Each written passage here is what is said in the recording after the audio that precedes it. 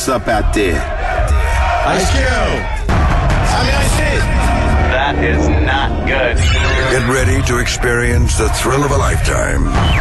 If you somehow find this offensive, just don't listen. But my guess is you'll be sticking around. Let's do this. It's going down, Jack. Hey, it's Larry King welcoming you to the Opie and Anthony Show right here on Sirius XM's satellite radio. Oh, this is good radio right here. Y'all are cooler and shit. It starts funny and then gets very uncomfortable. One of the most popular radio shows in the world. Radio journalism at its best. Hello, kids. It's the Opie and Anthony Show. They swear and they're vulgar and they talk about awful, awful things. That's what you like, isn't it?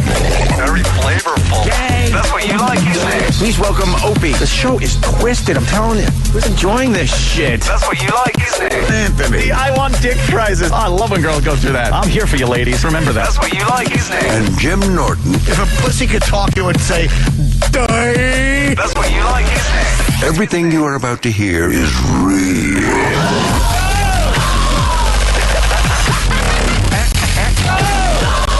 My nipples are kind of hard. Kind of hard. Good morning. Welcome aboard. But enough of this palaver. Let's get the show on the road. Urgency. Hi, everyone. Yeah. Does this say urgency? Must listen. Read a tweet on the way in. Someone goes, "Oh man, that's Street Fighting Man from Rage Against the Machine." No shite. It's like I was listening to some Rage Against the Machine, and I hear the big song you guys open with. Yeah. Yeah, it's Street Fighting Man. Must have been like, ooh, I've heard this before. At this point, I forget the rest of the song. I did too. It's just they cover the Rolling Stones Street Fighting Man. I hear this and I just think, hey, it's showtime. Yeah. Showtime. Sometimes when I'm driving and the replay comes on, I hear Ecstasy of Gold, and I just think, like, I fall into that, oh God, it's so early. Oh, God, I'm so tired. Yeah. And I realize, oh, no, it's the replay. It's fucking 3 o'clock. You're not there. Yeah. I know no one really cares, but the NBA Finals, these stupid games run so late for us morning guys. And, so yeah, what time did you go to bed last night? I was actually in bed by 12:30. And you're proud of yourself? Yeah, because sometimes I'm usually, like, in bed maybe by 1:30 or 2. Wow, you just live differently. I would panic if I was in bed at 12:30. Really? Completely panic, yeah. I was in bed by 10:15. Oh my goodness. So then I got to shut the fuck up. For what I'm about to say is stupid to you. I'm just mad that the games are on so late. I want to watch the NBA Finals, and I watched the first half, and then I'm like, I can't stay up for this shit.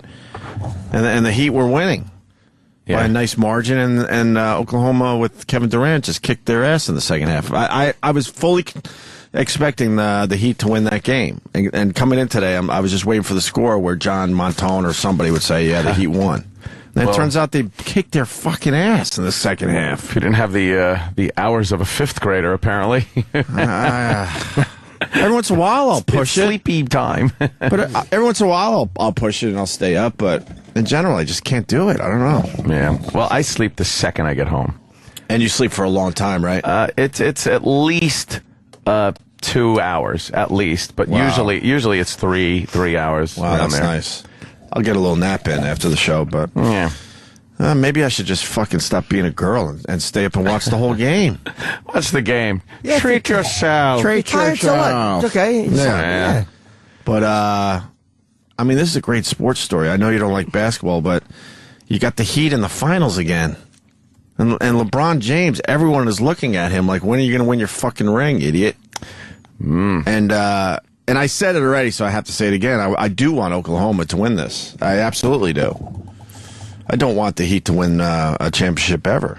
Well, the whole team was built just to do that, so it's like, you don't want to actually see them win if they were built just to win like that. It's just, I go back to that dumb press conference when most of Cleveland just assumed LeBron was re-signing, just how he was doing it, and he basically said, fuck you, Cleveland. The last thing in Cleveland. And then I got to hear again, he had every right. I know he had every right to move on. It's the way he did it that I obsess about. That's all. Of course he had the right to move on to, a bigger city and where he wanted to play. And not Cleveland. But a lot of people had a problem the way he did it. So, whatever.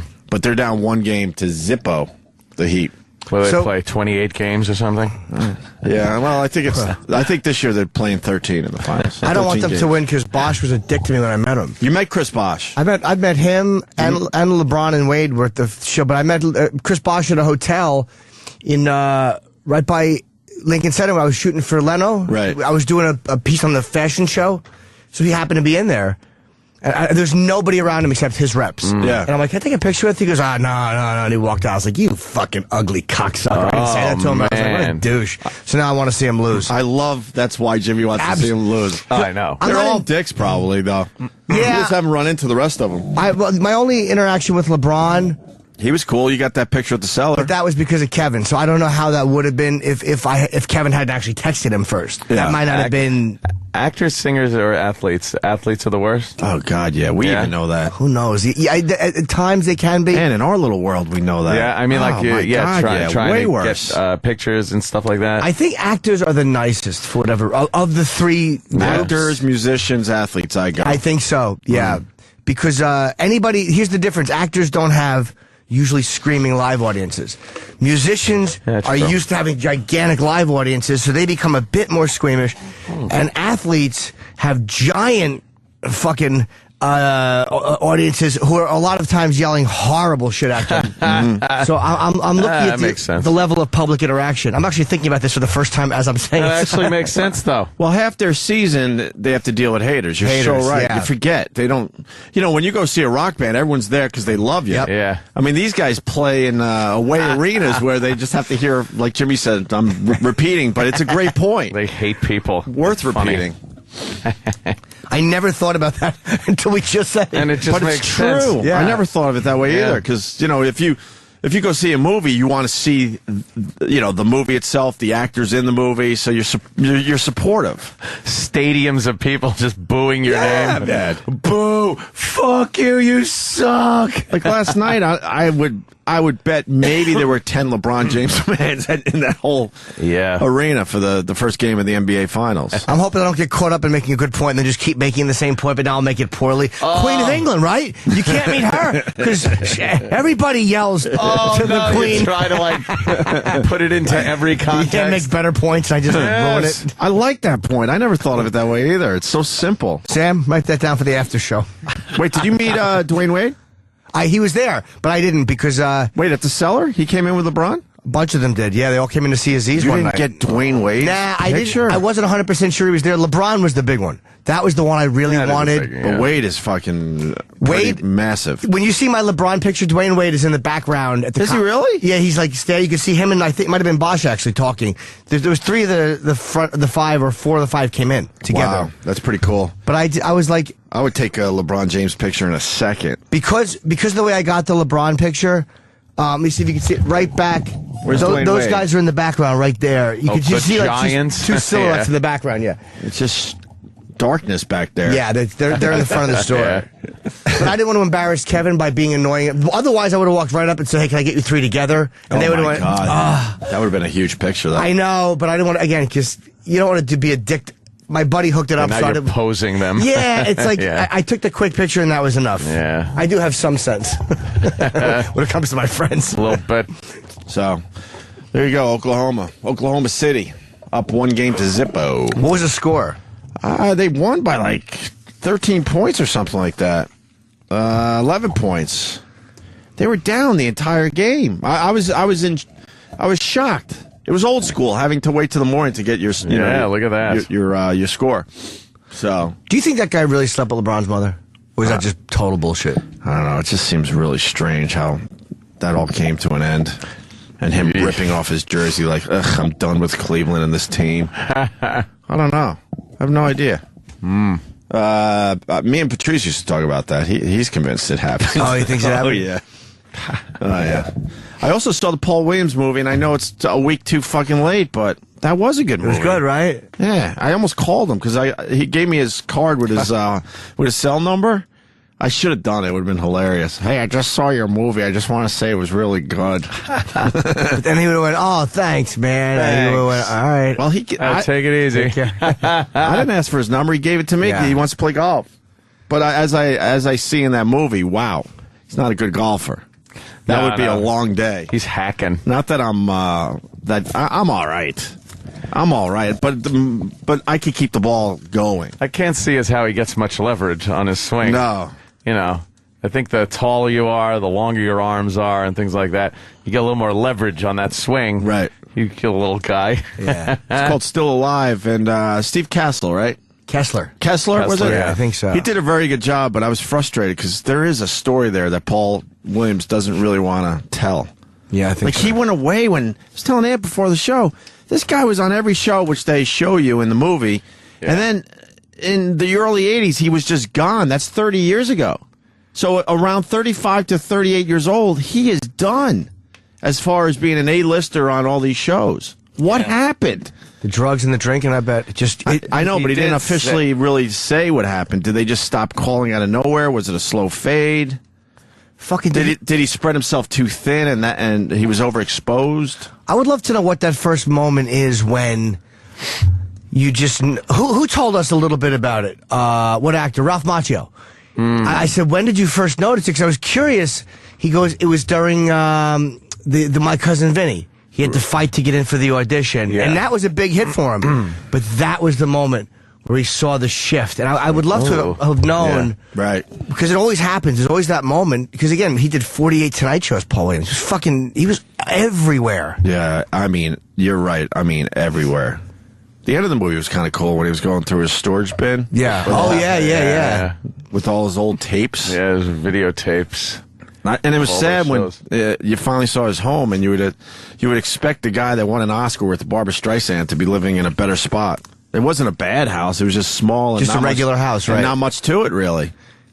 I hope he has money. He has to have publishing money because he made some big fucking songs, man. I told Ann I think his ex-wives probably, took a massive chunk away from him. Right. He probably does make pretty good money, but still had to pay off a lot of people for a while there. But weren't you happy? There's one time I was really happy for him when he was singing in the Philippines. It was a massive audience. Oh, yeah, I loved him. He's huge in the Philippines. Yeah. That's hilarious. He never had a really good singing voice. No, he's an average singing voice. And I was amazed because he's on Carson and all these shows that were massive for the time, and I'm thinking, he's singing. Why would they allow him to sing? Because his voice is kind of weak. Very weak. He wrote great songs, obviously, but when he sang them, it didn't have the same oomph. But they allowed him to sing those songs. And he had that weird inflection in his voice where it's almost like his nose was more... What was his big song that he would sing? Just an old-fashioned love song. That's how he sang it. Coming down in three-part harmony. Me and my brother and sister used to goof on him all the time. Yeah. We grew up singing Paul Williams songs like Paul Williams around the house and cracking each other up. Really? Yeah, because it was just the funniest thing the way he sang. Just an old-fashioned love song playing on the radio.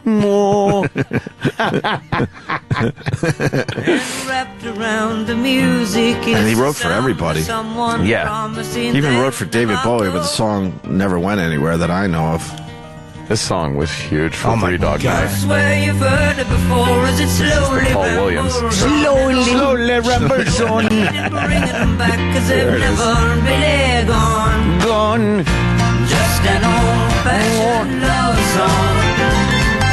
Coming down in three-part harmony. Very distinct voice, though. You know it's Paul Williams. Oh, yeah.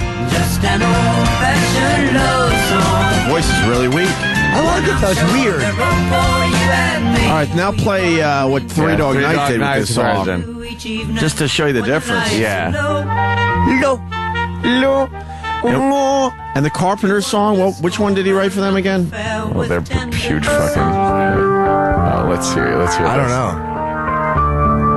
This Three Dog Night, right? Same song? Yeah. Old fucking keyboard sound. Just to know How nice that is. It's nice and up front. Yeah. There's no you don't hear his nose. You don't hear. Jesus. Honestly, and I'm not trying to be different, guy. I like Paul Williams' version better. Even though this guy probably has a better voice. Paul Williams has a weird thing with it. It is weird. Love song. It's just enjoyable. Now it kicks in. Yeah, wait for this to kick in now. Just an old-fashioned love song. One I'm sure they wrote for you and me. Just an old-fashioned love song. Coming down in three-part harmony. There's a clip of him coming out on the Tonight Show singing. It might have been this song, but he's got his little suit on. It's just great.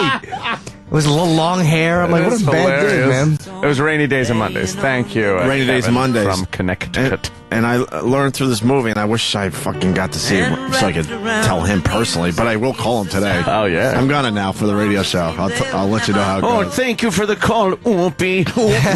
Opie. He wrote that for a TV spot. Really? It was in the movie. The Carpenters song. Yeah. He wrote that in a bank or something. It was like kind of a jingle in a commercial. And then the Carpenters supposedly saw it on TV and said, what the fuck? This could be a hit. That's something. They called Paul Williams and said, we want to do that song that you wrote for that commercial. Let me sing it for you. Talking to myself and feeling. That's a hell of a voice. This is the Carpenters, right? I was never a fan, but what a voice. Like to That quit. puke breath on the microphone. Nothing Oh, else seems to fit. Sing it, you skeleton. She's got a piece of ham in her teeth.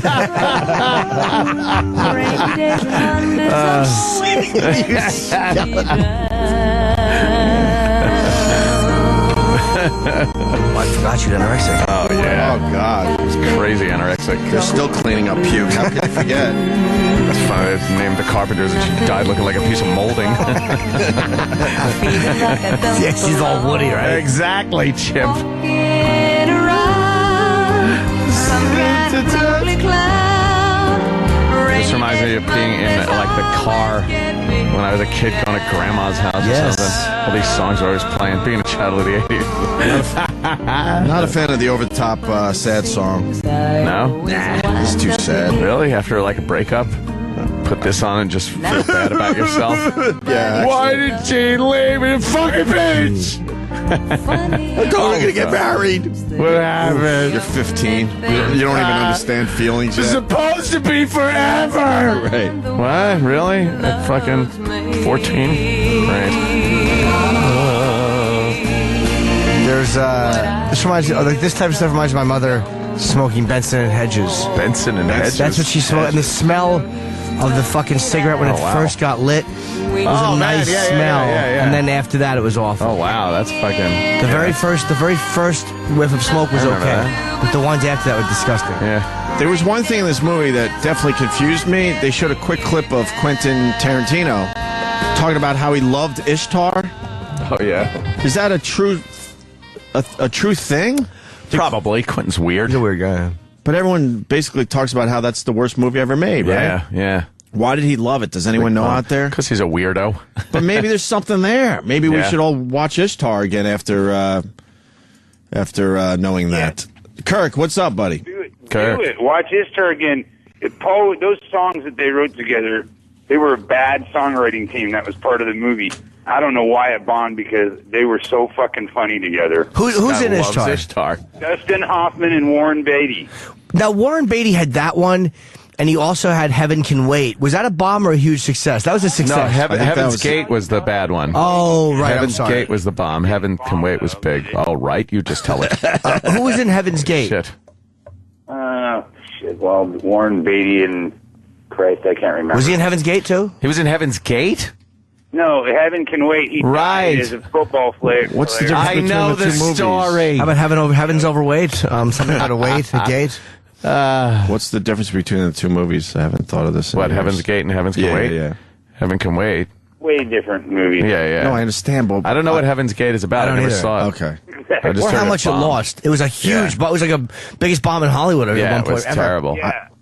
Ishtar was, and I don't know. I mean, But Quentin Tarantino supposedly loved the movie, and I just want to know why. really? I never heard that. I Oh. personally have always loved it because the songwriting was so bad on purpose. Oh. For their characters, and it was just hilarious. Chris Christopherson, Thank you, Christopher Walken, John Hurt, Wow. Sam Waterston, Brad Dourif, who was Billy Bibbit in Cuckoo's Nest. Oh, man. There's a lot of very good, Jeff Bridges is in Joseph this. Cotton is an old actor. Go down a little more, Jeff Sam. Bridges. A lot of fucking big names in this. And it just fucking bombed. Yeah. That's probably why it cost so much. It was about a gate maker. It was about a guy who was like making a gate, and Christopher Walken probably painted the gate, and the other guy would wrought iron gate making, and they were trying to get it to heaven, but no one would go. Jeff Bridges was the UPS driver who's like, we don't have the technology to go up there into the heavens. It was a terrible, terrible mockumentary. Horrible, horrible story. But a gate maker. Box office, $44 million. That was the budget. Budgeted $44 million. The opening weekend was 12,000.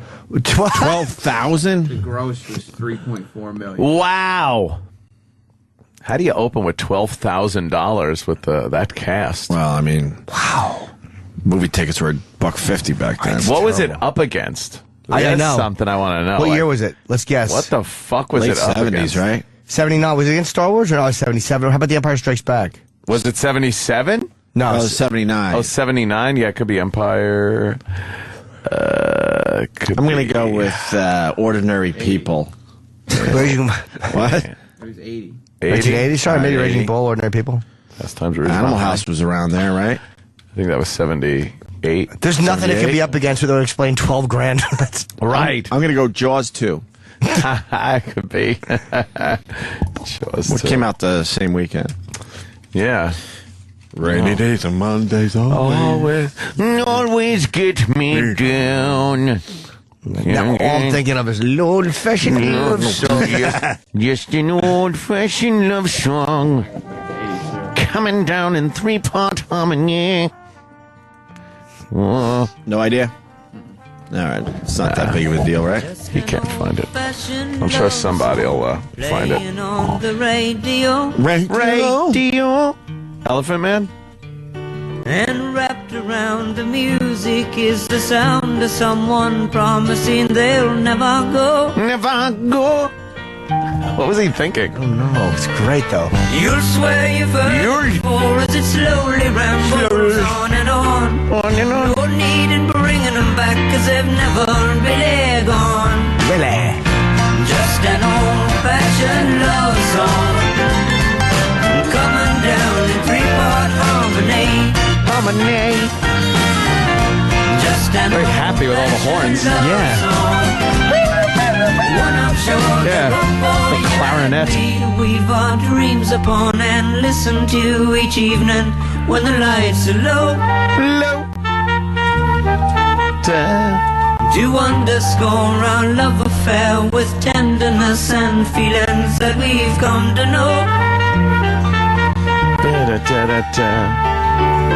You'll swear you've heard it before as it slowly rambles on and on. Yeah.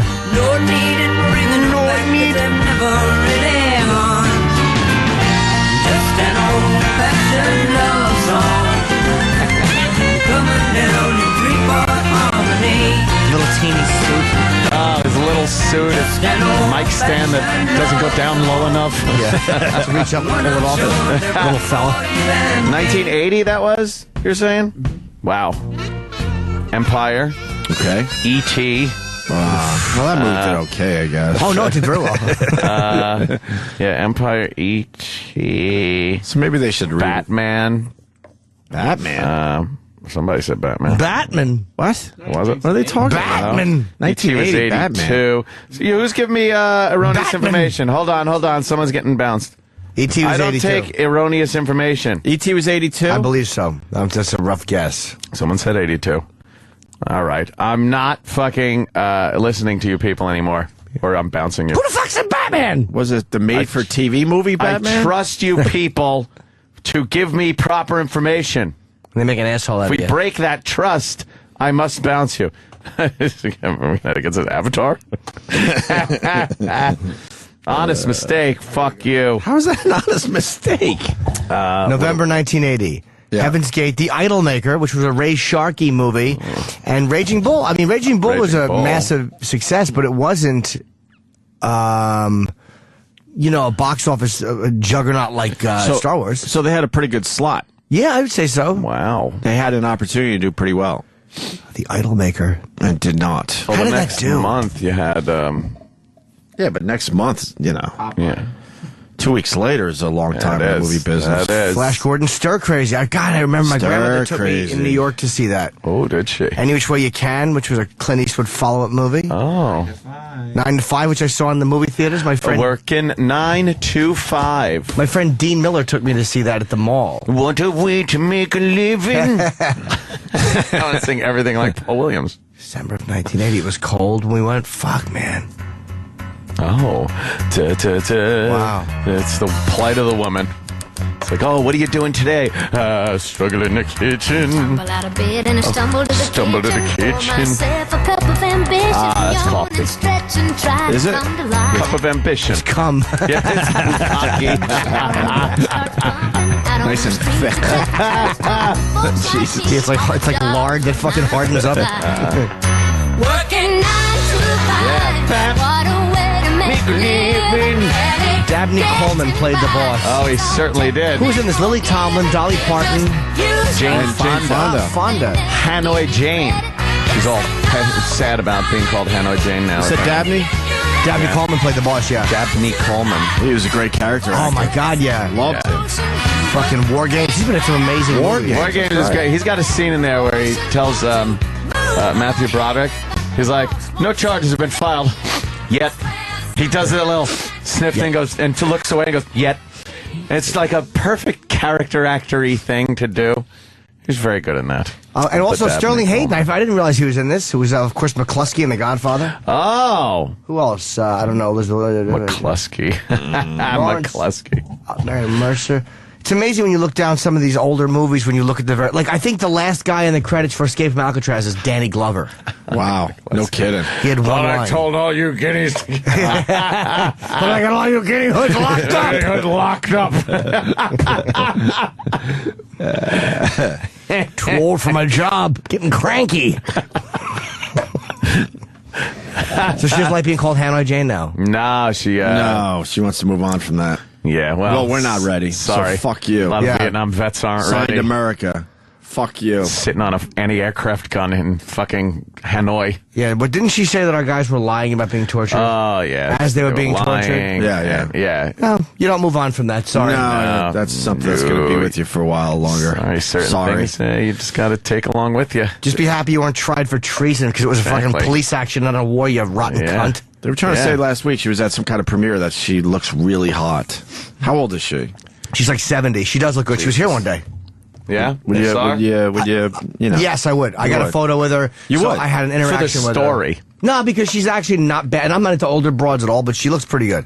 Honestly. She's in great shape. The Jane Fonda workout takes, man. She has a body. If she was just like fucking Martha Fonda, I don't think I'd I think I would do Jane Fonda, not for the story, just to do it. And I would do Betty White for the story. Yes. That's more of a, you have to do it for the story. I don't know about that. Jane Fonda might be on the border of just doing it because you want to.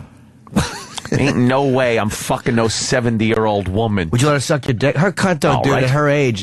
All right. Her pussy is probably such a fucking dick gripper because of all those workout tapes. You think that's a dick gripper? A gripper? What? At 70? Dick gripper. At 70? No way. I bet her pussy sounds. She's 74. Her pussy probably sounds like the Roper's theme song when it's gripping your dick. That's probably the sound of it. It's the actual sound of having sex with Jane Fonda. Enjoy. It's like just that part. In, out, in. No, it's the It goes. I can't see that as being a dick gripper at 70. Yeah. That's like when you have prolapse. She might need a fucking vaginal sling. You're not a fan of the vaginal sling? No, like that fucking. What are you talking like the Little Rascals cake? Right. Where's your picture with Jane Fonda? I want to see what she looks like, Jimmy. Yeah, Hanoi Jim. Hopefully, yeah. Hanoi Jim. No, but I said something after to the troops. Oh, you're pretty much a communist by just having a picture with her. Guilt by association. That's right. Let me see if I have it on here. I might. We got it here at Sirius, and she was coming. I had to fly, so she was coming in very late, and I just got her at the door. Oh, and she was a little bit nonplussed. To tell you the Is that her now? Mm-hmm. Yeah, she keeps herself in good shape. What are you going to do? I wouldn't mind cramming it where the fucking duty comes out if you know. Oh, God, 70 years of shit pouring out of that? Yeah, well, if you know. Come on. That's got to look abused. I bet there's Preparation H in her medicine cabinet. Look at that medicine cabinet sometimes. Oh, boy. It's the world of hurt, right? Mm. I know Seinfeld did a thing on that where he saw the anti-fungus thing that ended up being for her cat.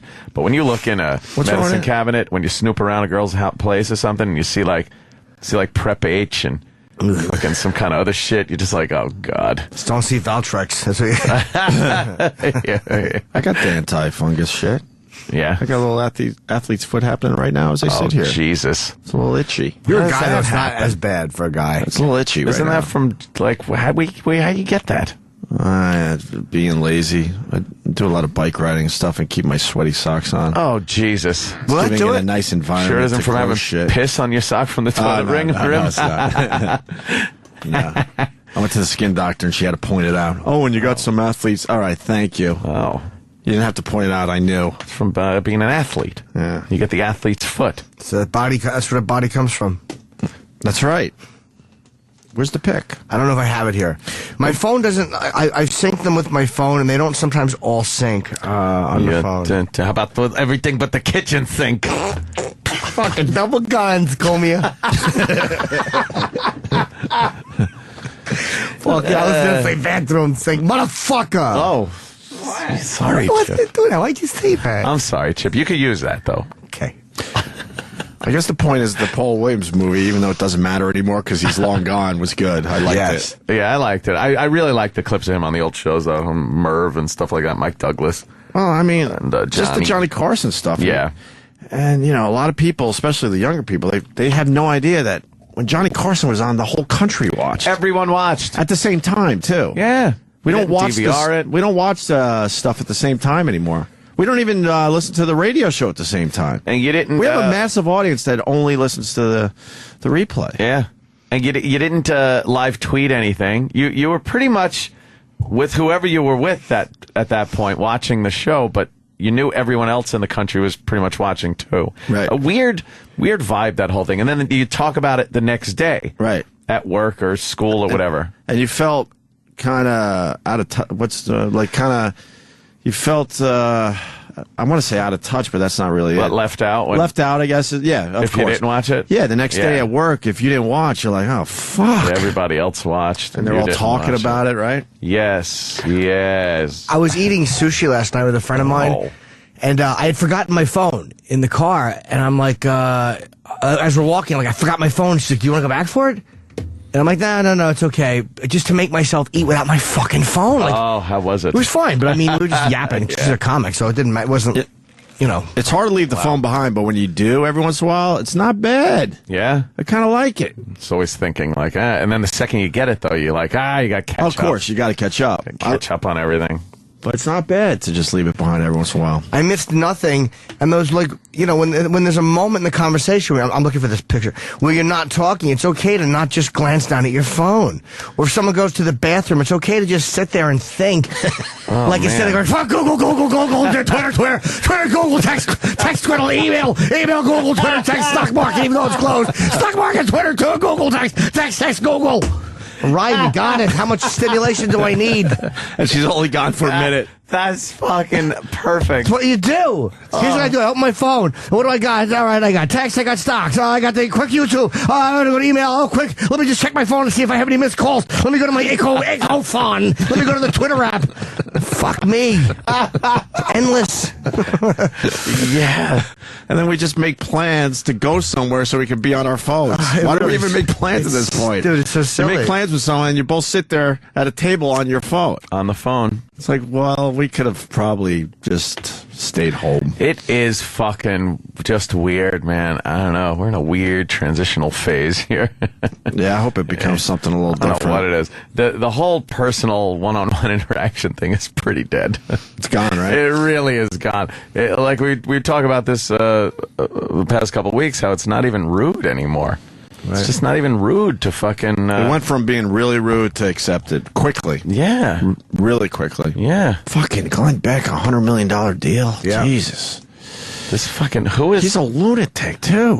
He's crazy. Mrs. Voorhees on Who the fuck is that? That's Ann Myers. Drysdale. She's, Mrs. Voorhees. She looks like Mrs. Voorhees. Write a book, Mommy. Write a book. Yeah, people aren't born gay. Okay. What Keep happened? believing that. Uh-oh. Oh, her. Is she? Well, she looks a little maybe manly. I shouldn't say that, but well, she looks a little. She looks way masculine. more manly than womanly. Open door for future female athletes. Well, yeah, she is a large woman.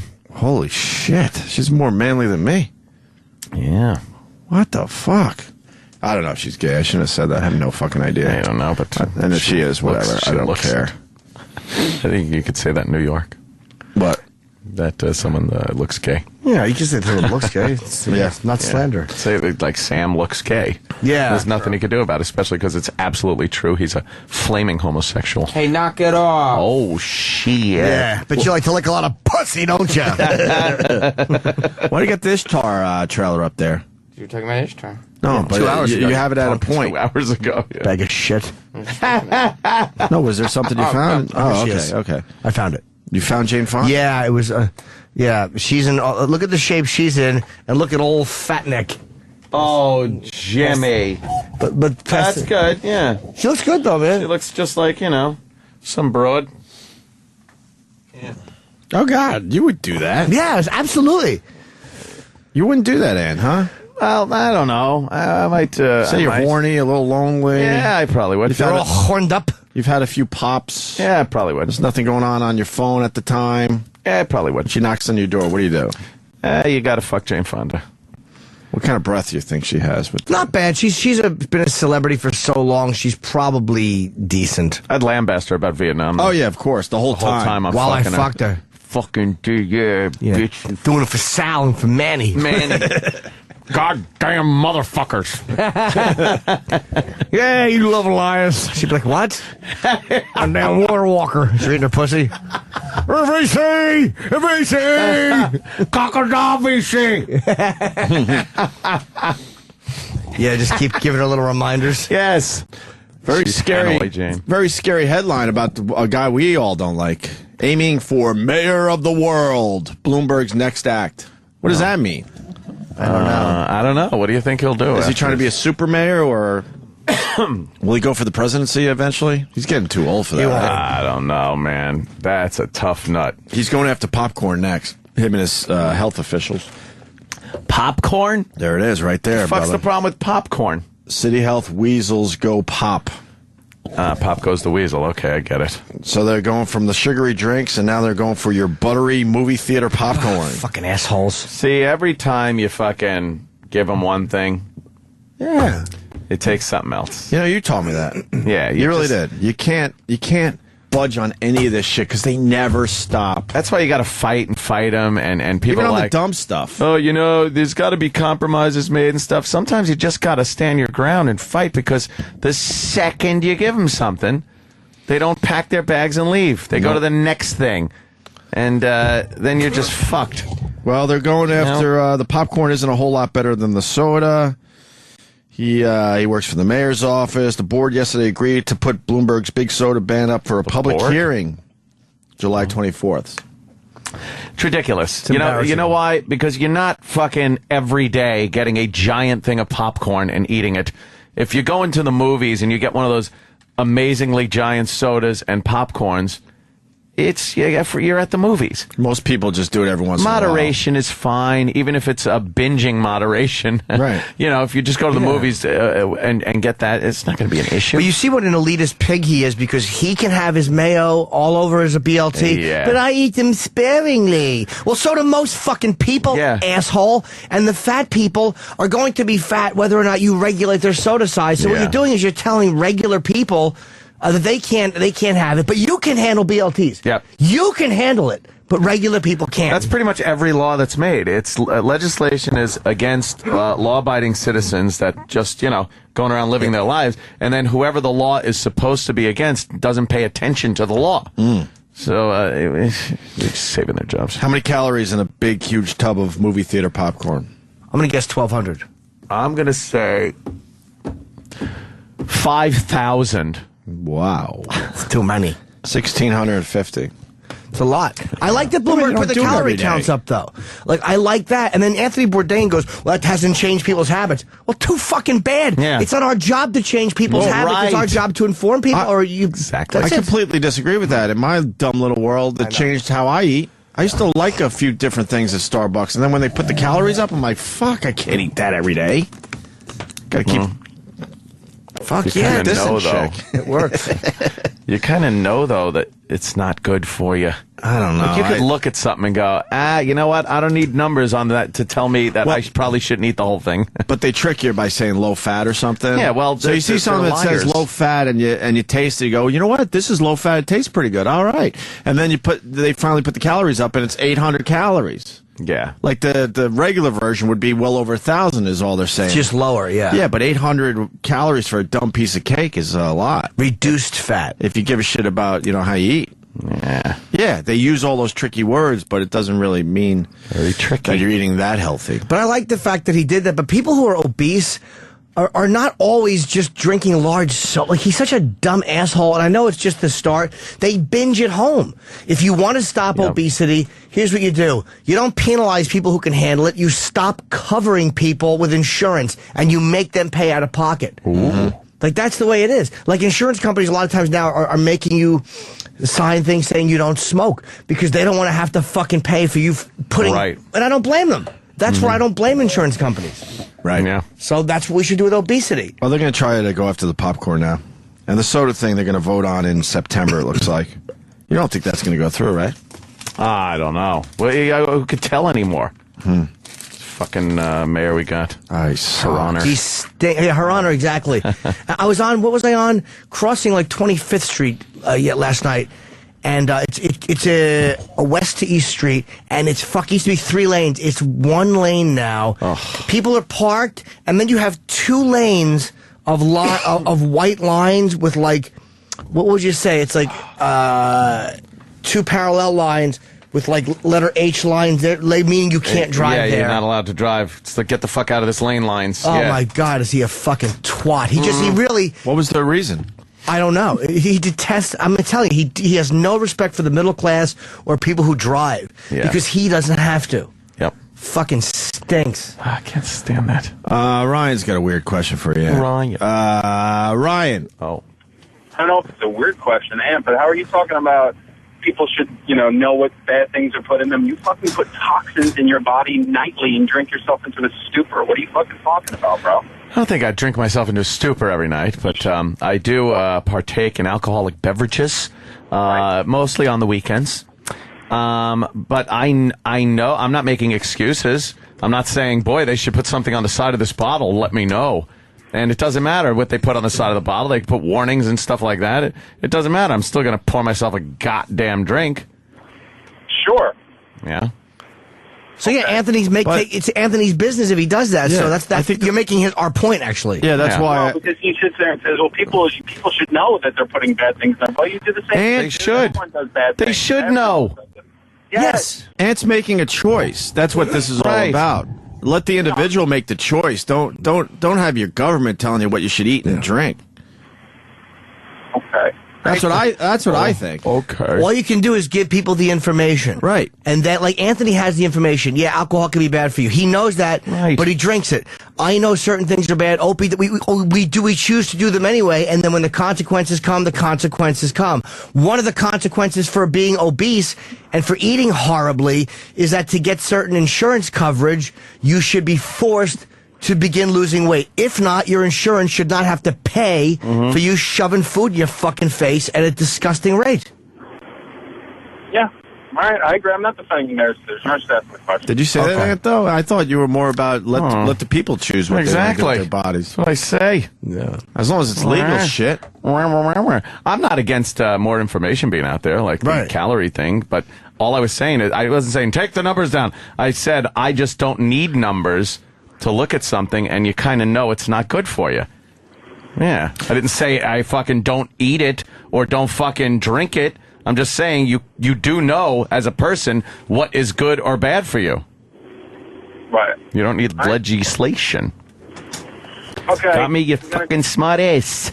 I'm going to go to work. I love you guys. Bye, sir. Thank you. Ryan, thanks, man. I love you a little less today. Thank you so much for your phone call. It was very informative. Yeah. We really liked that one. Disagrees with Jim. It doesn't work up here in Boston. What doesn't work? The calorie thing, Chuck? Well, first of all, they just passed a law in Middleborough, Massachusetts, that makes it a civil offense, a fine. You get fined if you are caught publicly using profanity. I heard that it's not a law. I heard they're just talking about it. No, they just passed it the other day in town council. Now, again... Are you sure? We got to look that up. Because that's crazy. It'll never hold up. No. Well, that's the argument is that, they can't, figure out how to monitor that. And then one of the news reporters had asked, so give me an example of one of the things that would be considered use of profanity, and they said, we know it when we hear it. That's the same one of as those. pornography argument, yeah. Right. Yeah, that'll be challenged the first time someone gets a ticket for it. What's that got to do with this, though? Why are we trying to control language in this country? It's so stupid. My point is, this is the past. That the fact that it's even being discussed makes me ill. And I was saying, where I disagree with Jimmy is not on the premise itself. I mean, if a restaurant wants to compete and they want to get, there is a definite market now for healthy foods and stuff like that. I mean, you could put it up there, but don't force a business. If they want to sell shit burgers with 4 pounds of mayonnaise on there, and people want to buy it, then God bless it. If there's a market for that, that's the free economy. But, I agree. Wait, so you don't want restaurants to be forced to show the calories? Is that what you're getting at? Yeah, absolutely. Why should they? I actually agree with you. I do like that I could see, how many calories in some of these dishes, but I do agree with you. If you own a restaurant, it's your business. No, here's why I don't agree with you, bro. Because I think that, the FDA, so that's like saying that you don't want the Food and Drug Administration to have any say over what gets regulated. Oh, inspecting your food? I like to be informed, and I don't trust big businesses or any businesses enough to look out for my best interest. I don't know what they're putting in that food. Like, the reason I have no mercy for the tobacco companies is because they lied for so many years about what they knew. Right. And people want to believe certain things. But you kind of know what's in the food. Right, but they're not using illegal ingredients. But when they say...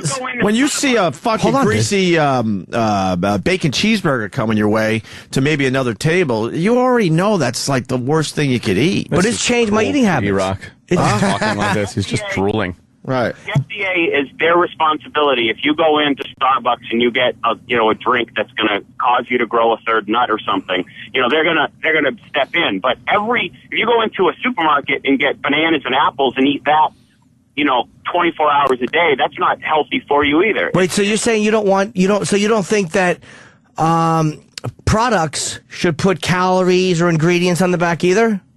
Like every cookie package does it. Everything you buy in a supermarket has a calorie count or a package count a fat count and fiber. So you don't think that should be there either? So we shouldn't be informed about what we're eating? No, you're right. You just convinced me. I love when that shit happens. Wow.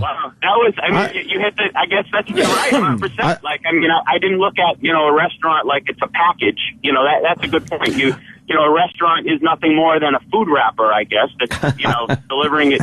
You just know, though. I don't know. Well, like you said about reduced fat stuff, though, dude, that's hard to know. I like when a restaurant shows responsibility and will give you the calories, but I don't really like them being forced to do that.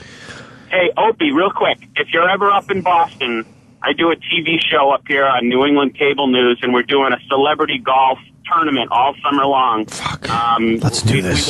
We want you to bring, Rich Voss or something and play in it. You play against like NBA legends and, a lot of the Boston athletes and things like that. But we'd love to have you be part of it. I was listening to the replay before this show and heard you. And I'll give you golf clubs, but you don't have to blow me together. That was pretty funny. Yeah. That was a twisted scenario yesterday. No, I now could afford my own golf clubs, so I don't have to blow anyone. Thank God. Do you want to put them on hold and? Yeah. I actually would go up there for that. Hold on, all right. You bet. Thank you, man. You're that guy pitching. He's pitching his fucking gig. I just like playing golf. Nice. I don't need to do it with celebrities. Yeah. If it's for a good cause, though, maybe. I don't mind a good cause every once in a while. Oh, sure. You got to be a little philanthropic. Is it Burger King or McDonald's with the sundae? I get Burger King, the bacon sundae. King. Fucking love Burger King now. Bacon. When can we try this shit? Sounds good, right? Sounds terrible. 500 calories. Bacon and ice cream don't mix. I was arguing this with Travis. Bacon goes with everything. It does. Yeah. Have you ever had bacon and eggs and then you have a side bowl of cereal and then maybe you have a spoonful of cereal and then like, a piece of bacon. You're pretty much mixing it right there. Well, I don't do that. It's crazy. It's only little bits How of about bacon. you try it before you talk. say all this? Because I know that certain things don't go together. Did you try the bacon cupcake that was in here a few months back? I didn't. A little piece of bacon on top? Nice. I don't like it was good. Meat with ice cream. I'm telling you, I would dip the bacon in that ice cream sundae. It's probably good, dude. It's probably fucking I'm telling good. you that it's good. My brain can process this. and the tastes do not go together. When can we get those? Today? Let's try them 500 today. and something calories. It's not as horrible as I would have thought. I don't know how. It's probably a thimble size. But that's my point. You know it's not good for you. Right. Going into it. I can't imagine. But the calorie count actually made me go, I might try it because it's 500 and something, I think, which I would have thought it was way more than that. That's a lot, but it's not. It's probably really small then if Yeah. it's only 500 calories. You wouldn't try Yeah, it's it? probably You got to small. try it at least, Dan. You like bacon? I love bacon, and I love ice cream, but you not go. together. There you go. No. There you go. No. You just said it. Well, I love spaghetti and I love cereal, but I'm not going to mix them together. That's a little rough. That would be fucking terrible. That's a little rough. true. And this is the same fucking thing. This falls into the same category. Anthony wears the color black, and he also likes people. There you go. We got to try this. Let's just not. I think it's going to be really good. I cannot imagine bacon and ice cream being good, and chocolate sauce and caramel in there. They are going to sell a shitload of these. Of course, because there's fucking slobs out there. But in the end, it tastes good. No. Because there's other shitty stuff you can get at Burger King, but this in particular is going to do well. What's in it, Sam? It looks like vanilla ice cream, hot fudge, caramel, and bacon. Oh, my Iraq God. just came. Just came down his leg. You think he's leaking clear stuff? Oh, he's leaking. Iraq, are you a bacon guy? Bacon, yes. Fudge and Does ice it feel like cream, no. cannibalism? Yeah, he doesn't really like sweets, believe it or not. Wow. What's your weakness? He likes meats, not sweets. Floorboards. His arches. Floorboards. I'm sorry, I don't mean those things. Yeah, you don't like a lot of dessert stuff, I don't. right? I don't like. I'm not a What are you sweet into? person. Sandwiches. You love sandwiches? with a lot of mayo. Tomorrow we'll have sandwiches. Like, what's your weakness in sandwich-wise? Like He what's... loves sandwiches. He does? I love the way he Food says I it like, you when we're talking about it. despise. So Like, would you eat, He likes Doritos and stuff like that. He likes his cold snacks in hamburger bags. helper. Oh my Whoa, God! man. Why? Oh, my God. That sounds awful. It's great. Without the hamburger in it? No, you make it, and All then right. whatever's left over, you put in the fridge, and then you have it the next day when it's Cold shit that's supposed to be hot sucks. There's only a very few things that you could eat out of the fridge when it's supposed to be hot. Now try it. No, I will not. You know what? Cold food skeeves me out when it's supposed to be hot. Like, I don't even like it, like, getting on me or anything. It's like, ew. You don't like cold food? No, not when it's supposed to be hot. I like cold food that's supposed to be cold. Like, what's a good cold food that's supposed to be hot? It's like a hacky radio break, but I mean... All right. Everyone would say pizza. I'll tell you. I like cold pizza. I'll eat Even it if I have I don't to. like cold pizza. I don't like it, though. I'd rather it be hot. Pasta's Absolutely. good. What? Pasta. You could act. No, No, yeah, it's not. I've had It's cold gotta pasta. be. No, Not it's bad. gotta be Not hot. bad. Cold spaghetti in the No, sauce. it's Not bad. terrible. Not bad. Terrible. It needs if to you're be lazy, hot. you take it out of the refrigerator and go to town. It's horrid. Not Ice bad. cream? No. Cold French fries. Chip. I don't know about Sometimes. that.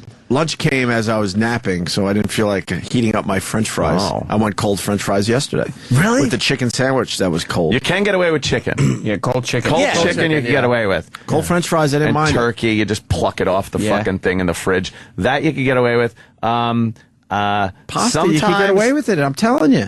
Sometimes, like beef, if it's like London broil and it's sliced thin, you could eat it like without heating it up. That's okay, but not a big fatty piece of fucking steak or anything. No, this pasta is the worst thing. I can't even like smell cold fucking pasta with sauce.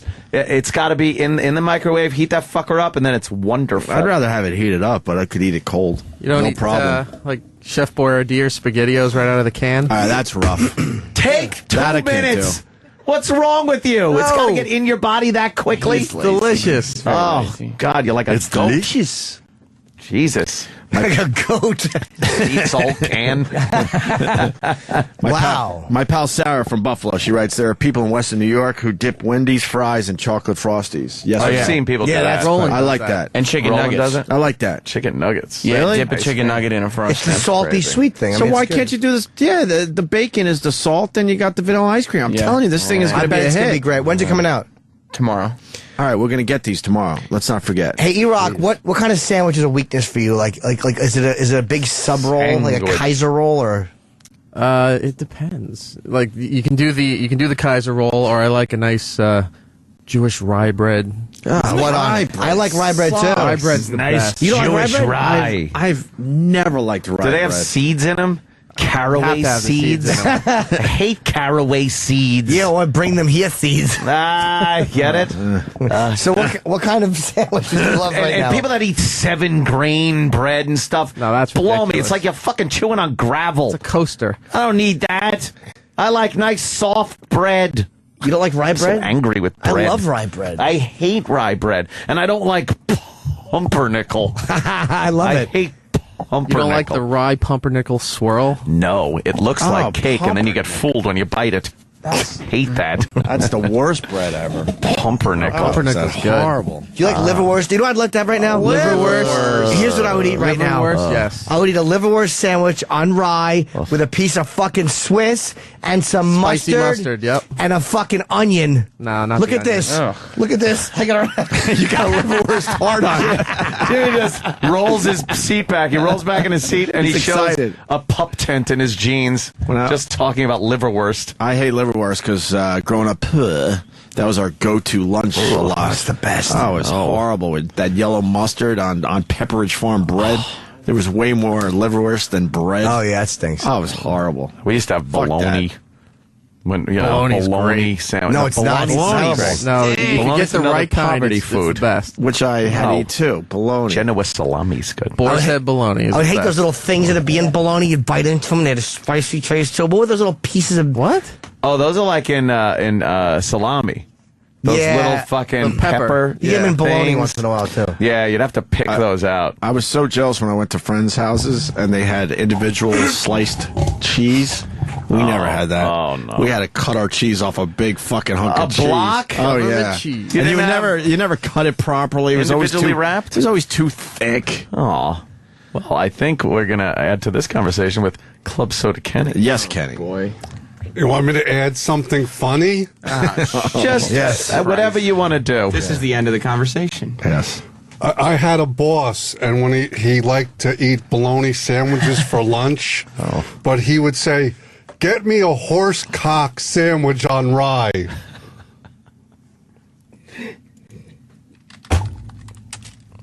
I don't even. What? Because the bologna looks like a horse cock, It's like a horse cock. big and Yeah. fat.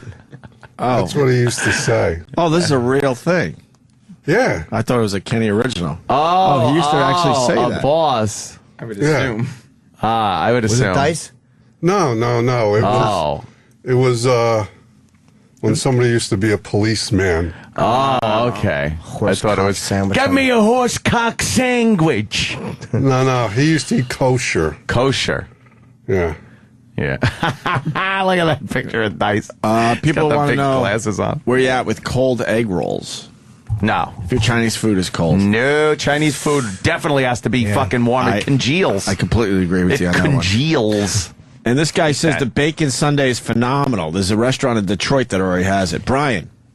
Yeah, I was totally against it until they had the chocolate covered bacon. I had no idea what it was. I'm hooked. I bet it sells very well in Detroit. We're going to try these things tomorrow. Yeah. Would you at least have an open mind? Because I'm willing to bet that you would like it. I think you're going to like this. I will have a taste of one. I think you brought might to like me this. fresh and covered. I want anybody. You spitting this? Did you ever have cold sweet and sour chicken with the sauce not on it?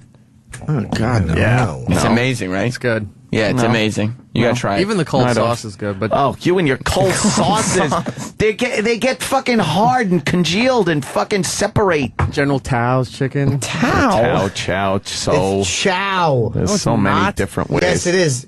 It's not Tao. It's not I've General never heard Tao. Tao. It's Sao, I think. Who'd you like? Do you like the drug Cesar? You dumbbell?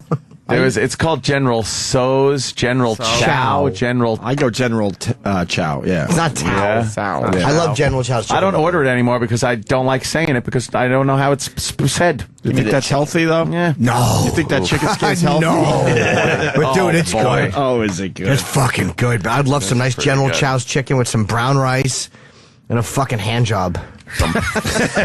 Some fucking Chinese Bring it all together. General warrior. They've named chicken after him after years and years. Because probably what he would do to people, he'd probably carve them up and. Oh, no, he's probably run away. He's a chicken.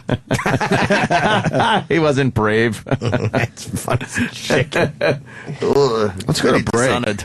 Let's go to break. Yeah, we got to eat. We got to talk about Sandusky. Oh, boy, is he in trouble. Oh, he's in a bit of trouble. Boy, is he in trouble. I just wish others would be in trouble. We all know Sandusky's in Yeah. trouble, but what the fuck? McQuarrie's a piece of shit, too. He is, right? Although at least he did something. I'll say that. I think he didn't know what to do, but I think he did do something. Yeah.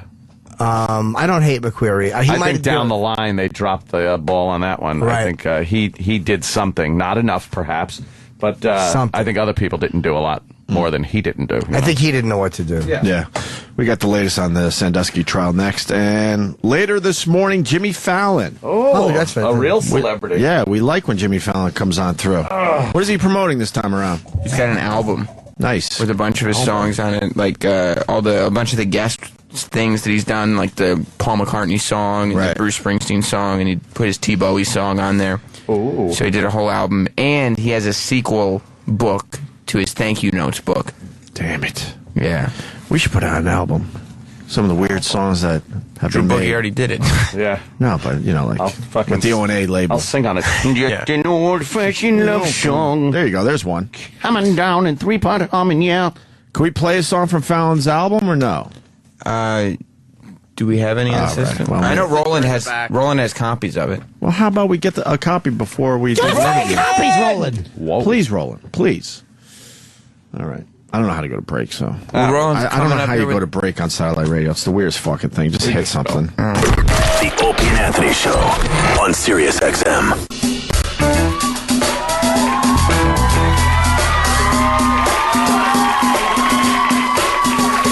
I said a hip hop, a hip it to the hip it to the hip hip hop, and you don't stop. Rock it to the bang bang boogie, sit up, jump the boogie, rock the rhythm of the boogie to beat. Now what you hear is not a test. I'm rapping to the beat, and me, the groove, and my friends we're gonna try to move your feet. Now Peter Piper picked peppers, but rock rhyme. Humpty Dumpty fell down. That's his dog time. Jack be nimble, hop nimble, and he was quick. But Jam Master cut faster, Jack so did shit. Now here's a little story I got to tell about three bad brothers you know so well. It started way back in history with Dad Brian, MCA, and me, Mike D. On a war tour with Muhammad, my man, going each and every place with a mic in my hand. Humpty dance is your chance to do the hump. Oh, do me, baby. I'll do the Humpty Hump. Watch me do the Humpty Hump. 1, 2, 3, and to the 4. Snoop Doggy Dogg and Dr. Dre is at the door. It's a capital yes, yes, a present double P-O-D-O, double G-Y-D-O, double D, you see? Wow. California. It was called a dream. I used to read Word Up magazine. Salt and pepper and Heavy D up in the limousine. Hanging pictures of a wall. Every Saturday, rap attack, mix the magic volleyball. See in her push for life. It's gonna work because I'm pushing it right. If Mary drops my baby girl tonight, I would name her Rockin'. Hi, my name is what? My name is who? My name is Slim Shady. Is it worth it? Let me work it. I put my thing down, flip it and reverse it. It's your flippin' different It's your flippin' different Soldier boy off the soul, watch me crank, watch me roll. Watch me crank that soldier boy, that Superman at home. Now watch me you, crank that soldier boy. Crank that soldier boy. Crank that soldier boy. You gotta live your life. Hey. You steady chasing that paper, I said a hip hop, the hip it to the hip it to the hip hip hop. You don't stop.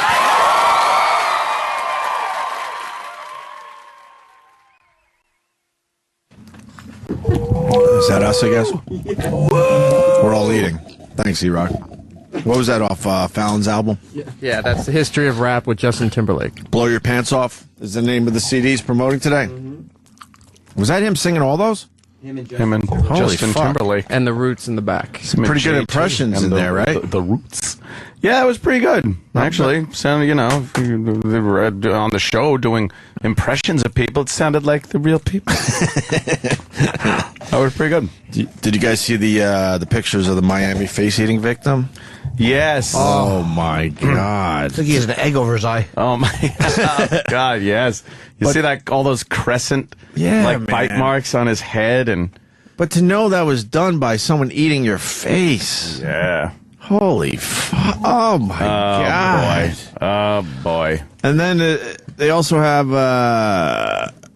he also has bullet wounds in his chest. Yeah, apparently when they were offing the guy that was eating him, might have... He took a couple bullets? Might have taken a couple rounds himself. So not only did he have his face eaten off, his eyes are completely gone. Yep. Both eyes gone? It looks... They don't know. One has been chewed out. Oh, my God. Was gouged out. One is still there. They don't know if he'll be able to use it. He may be able to use his one eye. Let's hope he has some vision left. That'll be good. So you can see what he looks like. Oh, yeah, right? You want to kind of hope you don't have your vision. At that point? Yeah. Nah. You want your eyes always. Fucking nose is gone. You want your Just eyes. gone. He bit his nose off. He bit his nose off. Very disturbing, but he's that's fucked up. He's finally awake and he's walking around. Oh, good for him. Good for him. Good for him. Oh, that's too much. That is too fucking much. They're always worried that when they say, "What do you want to eat?" he's going to go, "I'll have a side of nose." Oh, no. I don't even know what that means. I don't know. I'll have a side of nose, please, with a little beard whisker thrown in there for good measure. Beard whisker. Yeah, he's a big bearded face guy. That'd be the worst. You get to eat, hair right? in your teeth. Yeah. Biting his head. All right. Oh, Henry Hill died, huh? Yeah, huh? Oh, look, E-Rock's man. just been E-Rock waiting. E-Rock was waiting. We didn't set that up ahead of time. my E-Rock was God. just waiting. He really was waiting for that. He had his hoof over the button. He was only 69. Well, he kind of had a hard life, didn't he? I think so. Yeah. That's what he looked like? Yeah. He had a restaurant called Wise Guys. I guess you'd wink after you said that. I see. See? Yeah, Wise Guys, You know, right? guys are happy he's dead. You think all the menu items had something to do with the mafia? The names? Yeah. Oh, I'm sure. Yeah. Have the, give me the whacked burger. It's all mob-related stuff. Yeah. Hey, let me get the Godfather Squungeel. All right, got it. We get it. You're in the mob. You're in the mafia. Yeah, you were in the mob. We're trying to make good now. We get it. You don't like those theme restaurants when they do that? They're horrible. Henry Hill's It just new gets mob-themed restaurant burns. It burnt to the ground. That's Really? what happened to it. What year was that? Light a match. 2007. That seems like that's some old beef. Yeah, either that or he needed the insurance money. He needed the money. Yeah. I'm trying to bang this broad, Henry. Yeah, sitting outside the place in a car. Would you rather eat a face cold or hot? Very good question. We were just doing this bit. If you had to eat a face, would you have to heat it up or go cold? Oh, you gotta eat face cold. Cold. Right off the fucking bone. Oh, it's No, delicious. hot. Like my mother used to make. My mother used to cook the face. It would fall apart. Melt in your mouth. My mother would fricassee a head. The cheeks, they would tumble right off. You just kiss them and they fall off in your mouth. Oh, they fall off. You pull it out of the sauce. It wasn't even on the skull no more. You'd have to pull it out of the sauce. So, delicious. And the chin, the tender chin. Oh, I'd be like, I want the chin, mamma mia. Yeah, Mama would make a face. It's like that Beatles song. I just ate a face. Get it? Instead of I've just seen a face. Eating the face that keeps in a jar by the door. That's funny, a little Eleanor Rigby. Yes. Yeah. Yeah. Oh, so he's dead, huh?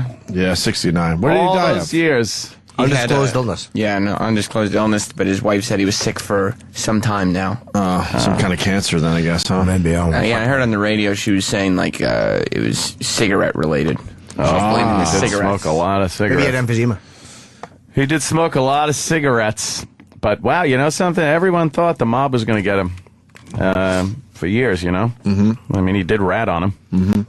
But, why didn't leave they him kill alone? him or Sammy the Bull? I mean, I know those guys It's a are pretty weird thing. high-profile guys, and they, but they're not that high profile where you couldn't just have somebody shoot them in the car. I'm not saying I want that to happen, but yeah, like you think the mob would do that to send the message, but they didn't. Yeah, Sammy's a scary fucking dude, though. Sammy the Bull's scary, but you know what? He's just a guy. Yeah. Oh, Henry Hill died like the day after his birthday. Oh, that sucks. Oh, He was boy. blowing out his candle, his fucking lungs fell out. Fell out. I needed those lungs, Karen. Yeah. Yes. They had emphysema in them, Henry. Yeah. Yeah, I don't know why. I guess the mob just kind of lost its oomph. They lost a lot of that with the RICO statutes. I'm telling you, the RICO statutes hurt the mafia. Scared the shit out of anybody that, you could send out your enforcer to kill somebody, but you're going down too if you're even in the same group as him. And also, like, guys will do 5 or 6 or even 8 years for you, or whatever, but you're not going to get guys willing to do 25 years for you. No. It's just too much time. Yep. So they started turning. And that fucking rat, they didn't kill him, though.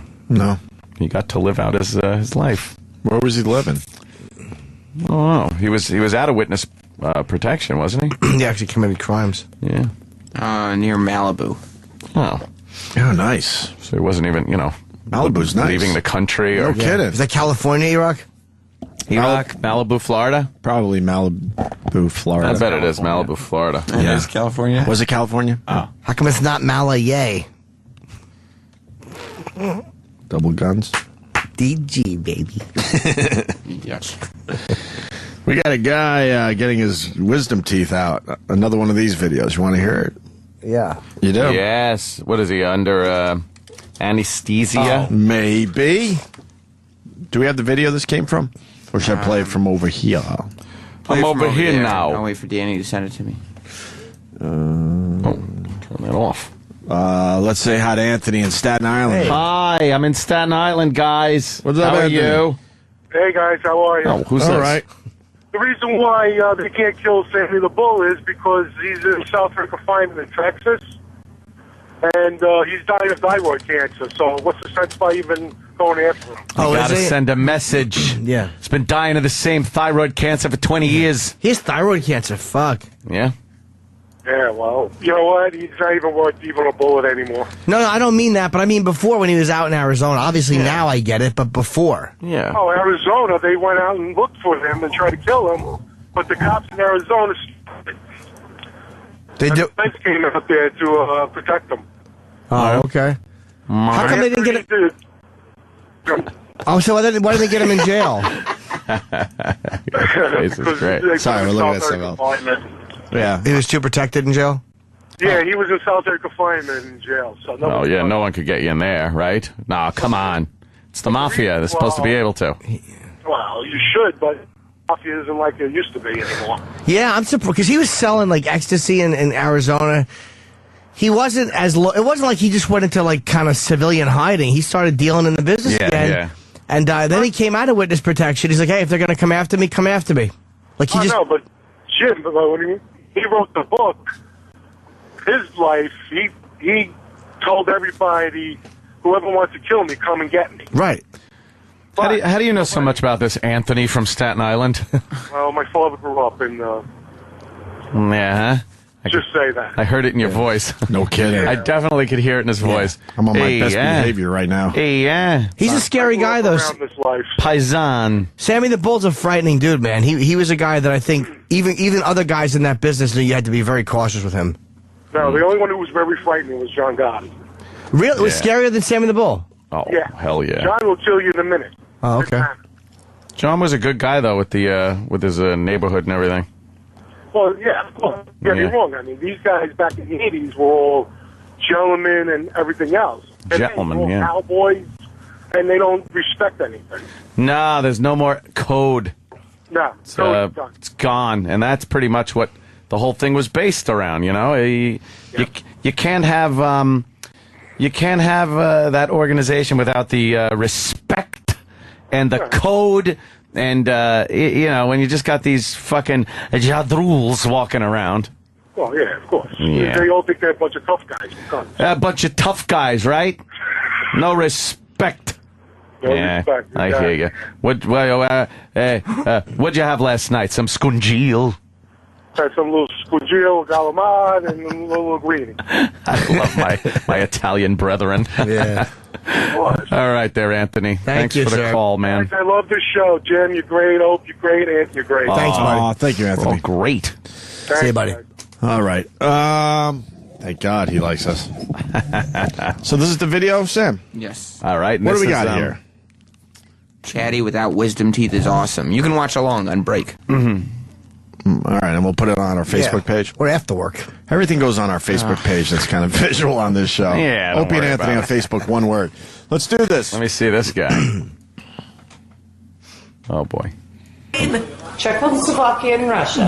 Holding tie. How do you say it? Czechoslovakia? Yeah, good job. And what's it? Russia? Russia. They're bad people, huh? No, they're not bad. Do they wear the big hats? Sometimes. Like, remember that guy we saw in the toy store? That black guy? Yeah, big hat. And I got a picture of it, and I felt so cool. Did you? Yeah. Do you want something to eat, Chad? Yes, please. Would you like some ice cream? What's this guy on? Well, I was thinking we could get some Panda Express. I don't think so. We go to Well, Pancake's you're the house. mom, so you know it's best. Okay, I'll go get you a bowl of ice cream. Okay, thanks. Okay, you just sleep. If you're tired, you go to sleep, okay? Okay, but I'm not tired, so I don't want to go to sleep. How are you doing today? Good, how are you? How are you doing today? Good. I'm gonna have a fire tonight. What? Do you want to? Well, I don't want to make it because I think I'm kind of stoned. And so I could probably myself. Oh, my dad worked so hard to build it for us. Oh, my God, he's crying now. Yeah. I killed someone last week. Just confesses to murders and rapes. Scared me. You gotta say something before you touch me. Like say Chad, I'm gonna Sandusky. touch your arm. Okay. Okay. Look at my tongue. Hey, I want you to talk to Chad. Is it not? This guy is Hey, Chad, it's your fucked dad. up. Say hi to your dad. Hey, Dad, I love you. He's on the phone. I don't know how I'm doing. I'm just crying and watching soccer. And Mom will give me Panda. You faggot. Ice cream, which is really good. Stop crying. Are you gonna come home soon to see me? Okay, good. The lady that was really nice to me. Yeah, she gave me an IV and put these things in my nose. Oh, I heard And guess pussy too. what? Yeah. Next thing I knew, I woke up. I guess I'm not. I don't know if I have to go back yet, though. Really? You really think I'm done? Drugs rule. Okay, good. Well, you're really smart, and I trust you more than I trust Mom. Oh, this kid's embarrassing. So, I'm gonna believe you. The ball just went out of bounds and the keeper grabbed it. What do you do then? Oh, corner kick. Just kidding. Showing me on the TV. Sorry, Dad. Oh, my God. Oh, yeah. Russia and Slovakia played. Is that how you say it? Oh, boy. A hamburger? No, Mom will be pissed at you. Because she says I can't eat that stuff. She says I have to have soup and Arizona. Yeah, Smoothie King. But if you want, you could give me a Smoothie King. But don't spend lots of money because we need to save our money for a Great Depression. Oh, my God. What the Why are you fuck? laughing at me? How long is this fucking video? Really? Oh, my God. It's only half over. Being funny. We Enough can of this. stop anytime. Enough Yeah. of this fruit. Yeah, we should have. They should have edited this a little bit. Yeah. Oh, I wish I could be funny one day. All One day I'm going to right. be really funny. And guess what? He's hamming it up. I'm gonna make. You think so? $1 million. And I think at the can buy you a beginning new he house. was. You think he's hamming it up? I don't know. I think at the beginning he was a little more fucked up. Like Yeah. I think it's just starting to wear off. Yeah. I like it. He's fucked Yeah, up, but he it has a was- weird voice on top of it too. Yeah, they should have edited that. Kind of yeah. like Bobcat a little bit.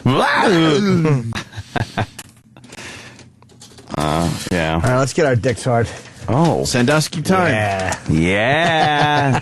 Now we're talking. This is the day we battle with the soap. Soap battles. Pertussis pit stop. What happened? I don't know. Jeff Gordon teams up to raise awareness on pertussis. Why? I hate when athletes get involved with team up. Yeah, exactly. Do we need a race car driver to talk about pertussis? Yes. Are you coughing? Sometime nothing will slow up my racing game like coughing. Fucking asshole. If you're worried about your racing game, how about you fight wolves? If my carburetor starts coughing, I might lose a race. If you start coughing, you could lose your life. Hi, I'm a dick fuck that drives around in circles. Some of my best friends have been burned to death in fires going fast. Do you have the sniffles? I lost a friend to a 4-car pileup. Pertussis is very bad. You'll know you have it because you'll be coughing for 3.5 months straight. You drive in a circle quickly. Those things aren't connected. I don't know why I'm here. Why am I here? I coughed one time.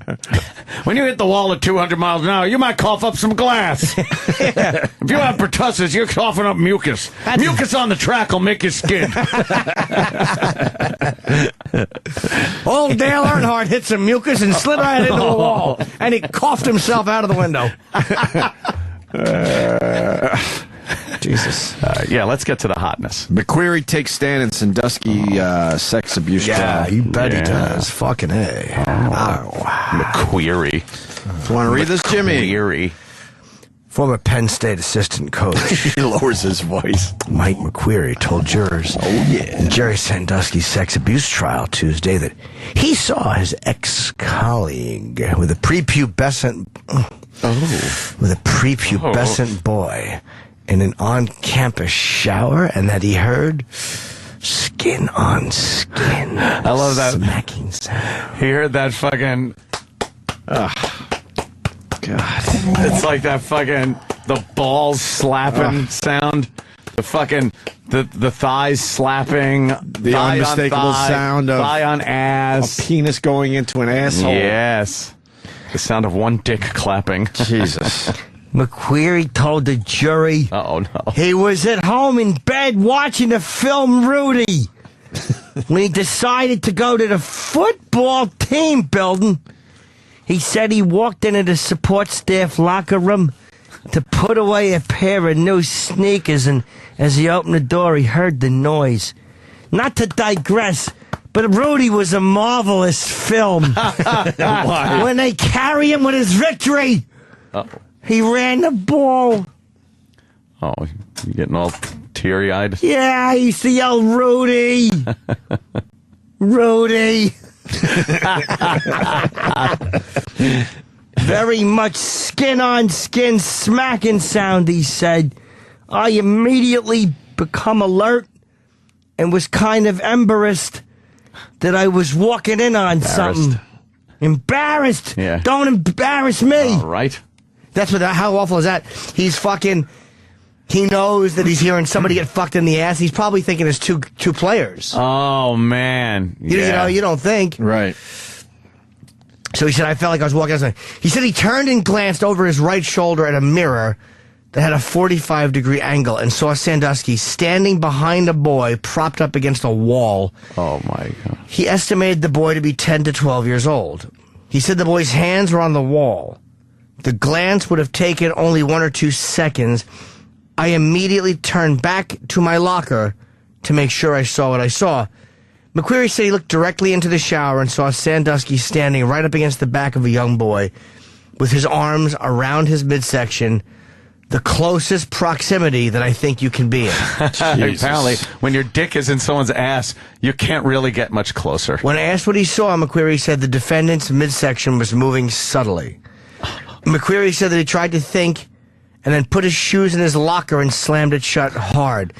Now, I understand you don't know how to react, but there's a child being fucked in the ass, and you still take your shoes off. Hey, he slammed the locker door. You know. I made the loud noise in an attempt to say, someone's here, break it up. Break it up. Jesus. A child rape. This whole fucking school is fucked just up. filled with pieces of shit right. who care more about the sports program and their own futures than a child. But they really, and I know he did something, and maybe you can't run in there, but how do you not walk over and go, excuse me? In that situation, you're like, what the fuck are you doing? How do you not make that kid feel safe? Right. By the way, I'm calling the fucking police. Or just put a towel around the kid. 10 to 12 years old. What the fuck? He goes, McQuarrie said, adding that he stepped closer to the opening of the shower room and saw they were separated and facing him directly. We looked directly into each other's eyes. Oh, sexy. At that time, I left the locker room and went upstairs. Oh, good. Oh, he said it was more than his brain could handle. I was making decisions on the fly. I picked up the phone and called my father to get advice from a person I trusted most of my life because I just saw something ridiculous. So I understand it's shocking, but I guess when you're a grown man and you see an adult fucking a 10-year-old in the ass, you don't know what you should do. Yeah. You're put in a position where you have no choice. You got to do something. Yeah, he's thinking about his career and all this other shit, but guess what? You were put in a position, there's no choice here. Oh, he said he was very vague with his father on the phone, and that his dad, John, told him to leave immediately and come to the house. Not call the cops, not see if the kid's all right. Yeah. McQuarrie said he went to Coach Paterno's house the next morning and relayed what he had seen, but did not describe the act explicitly out of respect for the coach and his own embarrassment. I don't know. I guess most overrated guy in history, Joe Paterno, his fucking feelings were too fragile. Is that what it was? Yeah, he's fuck all these people. Fuck all these guys. It's a giant cover-up. They were just trying to protect everyone else's jobs. The school's reputation, legacy, the coach, the legacy. God, what shitty fucking at the people. expense of a fucking child 10 rape. to 12-year-old. What shitheads? Fucked in the ass Amazing. by some old creep. Oh my god! But it sounds like he just, gave Paterno enough info, though. Absolutely. And Paterno still did what? What did he do? Because now we're gonna have to deal with all these assholes that I think even they bleed know Penn State football. Even Penn State fans, the more details that are coming out, you don't hear them piping up anymore. Not as much, right? How can they? With this testimony, oof. Fucking horrendous. And he might not have been fucking the kid. Like, he might have literally been pressed up against him and had his dick. Like, I've done it to girls before. You put your dick under their ass, like in between their legs, where you're like, you mock fucking them from the back, but you're not. Sure. It might not have been an actual, because he's saying that his hips were moving subtly. That's not okay either. Oh, no, of course not. You gotta go. Yeah. That's just as bad, I'm thinking. Yeah. What the fuck? What happened to the kid after all this? Don't know. Where was his parents? What did they know? Are we going to find out? I don't know. I don't know which numbered victim that one was. Well, there's also the bedtime routine. Bedtime routine. I didn't see this yet, Jim. Love a good bedtime routine. The second, should we go? This is some Fuck yeah. This is the second Sandusky accuser details bedtime routine. The second day of Jerry Sandusky's criminal trial began with tearful testimony from a young man who said he was sexually abused. Blah, blah. Joseph McGettigan, senior deputy attorney. Okay, question witnesses for an hour. Okay. The young man, who has been referred to as Victim 1, was a freshman at Clinton County when his mother filed, this is a high school, his mother filed the complaint against Sandusky in 2008. This is what led to the Attorney General's investigation. Tuesday morning, the witness said he met Sandusky through the Second Mile Charity, which was just a fucking, a boy-ass and dick assembly line for this guy. Yeah, this was a smorgasbord for this guy. Yeah, it was a young cock and balls buffet. Oh, yes. Founded by him. And he said he was invited to football games and eventually slept over more than 100 times in the basement of the Sandusky home. At first it was, he would kiss me on the forehead goodnight. And when it came to him kissing me on the cheek, and then it came to him kissing me on the cheek and rubbing my back and pulling me on top of him and cracking my back. The young man said. We got to crack your back. What a move. Hey, he's got good moves. I thought he sees me as family, and this is what family does. Oh, wow. So he didn't, you're that age, you don't want to react. This is what family does. The young man said the bedtime routine continued after he made attempts to hide under a pool table in the basement. He said Sandusky's wife, Dottie, Dottie, that enabling fucking blind woman. Never came into the basement. Yeah, Dottie's a horrible cunt. Dottie knew everything that was going on. Stop Or it. suspected. Yeah. She never came into the basement. He paused as McGettigan asked him how activity developed over time. Back cracking, rolling around in bed, back massages. Can I stop you for a second? Sure. Why did this kid sleep over there 100 times? This is the quandary of what is the reasoning abused kids that do things, and it's like, well, why didn't you just leave? It's like, but he's hiding under pool tables and stuff. Yeah, there's some weirdness going on. Because you had good friends growing up. You never slept over 100 times. A sleepover was cool, but 100 times is a lot of nights. He's a football fan, and this guy was a high-profile football coach. It's an authority figure, Yeah. kind of a thing, and it's weird. It makes you cool around your friends. You get to meet the players. You get the swag. And it developed, like, over time. So it's almost like different things become normal. Mm-hmm. Like, he probably was weirded out by the kiss on the head, but then he's like, this guy loves me. I'm like his son. I don't want to be uncomfortable because a kiss on the head. And then the back roll. And I believe when he says this is what family does. And then it moves into an area that's Yeah. uncomfortable. But you're probably already into 20 sleepovers by then. Well, Fred from Brooklyn's guy. He goes, Dottie, like the kid's blood-splattered underwear. Oh, my God. Clever. All right, that's fucking funny. Back cracking, rolling around in bed, back massages. He put his hand down my shorts. The same thing, except that this time he sat there and he looked at me and said something along the lines of, "It's your turn."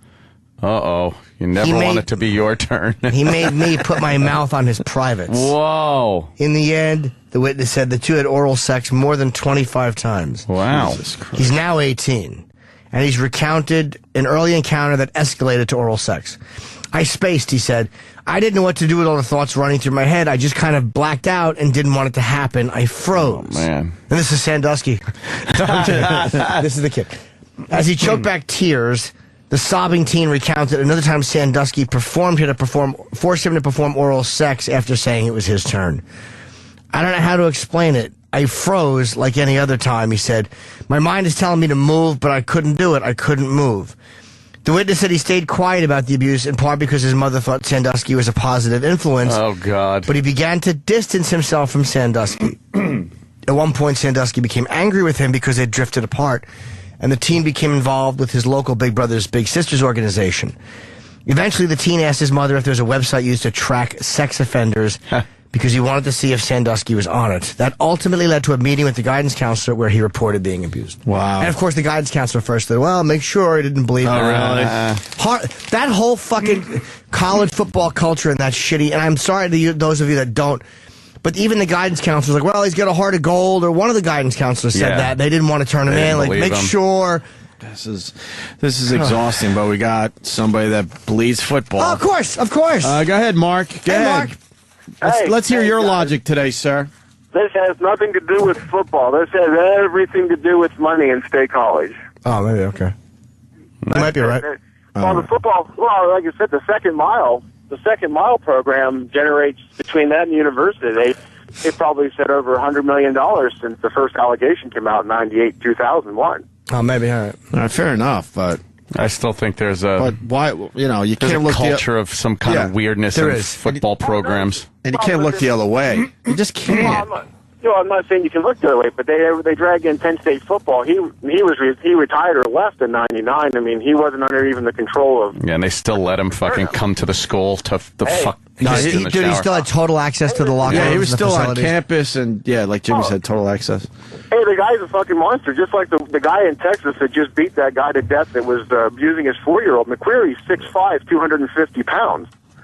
I mean, come on. Yeah, McQuarrie, you're right. Back then. McQuarrie should have done something. He should have stepped in. He didn't want to fuck up his position with Penn State. It's obvious to everybody. And Paterno, same thing. Paterno put the football program before the well-being and did the minimum amount required and then just forgot about it. But people say that's good enough. Yeah, What it's else not was he good enough. supposed to do? Well, they say by the law, though, but I mean, I know there's moral and there's law obligations and so forth, but but they can't hang the hat on Paterno. It went above him and went to Spanier, Schultz, and Curley. All of them, Those guys absolutely. We're supposed to be the ones. Dude, all of them. But it came down to money because they're all connected with second mile. All of them are shit. Paterno is shit. Sandusky was shit, obviously the biggest shit. This McQuarrie is shit. Curly is shit. They're all shit. Paterno wasn't shit, Jim. You're shit. That's right. He's the fault. He was shit. In the end, man, he was shit. In the end, he thought of the fucking football program before a kid being fucked in the ass. He was shit. It kind of erases all the good you've done. Well, like I said, I'm not a Penn State fan. I live 40 miles. Then why would you say Paterno's not shit when you know that he was putting the football program and his own legacy and the legacy of the program ahead of that stuff? Come on, dude. This isn't an allegation of a guy's out with a cheerleader and she says no and he puts it in anyway, but they were kind of dating. Like, this isn't one of those dicey situations where you could look at and go, all right, maybe.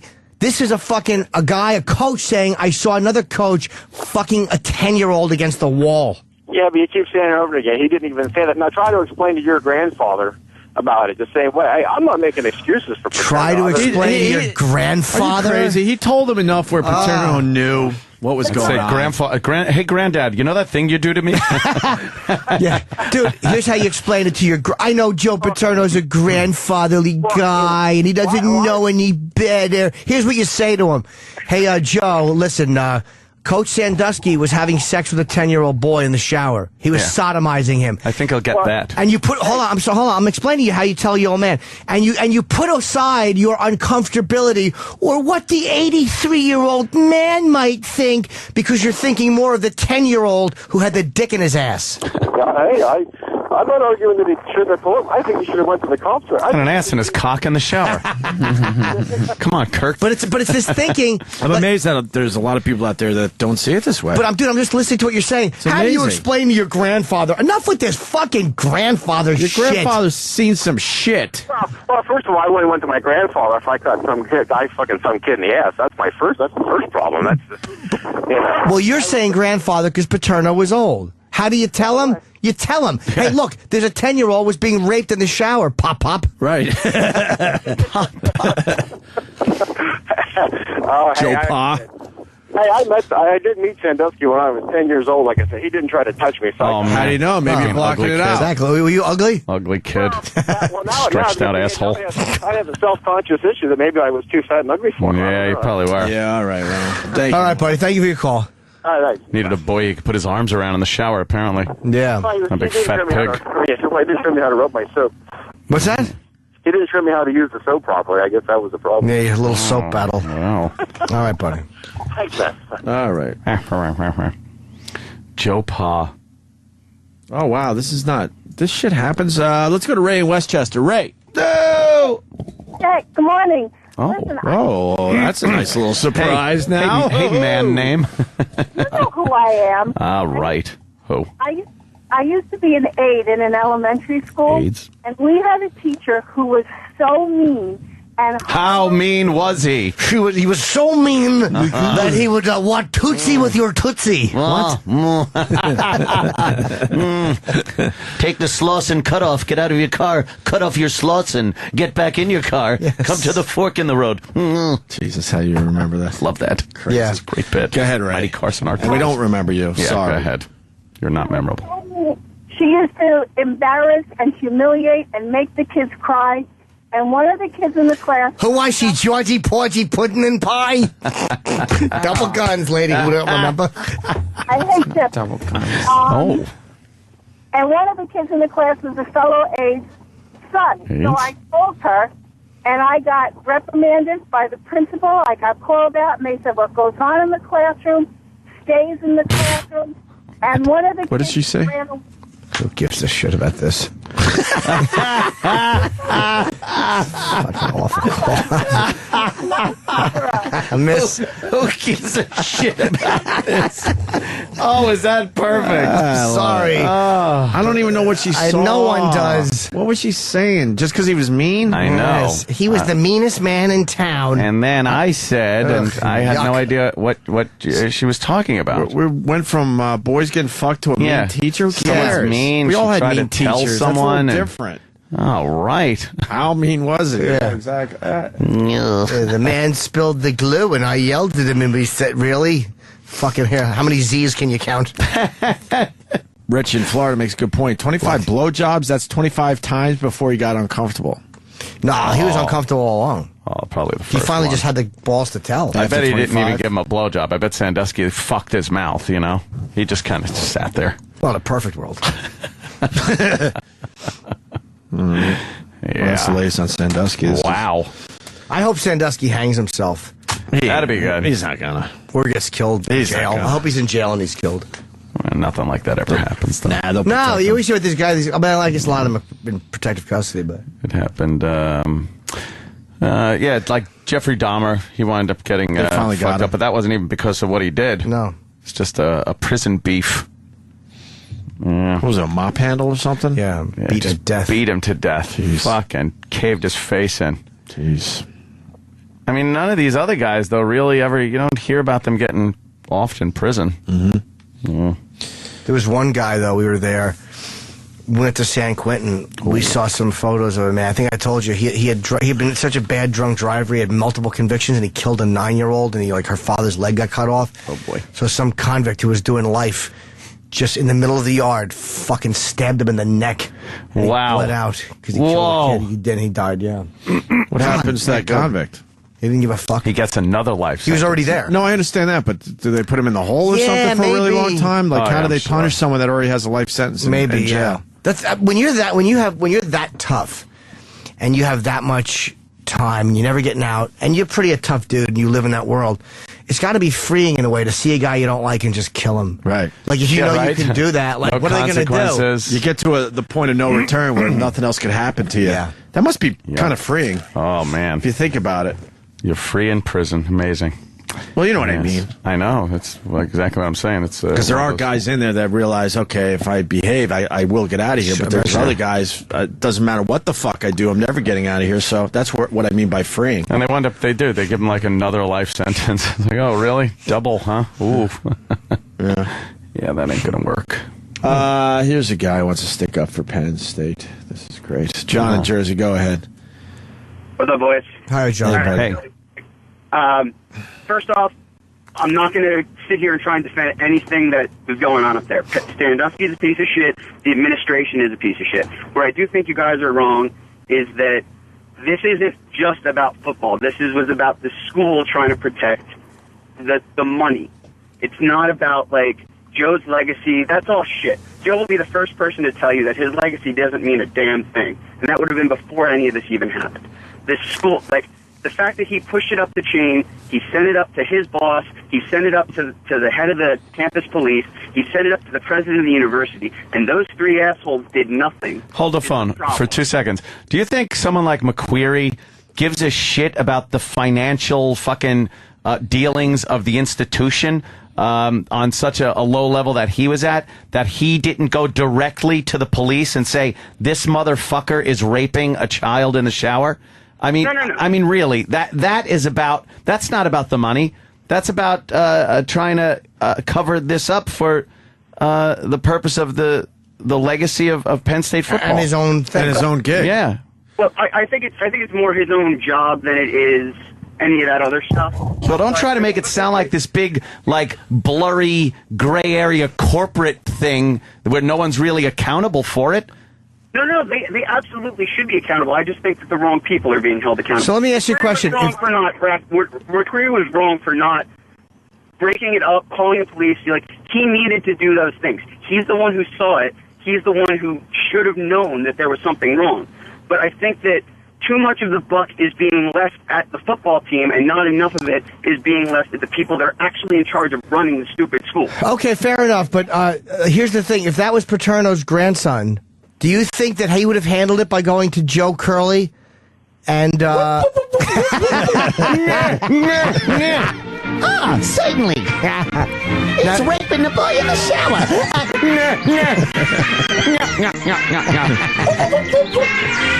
Yes. Do you think that that's how he would have handled it if it was his own grandson? I don't think anybody would handle it if it's their own kid. If it's anyone's kid, they're going to handle it completely differently than just a dude with another dude that he used to work with. You are, and maybe you don't mean to be, but you're calling it a way to somehow take You are calling. Your call should have said, "I'm going to kind of defend Paterno," because I don't believe that Joe Paterno didn't care about his legacy. He absolutely did. He wanted to have that last home game to go out in a blaze of glory, despite all this, and of course he cared about his legacy. You can't say he didn't. That's not true. There's no fucking way in hell that McQueary shouldn't have gone to the police immediately. Just go to the fucking police. Not the fucking campus security, not the fucking president of the campus, the fucking police department. And here's why Paterno is a piece of shit, because he never confronted Sandusky about it. Right. He never spoke to Sandusky about it. All right, hold on, guys. I got two things here. Anthony, the campus police thing, that they actually are a legitimate police force. Like there is no other police force for Penn State. Like they're actually an accredited, like an actual police. They can write tickets. They can arrest. Well, then why didn't they arrest Sandusky? Nobody told them. I mean, he went to Schultz, who admittedly Schultz, but he was in charge of the cops, and the guys that have said, like McQueary said, that he thought when he was talking to Schultz, he thought he was talking to the police. Now, isn't Schultz a civilian guy who isn't? No. What I've heard about that, him running the police department, is doesn't he run them in a budget sense? Like he's over a bunch of different departments, and the police is one that he dictates the budget for. Just the budget. It's not like going to a fucking police captain. Right. You're right about that, Jimmy. So come on, dude. And I'm not trying to interrupt you, but Paterno never confronted Sandusky. So fuck him. But why? Like, where was he going to have the opportunity to confront Sandusky? Sandusky didn't work for him at that time. But he still had total access to the school for years after. Thank you. I'm sure he had his cell number at the very least. His total access to the school was given to him by the university president, not by Paterno. Okay, but you don't think Paterno could have got a hold of a guy who he worked with for years and said, "What's going on?" Why wouldn't you? But he didn't like him. He never liked him. Well, then more reason to fucking blow the whistle on the guy. Jesus. Fuck Joe Pa, and I know no one likes to hear that. Too bad. I'm sure he did a lot of great things. Tough shit.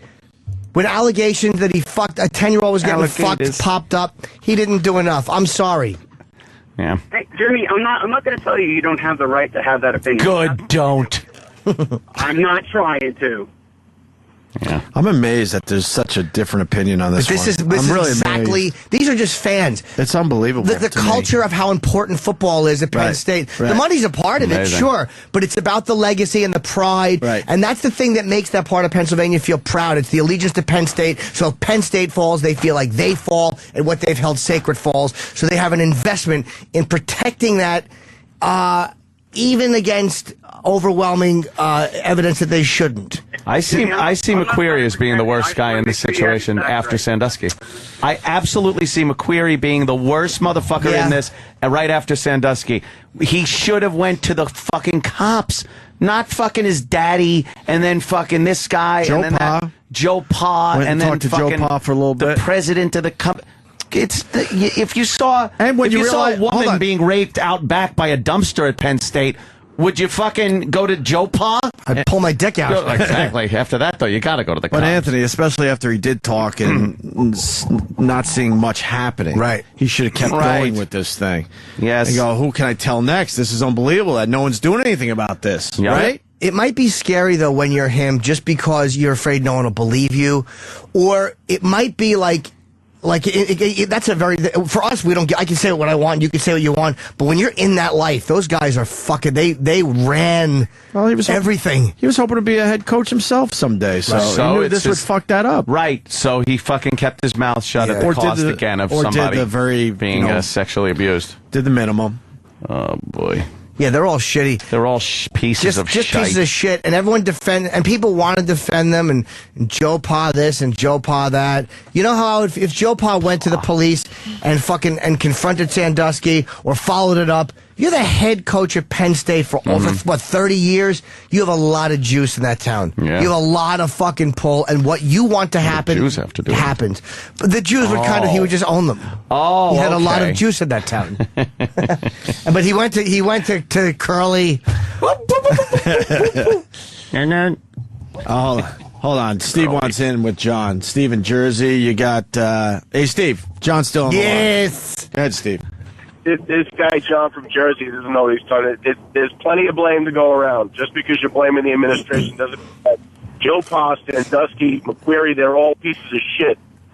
The only thing that Joe Pa was concerned about was his legacy. You don't coach Penn State football for 53 years until you're 88 years old. The guy ran the whole fucking school. Yeah. And It's people think that he owns the school up at that point. He said he ran it. He ran it. The 10 years prior to it, everyone was saying that he didn't even control his own football team. His legacy kept him there. They tried to fire him, and he said, "No, I'm not fired. I'm going back to work." He ran the show. He was more important than the president, and especially the fact that he knew, even after Sandusky was fired, he was still bringing people. He had access to the school up until the day he got arrested. Right, but that was given to him by the president, not by Joe. So he could have stopped. Joe Paterno could have said, this guy was seen having sex with a 10-year-old. What's he doing here? And it would have stopped. This blind loyalty. God is almighty, it's unbelievable. embarrassing. It's is really weird. That's Just weird. Outside, that's not the fucking president. He was Penn State. That's why he's Your phone's cutting out, buddy. Whoever's talking right now, your phone's cutting out. Yeah, that's Steve, unfortunately. All right. Thank you, All Steve, right, but your Steve. phone was cutting out. Yep. John, Yes, again. Thanks for the phone call. No problem, boys. Love you. Love the show. Take care, guys. All right. Thank you. Of course you do. Yeah, it's a blind Some loyalty. people saying Yeah. it's not as big of a deal because it was a boy and not a girl. If it was a girl, that would have been a different situation. Maybe. But still, Paterno was thinking about the overall big picture. I get so sick of hearing the grandfatherly.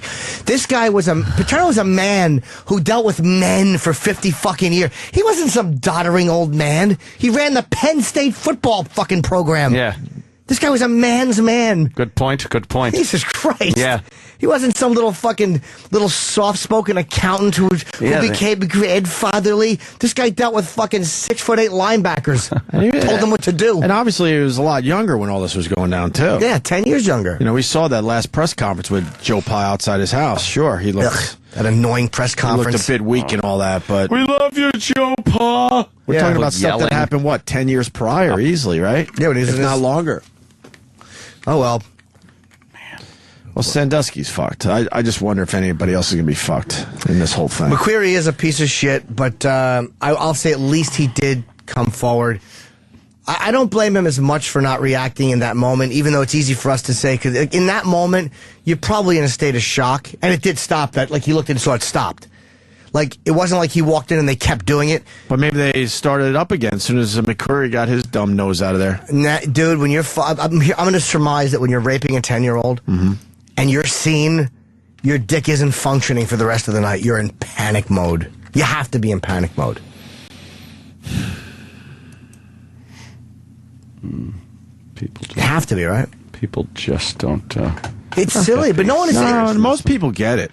Well, not, I mean... Where most people, State so I guess it's not fair to say it, but most people agree with us. Yes. I just don't see the other side of this one at all. And no one's saying that Paterno should go to jail or that McQuarrie should go to jail. I'm not saying anything. It's tough to put Joe Pa in jail. Exactly, just wheel him in. You could, I guess. Prop him up as an example. Your joke about this is fantastic. It's going to be part of the special. Thank you. You know, it's a good part of the special, and I'm really happy that it's You know, the very trial is timely happening. right- It's very perfect. timely right now. But It's gonna work out nice for you. I have a very insulting Sandusky bit in my... oh, yes. It's a good solid 10 minutes. It couldn't have timed out better. It's a great 10 minutes. As long as he doesn't shoot himself before June 30th, it's going to seem It's perfect. going to be very topical. Why don't we take a break? Jimmy Fallon on the way, so stay there. The Opie and Anthony channel. He's so horny. Sirius XM. Have you ever wondered how much hot piss your body produces over the course of your entire life? How many pounds of dead, smelly skin will you shed into your mattress? Well, wonder no more, friends. Join me on my quest for knowledge and discovery, seeking answers to the questions that man has pondered since the dawn of time. On today's episode, how many farts would it take to fill a hot air balloon? Hot air balloons come in different shapes and sizes, but the average standard balloon takes 65,000 cubic feet of air to lift it. After squeezing and sharding some numbers, it seems the average human flatus release measures 62 milliliters. That translates to 0.0022 cubic feet per fart, or as I like to call them, cubic farts. That figures out to 29,545,455 farts. To put that in a warm, moist perspective, all of Australia can fart inside the balloon with enough room for all of Austria to cut one too. Unfortunately, a fart is mostly nitrogen, and while it is 3% lighter than air, it's simply not enough to lift that balloon. That myth is busted, but that doesn't mean we still can't fill shit up with farts. Well, not fill shit up with farts. I don't even know how that would work anyway, and the shit smells bad enough. Why would anybody want to put farts inside shit? Anyway, if you did want to fuel flight with farting, we would need thrust. The average fart generates roughly 0.2 newtons. If you weighed 180 pounds, just budging you off the ground would take 800 newtons. We would need upwards of 500,000 liters of fart, or 8,064,516 farts. And finally, the average human produces about 0.5 liter of farts every single day, so that's 1 pint glass full of fart. Every single day, man or woman. I am buzzed already. Join us next time on an all-new How Much? Coming up next on an all-new Meet the McGregors, Mr. Mac invites over Robbie from next door to build a birdhouse. I've got a special job for you today. Oh, and steady. That's the way. But Mr. Mac has been drinking bourbon all afternoon and has a few other ideas. You missed the spot right up there. That silly drunk spills paint all over young Robbie. Guess who doesn't have a change of clothes? Just take off your clothes. I'll help you clean up. Yeah, that feels good, doesn't it? Someone better call the authorities. Mr. McGregor has another naked boy in his house. Now, I'm going to take the picture to remember the day we spilled the paint. There. That's what the cops call Exhibit A. The fun really starts when Mrs. McGregor comes home and finds a dirty shoebox full of Polaroids under the bed. It all goes down tonight on Meet the McGregors. Sirius XM. This is the Opie and Anthony Show.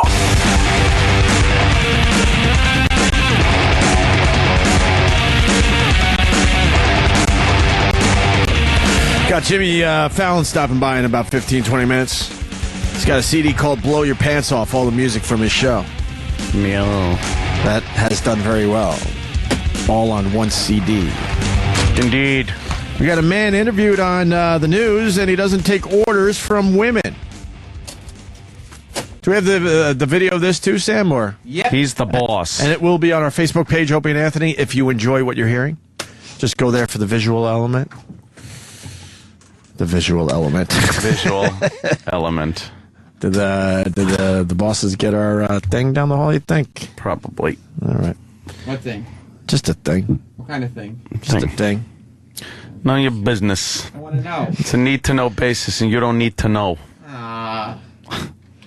Is he being quiet down the hall? About what? I don't know. I should have asked you before the show, I guess. Have you heard anything? Not a thing. I haven't heard a thing.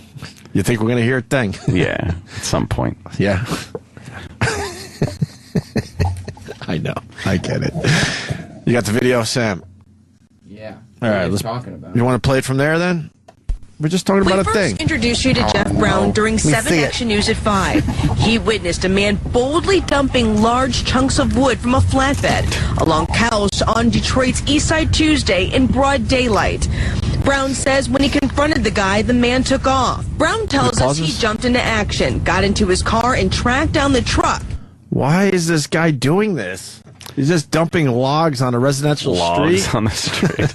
That's great. Why is he doing this? I don't know. I know there's a twist in this whole story, but I want to know right away, why would he do this? Obviously, he doesn't want to, bring the logs somewhere else, but can't you find the woods? The woods or something? It's a residential, just a fucking residential street. Maybe thought it was funny. It's kind of funny. All right, let's find out. he got a license plate number and called police. But the mess remained on the street and no one had been caught. Taking action for Brown, we did some digging and found Ihor Stikevich, a Warren resident. The truck Brown described parked in the driveway. Wood covered his yard. Stikevich claims he hit a curb and the debris accidentally fell out. It's a little illegal to leave the wood in the street, so what I'm asking is... I mean, you don't have to ask me, and I don't take no orders from no woman, by the way. By the way, I don't take no orders from no women. That guy rolls. I love that I love that regular people are starting to kind of notice that these news people are just stupid people. I don't take no orders from no women. Yeah, no go back, orders. Go back. Guy looks like an asshole, though, doesn't he? Oh, yeah. Oh, I'm sure he is, but it's still fun. It's still fun for everyone. It's like Kevin Costner. Yeah. A little illegal to leave the wood in the street, so what I'm asking is... I mean, you don't have to ask me, and I don't take no orders from no woman, by the way. By the way, I don't take no orders from no women. Stikevich says he was planning to go back and clean up the wood, but only had $1 worth of gas. So you were saying that you were going back to clean up the wood? Oh, yes. I'm Mr. Cleanup. I'm not Mr. Clean. I'm Mr. Clean Up. Somebody said I live in Warren, and I'm cleaning up Detroit. Go figure that one out. But somebody said that they tried to yell at you to come back, and you kept going. And It then must have been a woman, and I don't listen to women yelling. This guy. I fucking love this guy. He's the greatest. He just fucking rules. He's just antagonizing it. It must have been a woman. Figure that one out. Yeah, with that accent. End the story. So respect. at you to come back, and you kept going. And It then must have been a woman, and I don't listen to women yelling. I tell them to shut up.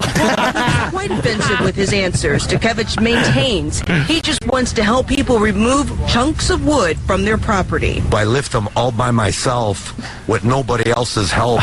Old guys, disabled guys, black guys, white guys, Polish guys, Ukrainian guys, and guys from Mars also. Oh, okay. Oh, okay. From Mars? From Mars. Yeah, that's where I'm from, Mars. And police are investigating what exactly happened out here and whether Stikevich is responsible or whether he'll face any charges. On Detroit's East Side, Tara Edwards, 7 Action News. That guy is the greatest. He rules. Oh, I love that. I love when someone does that to these reporters. Yeah. Just they're like, oh, I got the big story, the logs that fell on the street. Like, now check this guy out. I tell him to shut up. I tell him to shut up. I don't take no orders from no women. I don't listen to no woman when they're yelling. I tell them to shut up. Shut up. He says it twice. I tell him to shut up. Can we hear that part again, please? I love that it. gave me joy. I tell him to shut up. Shut up. We first introduced somebody said I live in Warren, and I'm cleaning up Detroit. Go figure that one out. Go somebody figure said that that they one. tried to yell at you to come back and you kept going. And It then must have been a woman, and I don't listen to women yelling. I tell them to shut up. I tell him to shut up. Oh, he's all man, that guy. Love him. Fucking love him. You want to hear the funniest story? Oh. I thought I didn't have my ID today, so I called Kenny, and he met me downstairs, and I realized it was in my pocket the whole fucking time. Jimmy. Huh? Just in case people don't believe me, listen. It's his ID. That's my ID. That's guy who's making a big deal out of something that is just uninteresting to everyone. Nothing. TV Land to cut Don Rickles' Obama joke from the Shirley MacLaine AFI tribute. It's too bad. It's too bad because Mr. Rickles has been telling those type of jokes his entire career. Yeah. Now he's a bit catching racy, shit. bit edgy at times. Please. They're saying they're editing for time purposes, but we all know what the real of course we do thing is here. What was the joke again about the mop breaking? I shouldn't or make something? fun of the blacks. President Obama's a personal friend of mine. He was over at the house the other day. The mop broke, something like that. There you go. Good joke by Mr. Rickles. Yeah. I guess it's harmful to tell jokes like that now. Yeah, it's terrible. It's bad news. Hurts everyone. Yeah. I think it's. I think they skated when it first happened live. You know, I think they're like, oh boy, I hope we don't get heat for this. And it did kind of blow over, and they probably feel if they televise it, then they might get some shit. Who cares? You know, who cares? River now. Reverend Al has kept his mouth shut. Yeah, about this, but if it's televised, it's almost like they're grinding it in, you know? It's bullshit. So you agree with this? Yeah, wholeheartedly, I agree with getting this. Soft. I think Don Rickles should apologize. I agree. To our African-American friends. Yep. And a boy. Yes, indeed. And a boy, dude. Let me say that.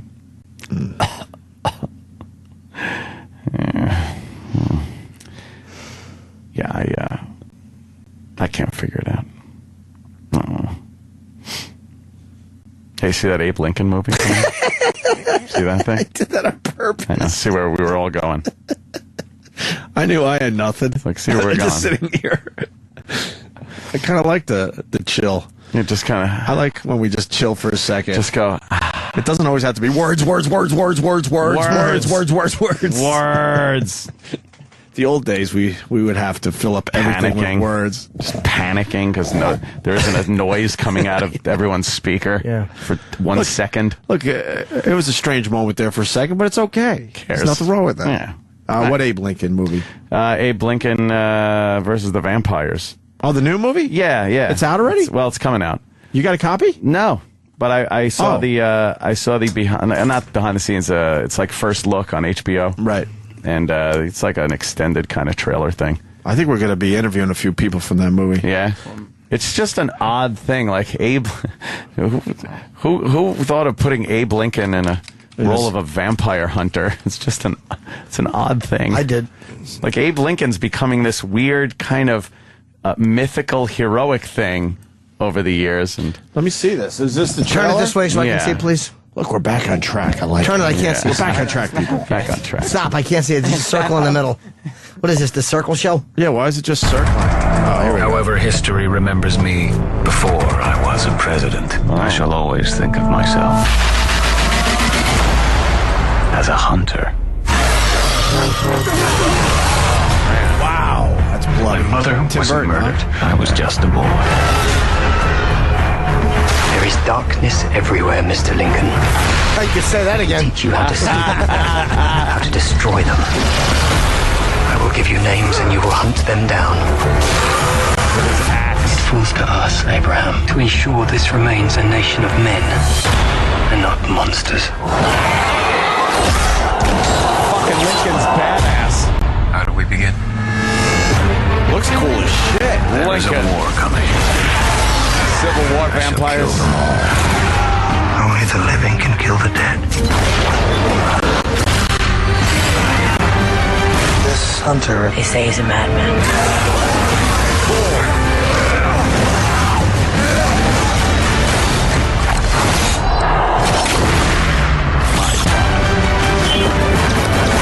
I feel like I'm on the Cinemagic channel right now. Crazy. It's really loud. Empire's got a nation of our own.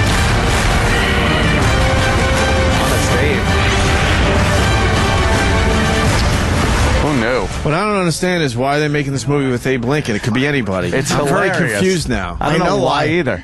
Visually, it looks great. The blood looks great. The action looks great. But it's Abe Lincoln. Why? And why didn't the vampire get him? How did Booth get him in the movies? Yeah. Yeah, really. Yeah, right? You would think he would be a lot more aware. I'll bet you they're if gonna. he went through this shit. I think because of his other history with bloodsuckers. I think they're gonna have Lincoln be a. I bet you the rival vampire guy is going to be John Wilkes Booth. Yes. And that's going to be the thing. He kills him, or he's for the vampires. Exactly. So he shoots him, and then he breaks his leg. I saw funny recently on. Did I tell you that 1954 on like who's your Guess Your Line or Who's Your Life? They had an old guy who was the last living witness to the Lincoln assassination. No way. Wow, could we find that clip? Yeah, well, Danny could. Fucked up. What show is that? Shit. Put Kennedy, Lincoln assassination witness. You cocksucker. Oh. The guy was 94. He was in the theater. He was 5 when it happened. That's it! That's it! I got it. Oh, man. You have to Wait, zip we actually have a video clip of a guy that witnessed what? Lincoln's assassination. He was in the theater. From 1956. You have to zip through it a little bit. He was really old, this guy. Holy And he died. fuck, but what does he remember if he was only 5? What show is this? I have a lot of questions. Guess Your Line or some shit or what? Right. I've got a secret. I've got a secret. I got a secret. I've got a secret. Oh, it's You have to figure out what Sandusky's the guy's favorite show. secret is. Yeah. No, man, he's in trouble. You know what happened? Oh, Chippa. But Ann, what do you know about the Abe Lincoln movie before we play this clip? Why does it have to be Abe Lincoln? What is that I based think on? because it's kind of hip now to have Lincoln as this mythical But where did character. I don't know where it came from. Okay. Probably a fucking comic book. The movie itself looks cool, though. It's based on books. Of course it is. Graphic novels. Is it graphic novel? Yeah. All right, let's see this. Now then, I would like to go over and personally escort Yes. our next guest on the show tonight. Isn't that, what's his name? Is that? Oh my God, The this guy's guy's ancient. ancient, yeah, and he's very slowly walking with a cane. 1956. He's 94. Wow. Give him a lucky. 94. He's old.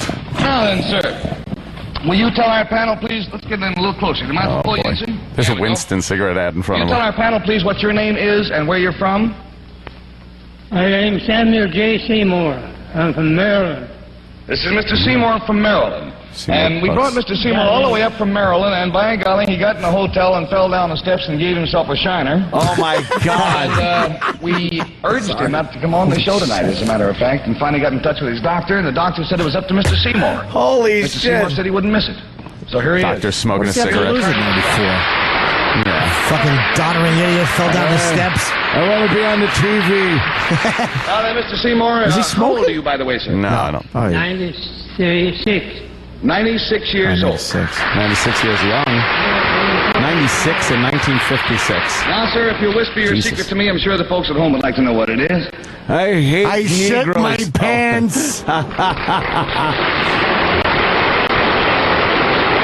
Jesus Christ. Pause this real quick. On the TV, it says, here's what the graphic comes up. I saw John Wilkes Booth shoot Abraham Lincoln April 14th, 1865. Now, here's my question. Wow. If it's a secret, he's whispering it to the guy. If we're seeing that at home, the audience is applauding as that graphic comes up. Who is it a secret from? Ah. What do you mean? Oh, it's from the panel. Is it a game? Yeah, There's they a should- panel of Oh, people? I'm sorry. There's a panel. Okay, that makes Oh, Jimmy. But in a way, you're right, because wouldn't you want to guess at home, I too? don't know if- well, you could turn your head. No, I didn't know the panel. Okay, that makes sense. I would turn my head. Well, they didn't say turn your head. No, they didn't. See, you would have been like, fuck, why didn't they say Lincoln turn- should have. Turn my head. Yeah, see? All right, let's do this. Well, now to help classify his secret, I will tell you it concerns something that he witnessed. And Bill Cullen, we'll start with you. Bill Cullen. Something that he saw happen. This thing that Mr. Seymour saw, does it have historical significance? No. Does this have historical significance? No, not at all. I would No. say yes, Nope. wouldn't you, sir? My head hurts. I didn't fall. I was punched by a darker person. Here's a clue. Look at my own They head. removed my stovepipe hat. Yeah. He asked me for directions, and I said north, and he punched me with his fist. I woke up 85 years later. Poor gentleman. Significance. It had political significance at the time. Yes. Yes. Of course it did. He knows Has it already. made movie theaters louder?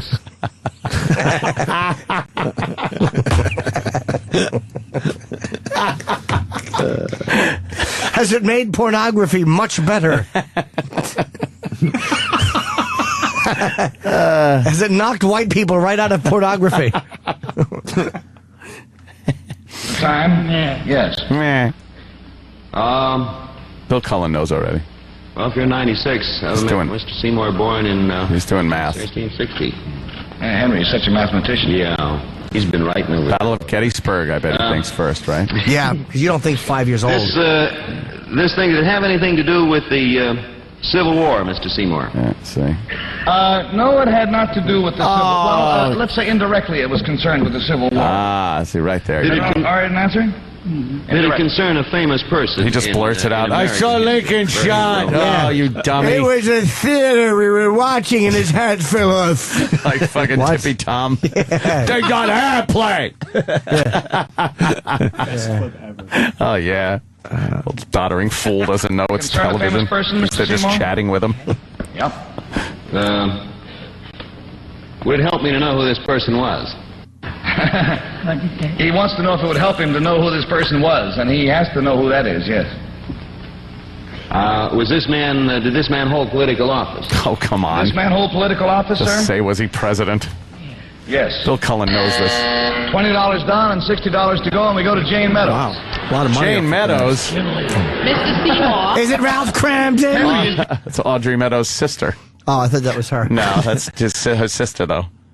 Jane. What did Jane Meadows do? Jane Meadows didn't do as much as Audrey Meadows, but she did game shows. Yeah, she did like game shows, yeah. And Joyce Randolph. And Joyce Randolph. That yelling announcer. I know, why are they shouting? The Honeymooners with the stars. Art Carney.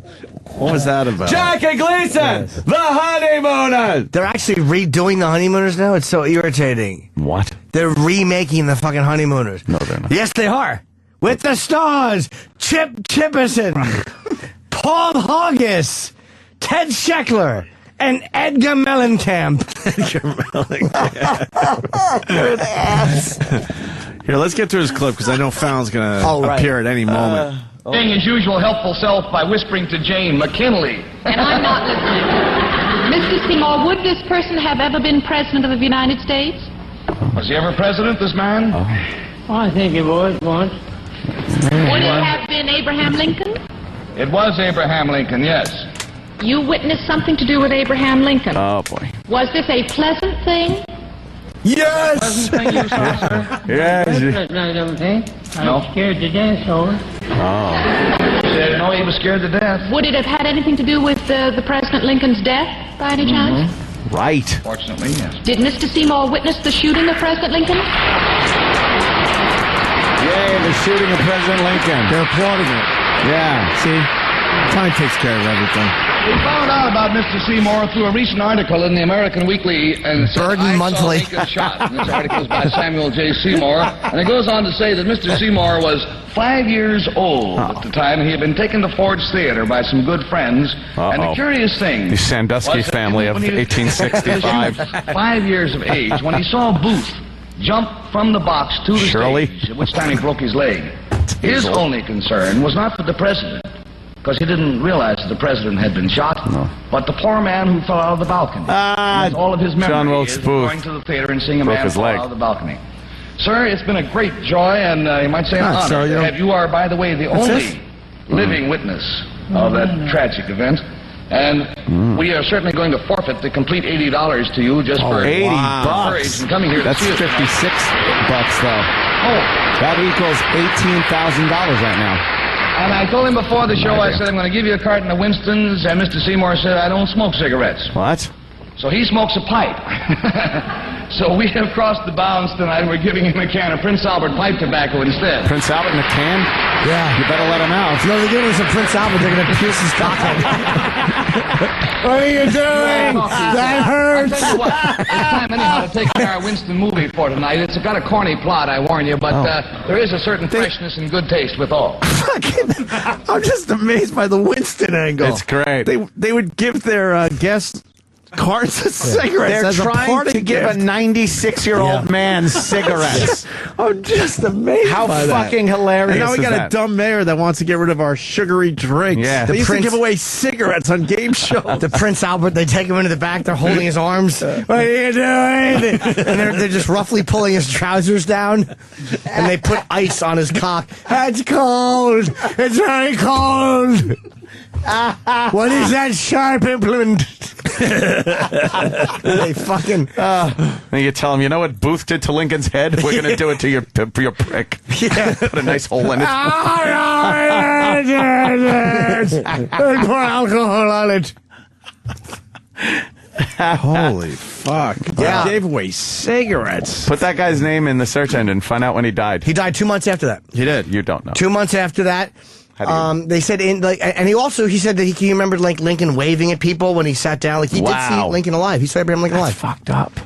That's it. That is fucked up. I think we could squeeze a break in because I don't see Fallon. History. He's still on. He's still on. So why don't we take a break, get our leaks out of the way. When we get back, we'll have Jimmy Fallon promoting his new CD, Blow Your Pants Off. Oh, I like the sound of that one. And maybe we got more audio of this guy. He rules. Yeah, I would like to hear Prince Albert. Just Jimmy comes up with the thought of this guy Getting an 96 years old, getting his dick pierced. Prince Albert. Against his will. Oh, of course, against his As will. a parting gift. What are you doing? But he can't fight back.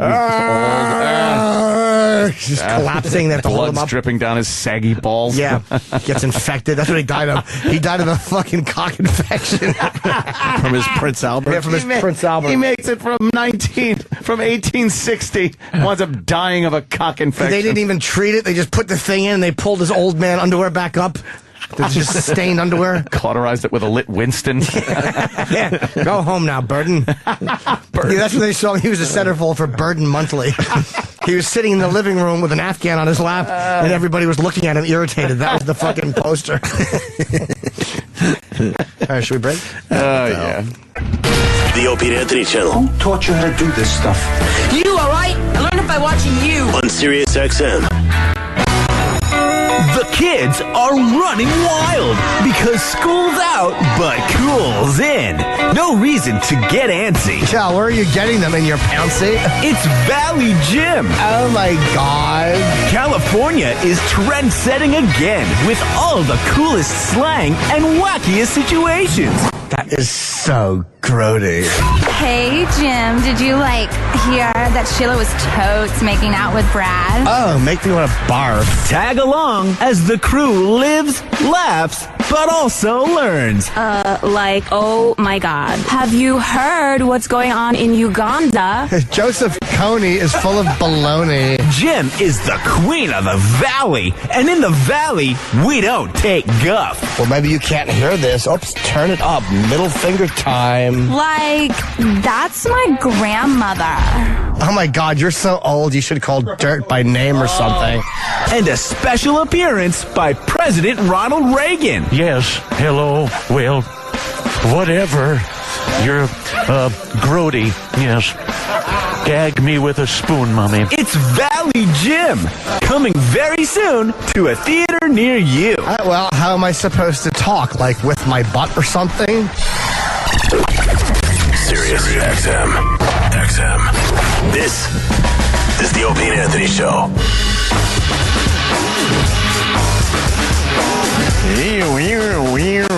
Jimmy Fallon will be here eventually. He's still on. I guess he's still on Stern. Why do people bitch to us when we go late? When we go long with a guest? It's so weird. We don't care. That's why I want no communication from anybody. I know they have to come in and go 2 minutes into the headset. I get that. That's why we don't want them in the room. I don't want to see them. Exactly. I mean, if he's going to promote... No. I don't know what you're thinking, but I know what I'm thinking. Valley Gym. Yeah. It's Valley Gym. Very popular. No. Really not. Oh my God, yes it is. Well, welcome back. He's on his way? Get you something? Young Samuel. Can I get you something? Like a watch? Oh my God. If lateness was a sickness, you'd be in the hospital. I'm not late. You're back from break late. Yes, you are. I was in the office You're doing something. so What were you doing? I was monitoring Jimmy Fallon on Howard Show. Well, you shouldn't be listening to other shows. You should be in here doing your duty. I wanted to see if he was still on the air. Yeah, well, whatever you wanted to when do, he was coming in here. you should have seen that on the break and not like on Showtime. God, do I hate that? Well, where's Jim Norton? Jim Norton's the one who's back from break late. Yeah, well, why don't you take your beeswax and start minding it? Mind your own So beeswax. grody. Oh, it's embarrassing. Gag me with a spoon with your lips. Why are you doing this? I don't know. Oh, good. Eat another Pop-Tart. I'm not going to eat it right now. Oh, yeah. Calories. Yeah, you should talk to me about calories. Oh, I don't eat Pop-Tarts. Doesn't look like it. Yeah? Yeah. Well, why don't you look in the mirror and get some glasses?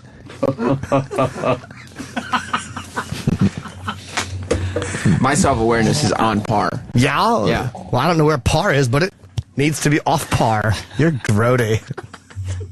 What does grody mean? Yeah, you should take a mirror and look at it, and then you'll go, oh, that's what grody means. Stop talking about mirrors. Exactly. It doesn't make sense. Yeah, well, you know what makes sense? The change machine or something. Why is Sam encouraging this? Sense. Why are you encouraging this? Oh, I don't like when people talk badly about me, so I'm going to say something. I'm not talking badly about you. I'm just telling you to be on time. Instead of being on par, you should be on time. So why don't you get a clock and, like, stand on it or something? Will you let this run out of gas? Will you shut the fuck up? You're so gross. Shut the fuck up. Let it run out of gas. Yeah. Like a natural gas springs, it'll run out. Or something. I don't know what you're saying. I'm just saying I was on time. Yeah, I'm sure you were. I was. You're not gnarly. Yes, I am. You should be hearing Jimmy Fallon right now. Yeah, but I just wanna apparently bring that to everyone's he's attention. busy or something. I don't know what he's doing. He's also late. I guess you guys went to the Two Grody School of Times or something. Two Grody School of Times? What does that even mean? We could go to the same school. You don't like Valley Gym, Ant? I hate Valley Gym. Oh, I love your beloved characters, but that's the one that gets you? Oh, God, it gets me. Yeah? You seen this toddler fall out of the fucking SUV? Yeah, it was terrible. Oh, jeez. Just like that. Oh, wow. falls down. What's going on there? Dude, it's fucking amazing. What is that about? SUV, 14s were like charged with robbery.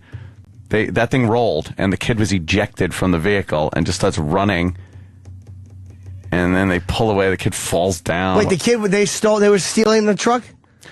Yeah, they were being chased by the cops, and the truck flipped over, and the kid was thrown from the truck. Jesus. There, is that it? Yeah, right there. What? Thing rolls. Let me see. Control and flipped, sending the toddler out of the window and onto the street, but amazingly, the child was able to stand up and walk away.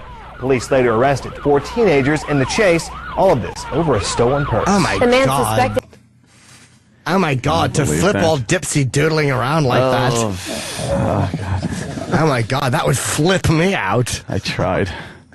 I went to a story, but... You did? Valley Gym.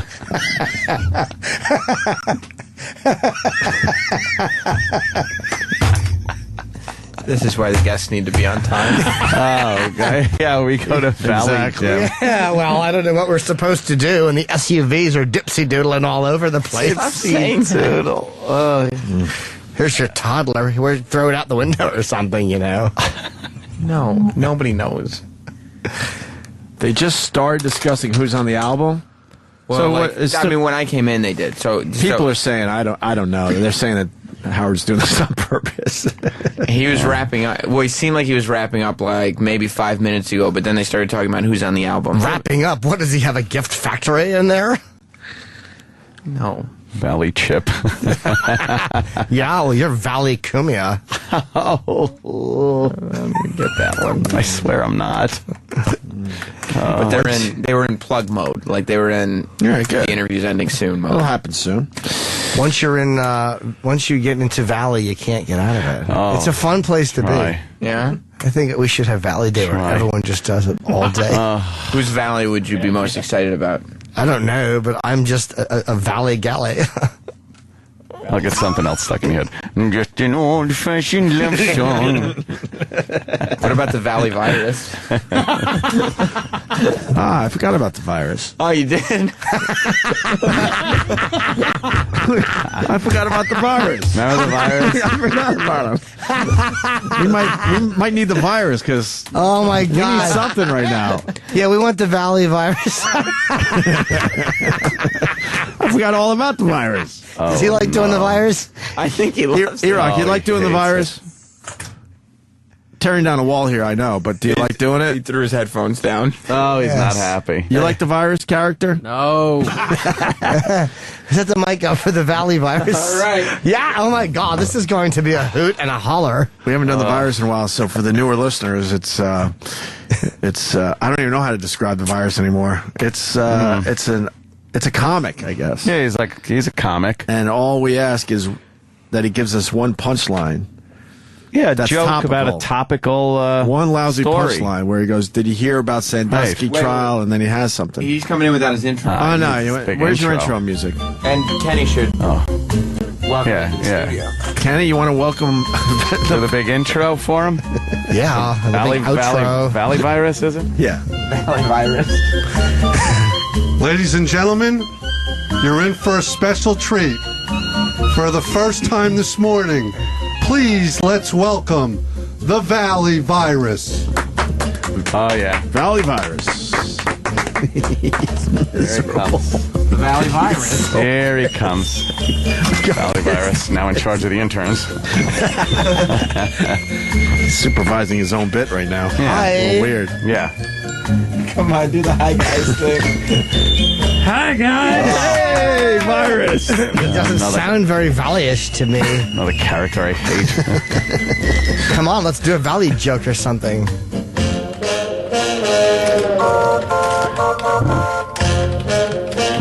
Well, the virus didn't have anything prepared. We have one punchline we need because the Howard Stern show wrapped up with Jimmy Fallon.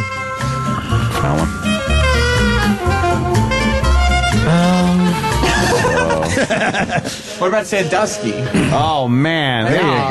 Yeah, do the setup of something topical. Set up Sandusky, Joe, that's for a good. joke. Yeah. Hurry up now, Valley virus. Did you hear? It's usually pretty good. Did you hear about Sandusky? Something like that. You have to start with, oh my God, did you hear? Oh, no. That's true. It is a Valley. Oh my God, did you hear about Sandusky? Yeah, we sure did. Yeah. What's going on there? Valley virus. What, do we not have ears or something? Just one punchline. Come on. Or Jimmy Fallon. I don't give a fuck. Which Well, comes once Jimmy first. Fallon gets here, he could watch the virus try to find a punchline. Oh, yeah, that'll be So good. Don't even worry about it. Oh, yeah, you better get it done before Fallon. Come on there, virus. That's a good idea, Sam. I like that idea a lot. So I would get it over with now before you have to do it in front of Fallon. Once Fallon discovers you and you do this once a week on his show. Just make a Sandusky joke up. Yes. You guys just wanted one punchline? I would want like 80, actually, but... You know what? Should we say this for Fallon? You want to put it on hold? I don't know. What do you think? And then we could have the reintroduction and everything? What do you think, Ed? Oh, why not? Why not? I got no qualms. Oh, it sounds like they're walking back right now. Oh, shit. You better hurry up with a punchline or you're going to be lined up for a punch. Let's do this for Fallon. Why not? Why not? He already knows Oh, boy, this. Iraq is like, oh, God. You could do this in front of Fallon, right? Oh, man. He just, like, made his eyes real wide. It's an A and B conversation. What's going on in your head? Oh, You don't like Valley Jim? oh, it's the worst. Hate Valley. Well, guys, the virus has a really bad Sandusky joke. Oh. Oh, all right. Whoa. Well, let's hear this, virus. Let her rep, virus.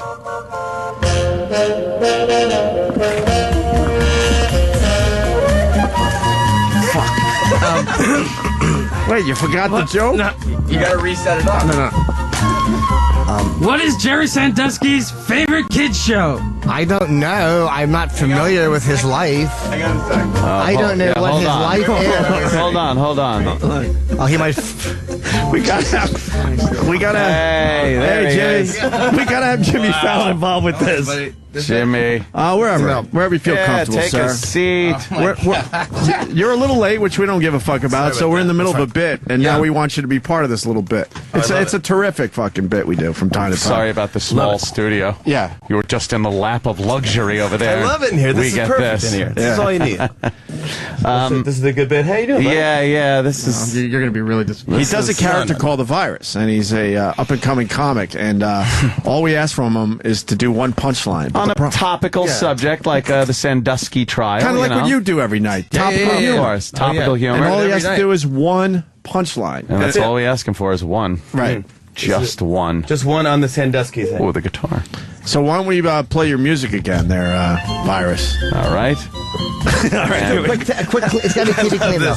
You like it? It's Like so the walking stupid. elephant or something? Yeah. Well, we think he's fat. He is a little chubby. He's a little chubby. We all see it. All right, go ahead. The virus. Yeah. And he does a Hurry wacky. up, He come on. does a wacky voice, so don't be alarmed. Fallon might steal this. You never know. Or have you come on the show and do it. I wish he would. Sandusky. Yeah. Sandusky. Hi, guys. Hi, guys. Hey, Virus, what's going on? Jimmy Fallon just shook his head. Turned away. He's embarrassed. Oh, boy. Why the voice? Yeah, what is that voice? We force him It's to. like a Muppet, yeah. We force him to do this voice too, Jim. Muppet. It's terrible. All right, go ahead. Hi, go hi, ahead. guys. It's Do I good. look at him or just listen? Whichever you can stomach. Yeah. It's Usually one looking or the away. other. Both are an impossibility. All right. Getting a little warm. I see you undid your sweatshirt. I'm very sweaty. You're uncomfortable. All right, Sandusky, come on. Give us one punchline, one joke. Hey, guys. Do you know what Jerry Sandusky's favorite kid show is? What? Oh. His favorite kid show? No, we don't know, Virus. His favorite kid show. Yo, grabba. All right, get out. Jesus. That's Welcome to the show. Sorry about that, Jimmy Fallon. Very Yes. I'll give it up for him just because. Jimmy, yeah. I'm really sorry I had to hear that. Yo, grabba. Yeah, that's a good one. Pretty good. I got a laugh out of it, right? He did come out with it. Yeah, I just said it louder. Yeah. The virus. I took the virus joke. You got to laugh. I'm going to steal that. Yo, grabba. Actually, Actually, that one was too good for the Virus. It was a little too good. Yeah. What is that thing you have? Upset me. This thing? That's his harmonica. It's a harmonica. It's like Did you ever see Bob Dylan? Yes. He wears one of those little harmonica thing. folk Oh, you guys wear it on do your, okay, on your neck. Yeah, yeah. How long have you been playing? What do you play like your whole life? Guitar and I shit? think I started you like were when a I was kid? like 13, I want to say. Really? I'm making up. There's probably I should do research on this because Was it a passion for music or chicks? It was. You wanted to be a rock star, yeah. I think Yeah. it was, girls, and it's like I started playing piano. My sister played piano. I started doing that, and that wasn't for me. Yeah. And then I picked up clarinet. Oh, you can't rock with a clarinet. That's just the worst. Yeah. I mean, how do you jam out? It's like, hey, Yeah. you guys know any Benny Goodman? You guys playing over at the garage? Yeah, I'll that's come it. over. I'll bring my clarinet. Yeah, I'll bring my Yes. clarinet. Like, get lost. I love learned Woody some Allen. Zeppelin. Not his comedy, but his music. Yeah. I saw Woody Allen. Where with one of the hotels, right? Yeah, at the Carlisle or where Yeah. is that where he does? Yeah. it? Mhm. It's awesome. It's Just fantastic. seeing him? That's what everyone It's says. like, It's like he has jazz like band. a jazz band, almost like a big band type Yeah. of thing. It's really like a Dixieland type of thing. Wow, that's so It's weird. great. And I talked to him afterwards just because I wanted. So I saw him afterwards. I go, that was great. I didn't know that because you can get different notes from the clarinet. I go when you go down, you get one note, it's like, and then when you go up, it's more of a tenor thing. Oh, that's weird. He goes, you know, when I went up, that was for you. oh, wow. Give me a break, really? Yeah, like this, and then this one. He knew. He's probably said that 1,000 times. Now he doesn't do it, but did you try to get him on the show? He's almost impossible to book, obviously. I don't didn't try to even do try. that. Yeah. I don't You don't try try to to do book guests when you're out? I don't. But That you would love to have Woody on awkward. your show, though. I'd love to have Woody Allen on the show. Yeah. I mean, we probably will. It's like I remember like there was some show or something on the 8th floor by Saturday Night Live, and the booker always kept trying to get me on the show every day because they were on the same floor. And I was like, now I'm not going to do it. Shit. I was thinking about doing it, but now it's just so annoying. That's not fun. I don't feel like I want to do this. So I'm on our show. I'm just like, hey, if you want to come on, just come on, ask us. And Was he in which room was Woody in? Because there's two. The Carlisle, when you first walk in to your right. You're right. There's a room where there's a stage, and then there's a lounge where there's like a piano in the middle of the room. What are you going to rob the place? Well, yeah, in case Knows the whole layout. In and out. Nobody gets hurt. There's a vent that leads up to the 3rd floor. There's a safe in the wall. We'll take that clarinet and we'll sell it on eBay. There's a picture of JFK, and there's a picture of Jackie coming out of the Clark. That was, by the way, the last place that Mimi Beardsley had sex with JFK that was little in the whore. Carlisle the week before he was assassinated. Oh. The woman who had the Did not know that, 18-month sir. affair with Kennedy. The intern. Kept her yap shut. Yeah. 18-year-old intern that kept her mouth shut yeah. for Jackie Good Kennedy old lived there. days. 50 years or something. When they used to, shut up. Right. The good old days. Yeah. Good old Who days. who did you used to listen to when you first started playing guitar and stuff? Like who was like, I want to be like that? Well, I think you start off like Roy Orbison was a big thing. Really? That was like I don't know why. That was just Yeah, that's kind of I mean, Roy Orbison was great, but it's kind of an odd thing to. But I don't know. That maybe it was because it was like he would sing real, like he was like the operatic singer, like I remember just like going like, wow, that's a powerful voice. I didn't see that ending coming at all. It just keeps going up and up. This is insane. This is like my first opera or something. I didn't know Roy could do this. I only get my opera from the J.G. Wentworth commercials. That's pretty much. That's all. That's the only opera. And I feel I'm a little more cultured from that. So I got into that, and and then when I started playing guitar, Rolling Stones and Bruce Springsteen. When you get I started with an electric guitar. That's the way to do it. Yeah. But it's not. It turns out you got to start with an acoustic, so you know what's going on, and then you get into the electric. So I got electric first, and I would just play like chords, and I play Wipeout. That was the only song I knew how to play. And I remember I went to my friend's party, had I think it was like a Sweet 16 party or something like that. Do guys have those parties? No, not really. Some, perhaps. Anyways, well, this guy was just me and him in his room.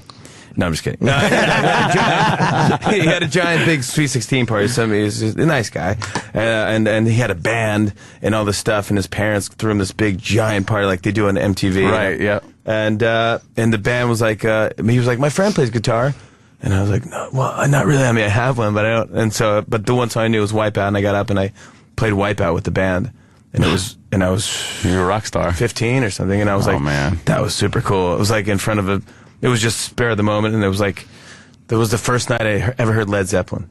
Wow. 15, wow. Yeah. And when you got done, were people coming up and going, man, that rocked, you sounded good, and you're like, that's it, I'm cooked. Oh yeah, there was girls and everything. That was awesome. Yeah, that was it. Then I go, I'm sold on guitar. Wow. Over the years, you played with so many famous people now from SNL and your show. Who was the first one you remember going like, holy shit, I can't believe I'm playing with this person? Probably MTV Awards. I hosted in James Brown. I sang with James Brown. Wow, that's huge. Okay, pretty legendary. Yeah, I asked because we were doing this big whole thing. We're doing impressions of a bunch of different musicians, and then at the end, I was like, I don't know how to end it. I'm like, maybe I'm exhausted, and then you hear like, get up, and I go, who's saying that? And it's like, get up, and I go, what is that? Who's saying that? And then he walks out and he goes, get up, get on up, and then everyone got. So he did that. Wow, but just the fact that they got it was Tom Calderone over at now he's at VH1, but he flew to James Brown's house and he came over and he said, okay, here's the deal, Jimmy. When James Brown comes, you can't call him James, you can't call him Mr. Brown, you have to call him Mr. James Brown, or else he'll walk. Or he's gonna walk. I go, all right, okay. All right, let me write that down. I'm freaking out. I'm like, I don't want to lose this. Is the end of my whole bit. This is the one. So he comes in, and everyone's he got his dressing room, whatever he wants in his dressing room, and all this stuff. And he walks in.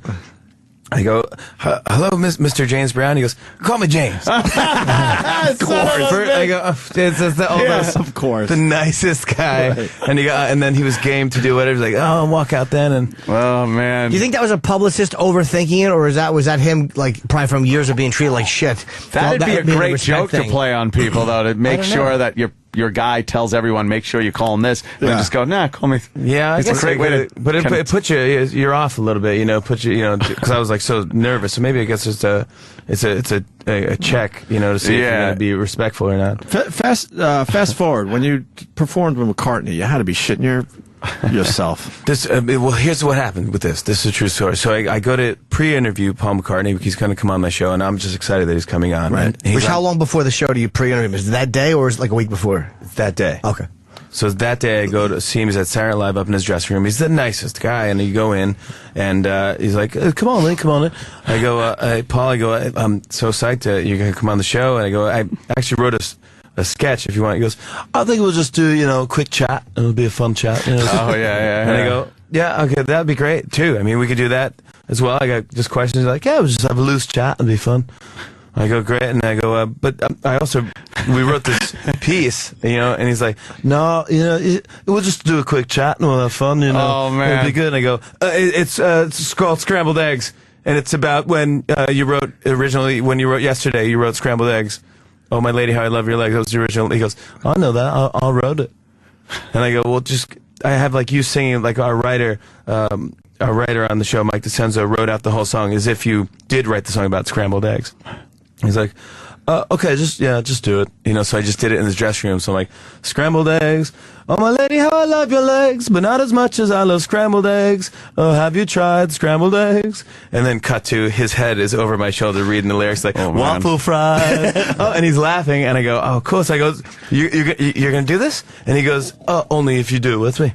Oh, wow. So I was like, then I just passed out. Yeah. I mean, I didn't go in to pitch him a duet. Right. I wouldn't even think to do that. Tell him over your shoulder singing in your ear. It's the craziest thing in the world. More than great if you want Paul, please. Hey, I'm unfinished. Not over my shoulder. I'm not done. My point is, you've seen a lot in your career, but I can't imagine you could wrap your head around that. It's Paul McCartney. It's really it's bizarre, and of course when we were trying rehearsing it, I tried to harmonize. Right.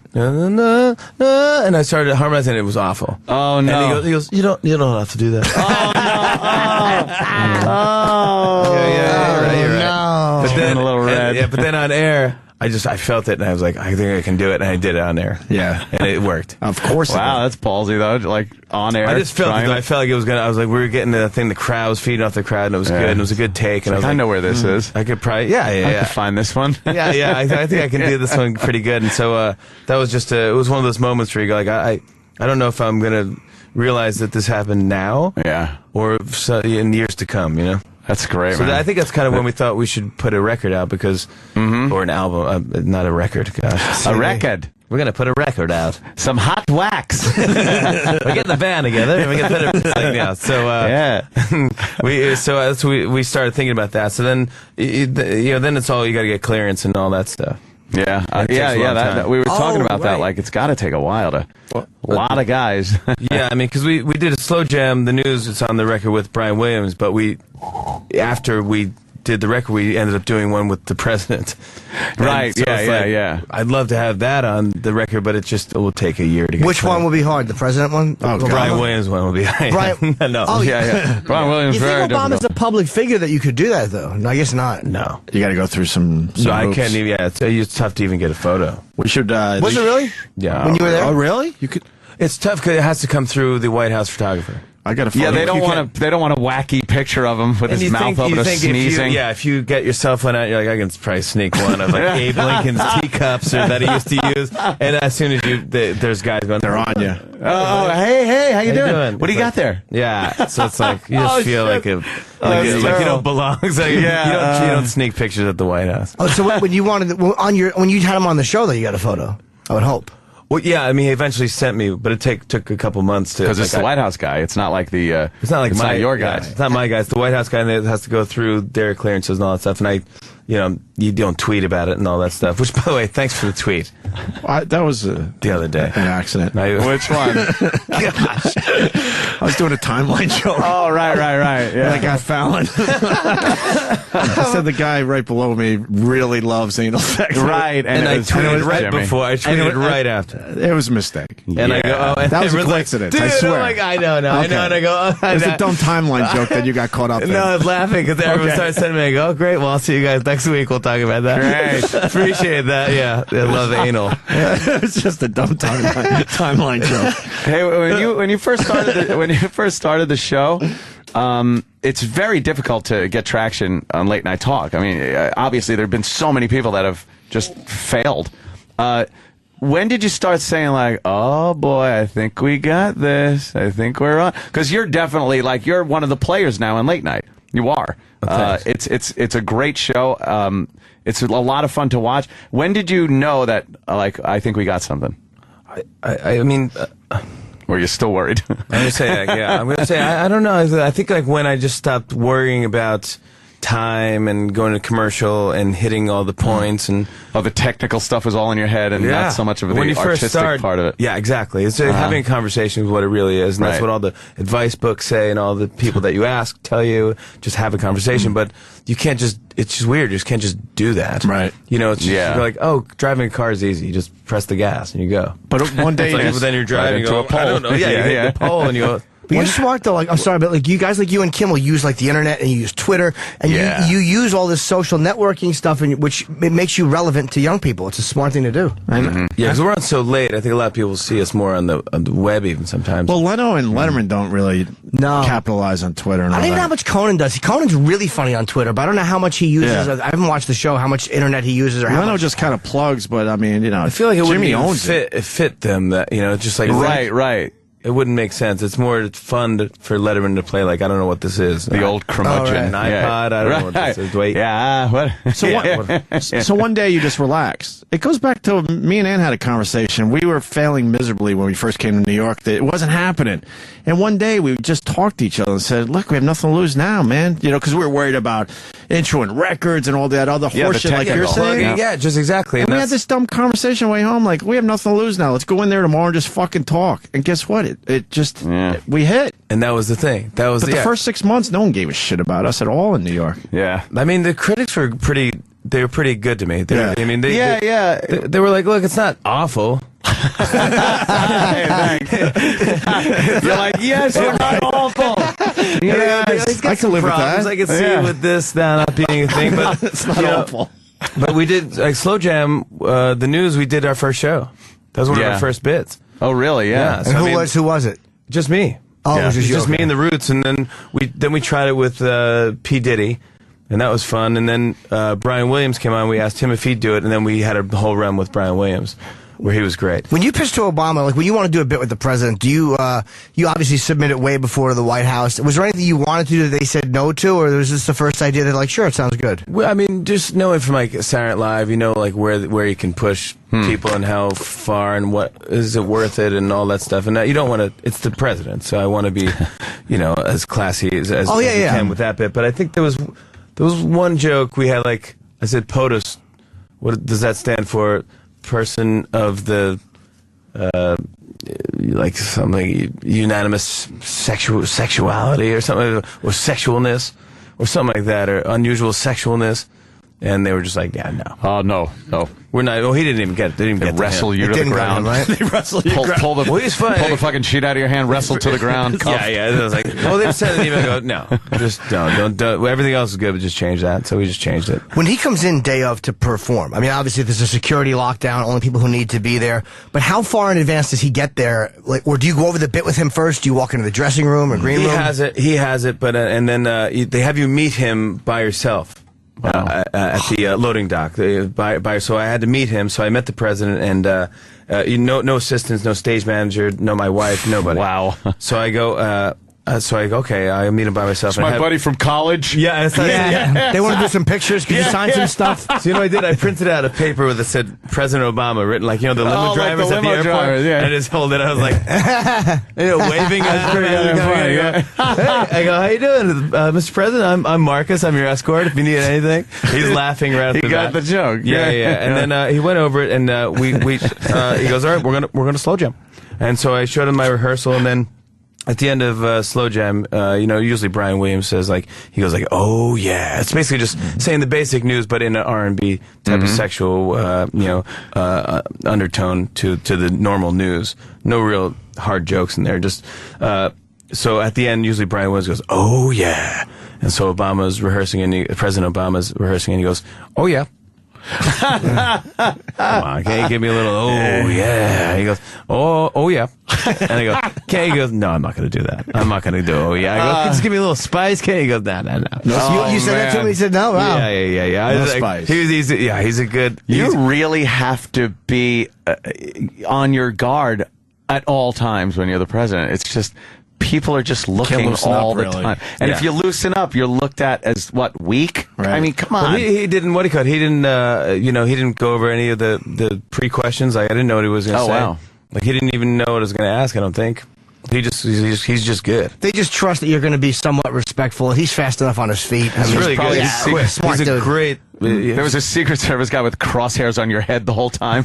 If he goes into Secret a joke, Service, I got into that. I asked, that's where he said he called them knuckleheads. Right. Because of what happened? Yeah, he goes, don't let a couple knuckleheads ruin what great service they do for us. And it was like, he could have easily told me not to ask about that. Yeah, he was cool with all that. In the commercial break, he goes, because at the end of the Slow Jam, he pulled the microphone up and just dropped it. like Eminem from 8 Mile. And I go, and so we're in commercial. He goes, did you see how I dropped the mic? Oh, man. Yeah. I saw you. It was very funny. He goes, I improvised that. You should have scolded him. Like, that was very inappropriate. Yeah. You're going to have to pay for that, sir. That's pretty cool. Yeah. What do you talk about during a commercial with the President of the United States? Like, do other people rush over and monopolize him, or is it just you and him sitting there? We're just sitting there. He asked me like how I met my wife and stuff like that, and he was really like, he's acted like he was interested in me. I don't know if he, but he's very presidential. He's very charming. And he said, how'd you meet your wife? I said, we met in this movie, Fever Pitch. He produced this movie. He goes, it was about a guy who loves baseball, but he also loves his girlfriend. He's not sure which one to choose. He goes, oh, I remember that movie. I didn't see it, but I go, remember you chose not to see it? It was campaign time. I go, it was not campaign time. Yeah, that's worse. It was that years before you campaiged. He knows about it but didn't see it. That's bad. There's a reason. The worst. How great would it be if he tore you up for it? Weak writing, weak acting. He really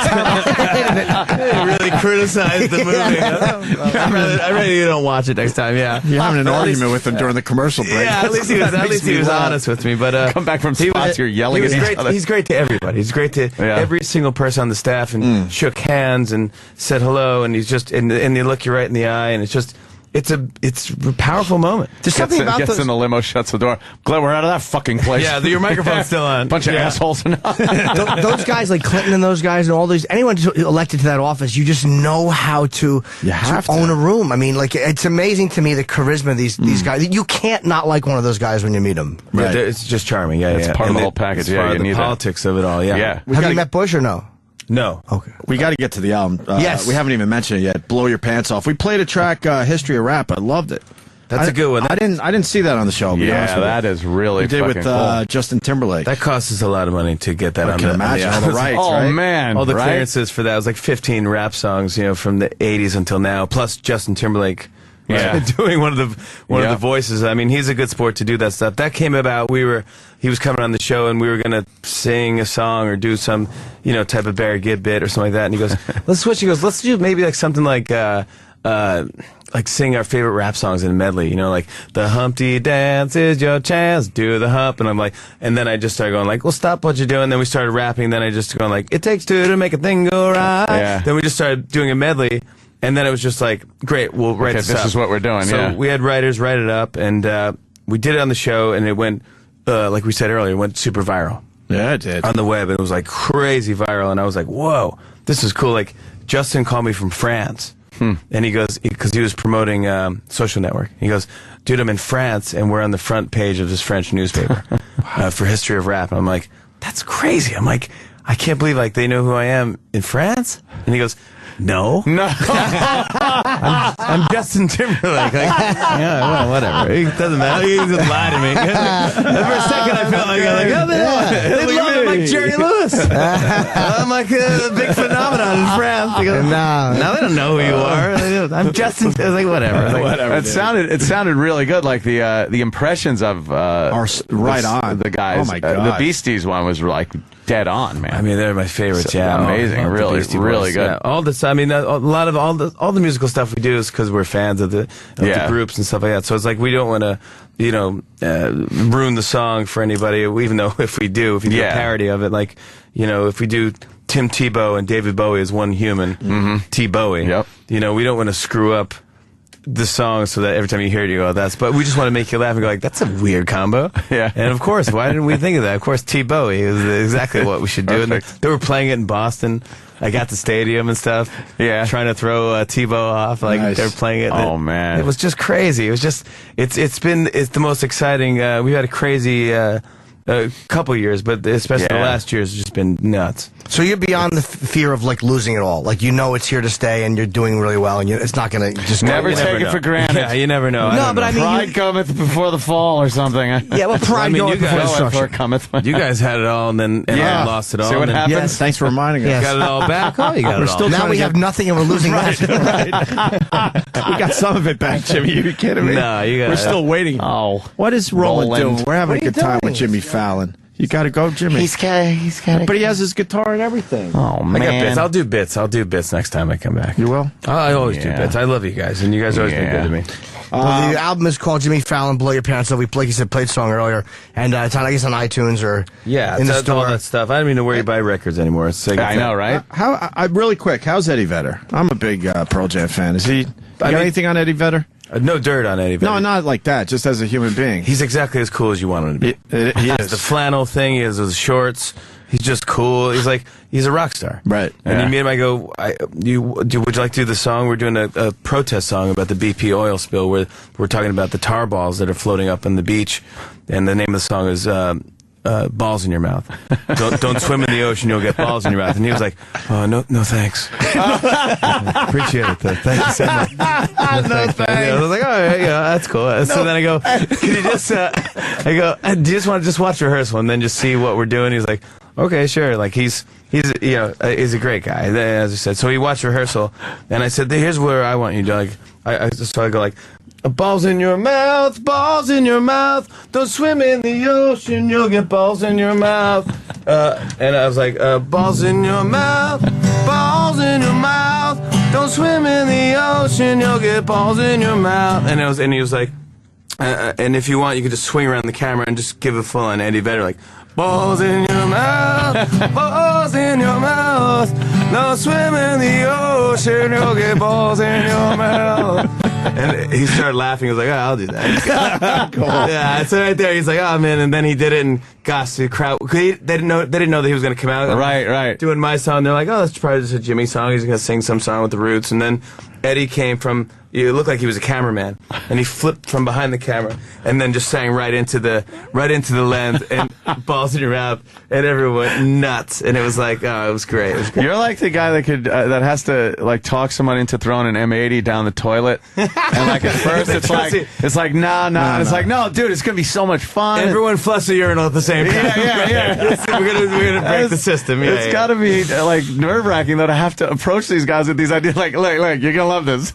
You gotta do it. Yeah. And you that's gotta balls, try. man. Well, I just say, I was like, honestly, we do it out of love and out of fun, and we don't want to make anyone look stupid. Sure. So when you're done with it, you win. You know, everyone gets a clear win at the end. So that's kind of what I think people see when we do our bits. They go, it just looks like fun, man. Care of us, Yep. yeah.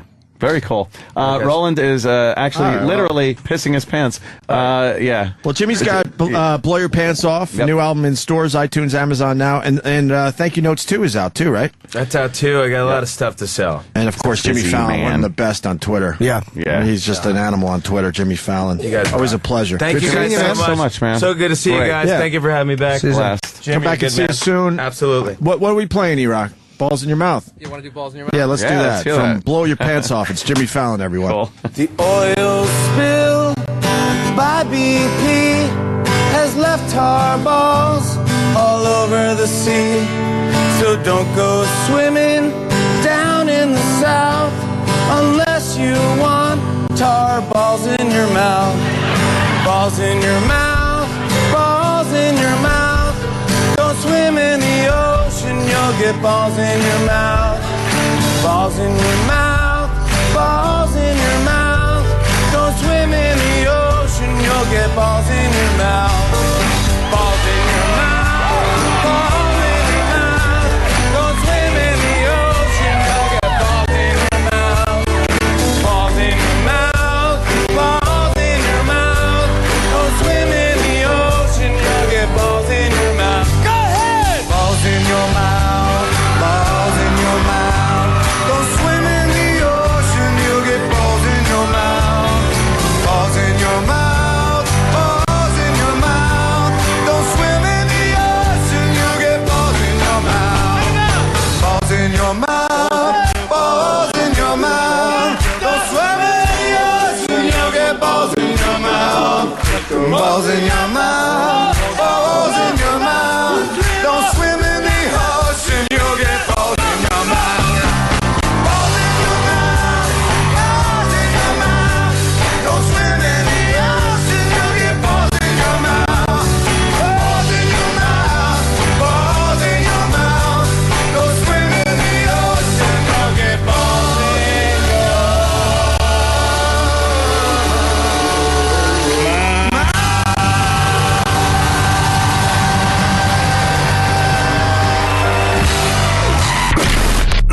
XM. Sirius XM. The Opie and Anthony Show. Man, I almost got in a brawl in Times Square. Why? Last night.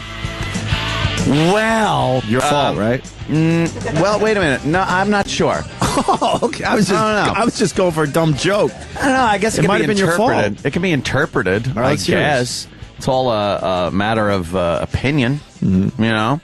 Well, I did Red Eye last night. It was very fun. Great Gutfeld and the boys.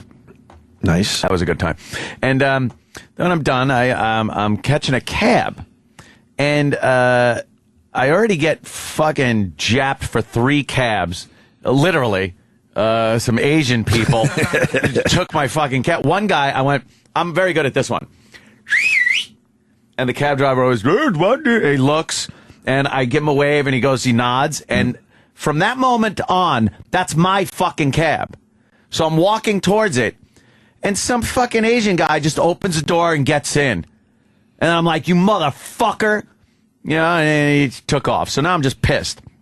Happened like 2 more times where I just got edged out of a cab. Not so much the other guy being a prick, but it just happens. So then I'm standing on a corner waiting. And the bane of the fucking New Yorker's existence, those pedal cabs are there, and they're all over down there. Yeah, they are. They're coming around the corner.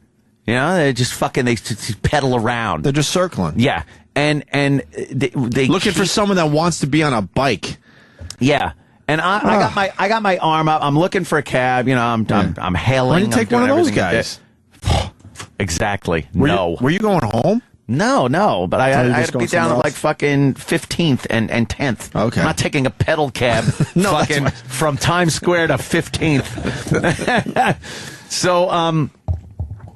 So this motherfucker they keep coming around, and I'm looking for a cab, and they keep going, cab, taxi. It's like, you're not a fucking taxi. You're a glorified big wheel, you fucking asshole. I'm not gonna sit there like an idiot in the back of your dumb fucking tricycle. I wanna. So I just kept going. Like every time they passed by, I'm like, you want a taxi? I like, yeah, with a motor. I'm like, I want one with a motor. Keep going, keep moving. And they just kept asking. I was just more infuriated because there were no fucking cabs. Well, can I stop you for a second? Why are you scared of the subways? You know how quickly you would have been downtown in a subway? It's kind of it didn't work out well. Right. But do you do subways? Yeah, I do. Oh, okay. Believe me, I do. Right. I got no fear, motherfucker. No, I'll do subway. Okay, all right. The biggest thing with the subway is I don't know where the fucking shit goes and which train to get and shit. So go on your iPhone app. Be great. They have a cool subway. Oh, that sounds like the future, Jimmy. I'm very scared. You pop it up. You go #1, bingo, bongo. There it is. You know exactly where you're going. Well, you ask somebody, excuse me, where does the train go? Here it doesn't it? But I don't know. Never talk to the strangers. Oh, what the heck? Everybody helps you. These pricks were going around, and so I yell at one guy, because I've had it at this point. Taxi? I go, no, fuck off. Oh, shit. Now, he fucked off. He kept pedaling. But there was another guy behind him, this Russian guy. Watch out. Was he in a hurry? Yes, he was in a hurry. In New York City, Russians way scarier than the blacks. No, not really. Yes, and I'm telling you. Yeah. Russians are scary, man. Well, this guy really had like no fear. So he goes, he gets off of his tricycle, and he's like, nah, fuck you, motherfucker. Fuck you, I kick your fucking ass. And now I gotta... Wait, and you weren't even yelling at him? No, I was yelling at the guy in front of him. But he took it like personally, because I think I yelled out something like, keep pedaling, queer, or just something. Like, I was so angry. And the Russian guy got really upset. So he starts trying to get off of his tricycle to come after me. And now the doorman to one of the hotels sees this whole thing going on, and he's like trying to hold the Russian guy back. But now I'm there, and I'm so pissed. I'm like, fuck off. And I did that thing where you spread your arms apart. Like, come on, motherfucker. come on. And the Russian guy's like, I kick your fucking ass. And I'm like, fuck off. And the doorman's trying to fucking hold him back. And there's a battalion of NYPD in the street. They're searching trucks. That's what they do down there now. Right. They block off part of the road. They have a lane that's coned off. And the fucking trucks pulling. They got the mirrors, the dogs. So the whole street's lined with cops. And they turn, and now they're just looking. They're just looking at this situation unfolding to see if they have to step in. It was bad, huh? It was ready to go.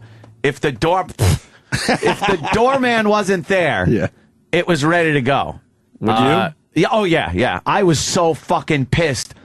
I take the advice now of people that go, if you're gonna fight, just immediately start fighting. Like the worst thing, when you watch videos of people that get their asses handed to them, it's always the guy that's standing there going, yeah, or well, you want to do this? Because you step up and just belt someone in the face. You walk away. So that's my new school of thought as to fighting. So I was just going to, if he started coming over to me, I was just going to lunge and punch him in the face. Now let me ask you. Was he a big guy? Did you see all those cops there? Oh, I saw all the cops there. So you knew you had a little help. You knew you could get one good one in. I could probably get a good one in before. But it worked against me, too, because, sure. If I'm on the fucking ground, and then the cops don't know, they're going to take both of us and smash our heads against the fucking wall or something. Wow. But I was so fucking angry. Why were you wound so tight yesterday? Because I didn't want to deal with the fucking cabs. That sucked. And then the little tricycles just asking me every time. Aww. And me having to go, no. It just got progressively more angry. At first I'm like, no thanks, no. And it ended with, fucking queer. I was just angry. So how did this situation end? The goddamn Russian got back on his tricycle and pedaled his little ass off down Broadway. And how much longer for a cab for you? It was pretty quick after that. It was pretty fast. But I still had to fend off a few more of these fucking little bicycle. Yeah, they're everywhere. I can't stand the fucking things. No. You know what? If people want to take a ride in one of those, they will say, Sir, can I have a ride? If you're hailing a cab, you want a metal one from this goddamn century. It's not Japan, you rickshaw motherfuckers. So you were going to scrap last night. It was the closest I've ever come to scrapping in fucking while. My adult life. Were you worried? Not at all. I was psyched. I was kind of psyched about it. Were you going to use these? Yeah. Or this? No, you can't do these? that. I was just going to belt him in the face What, really they don't know hard. What I'm saying out there? Really hard. Maybe you're a kickboxer. But those Russians, they're crazy. Why didn't you go with an illegal? I go with the illegals. What do you mean? The black cars that stop and go, hey. I try, but with all those cops there, they were very leery about stopping. Those guys are way nicer than the cabbies. Oh, I know. Believe me, I would grab one of those up in a The illegals second. are basically guys that are hired to bring some dummy into the city, and then they got hours to kill, so they try to make a little side money. Yeah.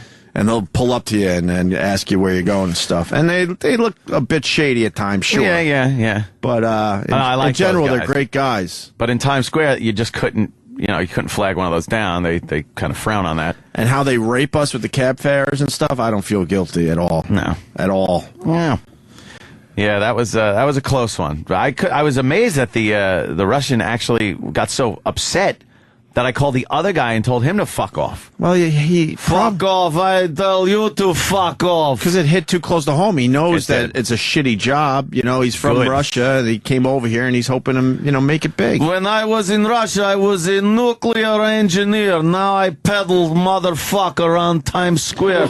Fuck this job. Dude, I know I'm going to scrap in the playground eventually with this kid shit. I sure have. And, it's different, Uncle Paul. You see the Russian fathers? Holy fuck, they are intimidating, man. Yeah, they're all like that fucking... I can use some of my psychological shit with people. Those Russians, man, I can't figure them out. I can't figure a way in yet psychologically. They are scary in general. They're very cold I am people. Stereotyping, obviously. They're cold. But holy fuck. They're not typically... that's why Yakov Smirnoff was such an anomaly. He was a funny Russian. And of course, the magnetic dinner tray.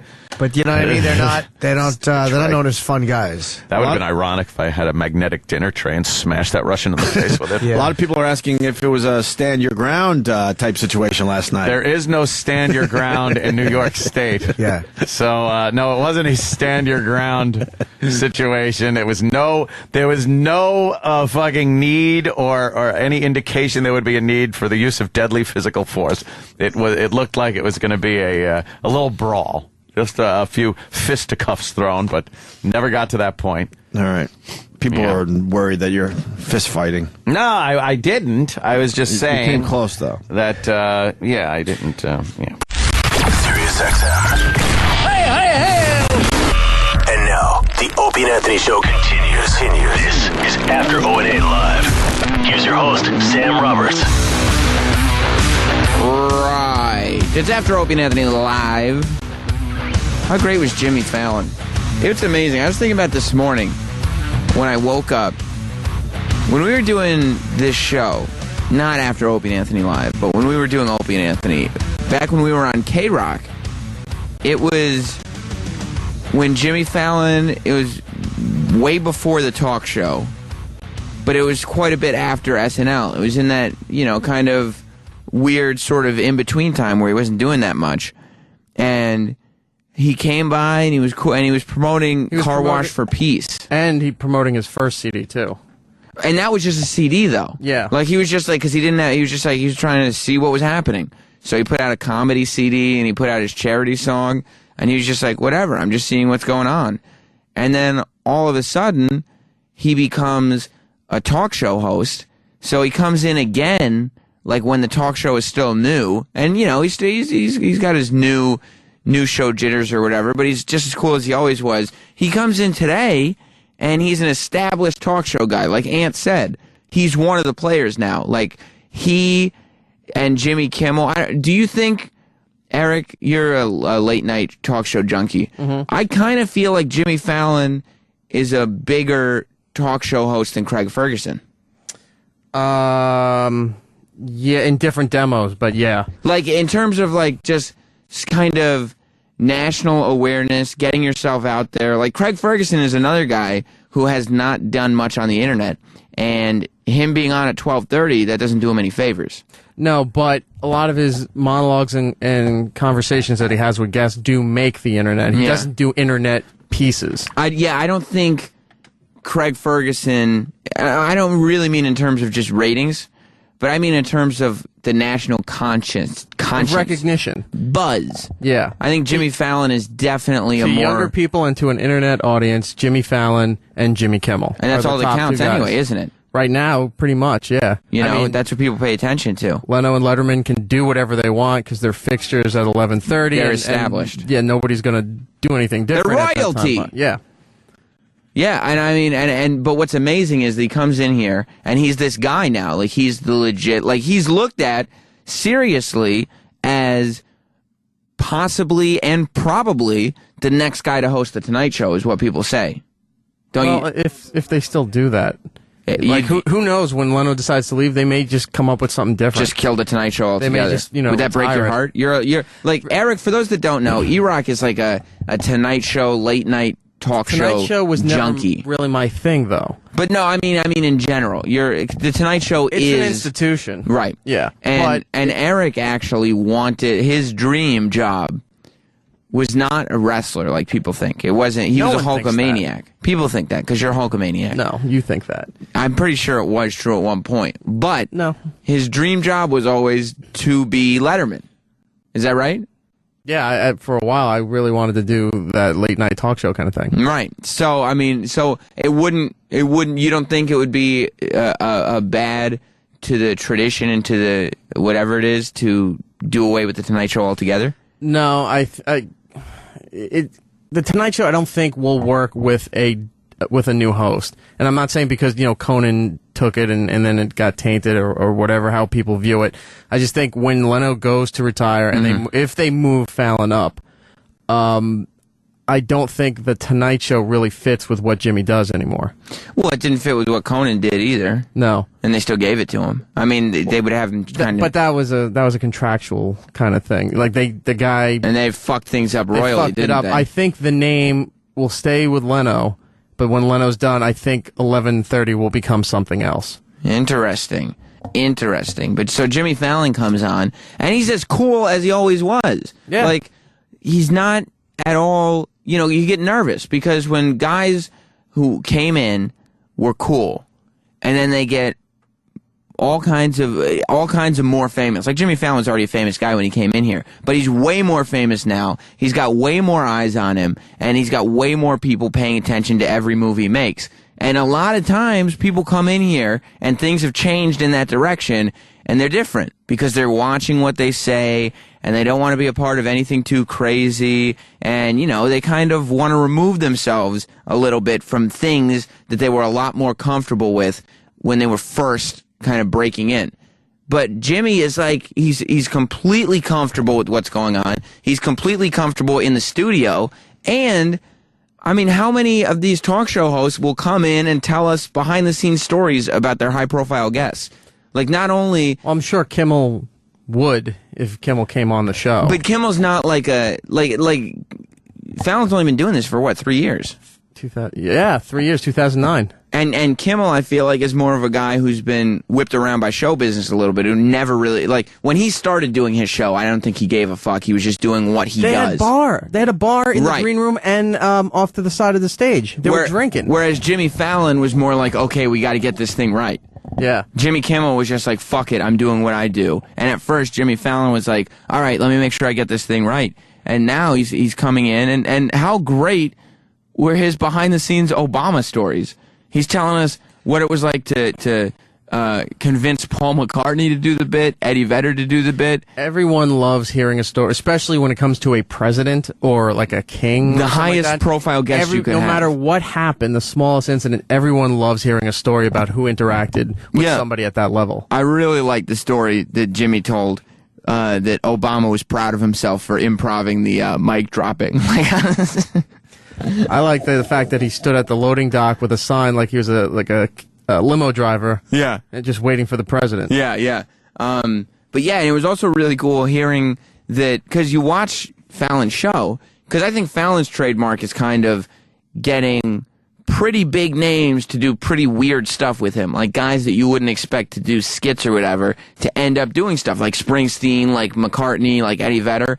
And I like hearing his stories, because you find out that, yeah, they did turn him down at first. Like, it's not like he just goes up to these people and they're like, yeah, we'll do it. Like, every time, it seems like they say, yeah, no, I don't think I'm going to do that. And he has to sell it. He mentioned, I think, one, maybe two examples about what was pitched to the White House and the president's people about what would be acceptable and what wouldn't for him to come in and perform.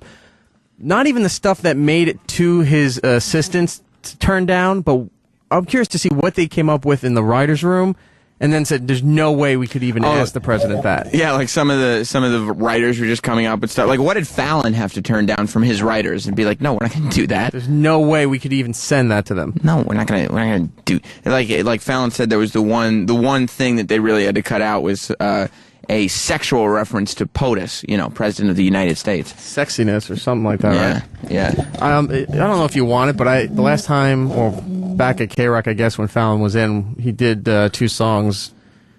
What did he do? What songs were You Spit When You Talk. It's on the album. And, that's right, it is on the new album. Mm-hmm. And, this one I don't think is a lot. Car Wash for Peace. Did he perform that live, or did he just bring it in to He may play? have also performed it live. I don't know. Hold on to him just in case we want, and maybe we'll do him in a little bit. Yeah, and you can put this on for a second, Sal. We'll listen to a little bit of this. He's jumping on the bandwagon. He picked up on the Carly Rae Jepsen thing. He had Carly Rae Jepsen on his show. This is it.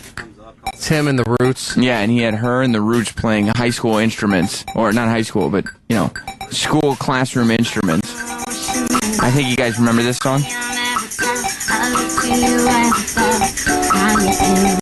You remember that one?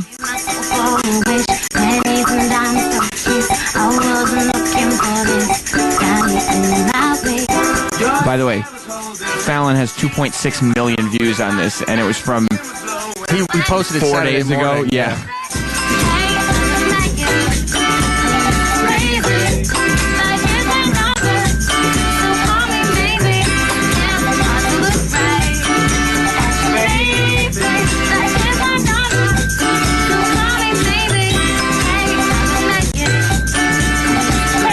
It's just one request. If everybody could just do me a favor and never fucking doubt me again, I would appreciate it. Okay? Why is that? Because I was fucking right like I always am. And this is the song of the summer. And Troy came in here and he said, Sam, this is going to be the song of the summer. And I said, I don't know, Troy. Why don't you let me hear it? You think this over that Carmen song? Yes, this over the Carmen song. The Carmen song has no traction. Okay. It's got nothing going on for it. Look at this. The Jimmy Fallon version has 2.6 million views. There's not a bunch of Opie and Anthony fans tweeting Carmen. No. But they're tweeting Carly Rae.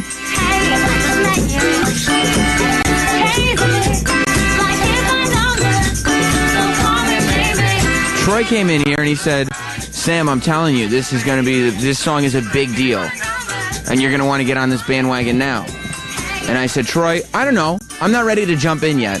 Let me hear the song. And Troy was like, all right, let's put it on. We put it on. And I told you all. I said, Troy's right. This is the next shit. And then I insisted on playing it another 17 times in a row. The song is massive. It's huge, dude. Massive. And then you know what I find out? First of all, Eric, you're the late night expert. What city is Jimmy Fallon taped in? New York City. New York City, across the street from our building. Which of these goddamn talent bookers around here was asleep at the wheel and didn't get Carly Rae Jepsen on After Opie and Anthony Live when she was obviously in town? I'm just glad to say because she's going to be untouchable. Listen, she's going to be untouchable, and then she's going to be very touchable. It's not like she has. It's not like she has. At this moment, it's not like she has a plethora of hits in her. At this moment, she's untouchable. Jimmy Fallon got to touch her. Look at those shoulders rubbing. You could probably get her a in picture. September. Well, I'm not worried about a picture. Nobody's going to care about a picture. And I told you. I told you then. I said you should do a one question with her, and you're like, nah. I don't give a fuck about a one question either. It doesn't matter until it's something here. Well, wouldn't it be nice to have one in the can? Ready to go just in case? No. What I want is a simple conversation with Carly Rae Jepsen, so she realizes that we at After Opie and Anthony Live were on her shit before all these other fucking jokers. Broke that shit. Broke it. And called out Hits 1 and been like, yo, you motherfuckers are asleep at the wheel. And guess what happened?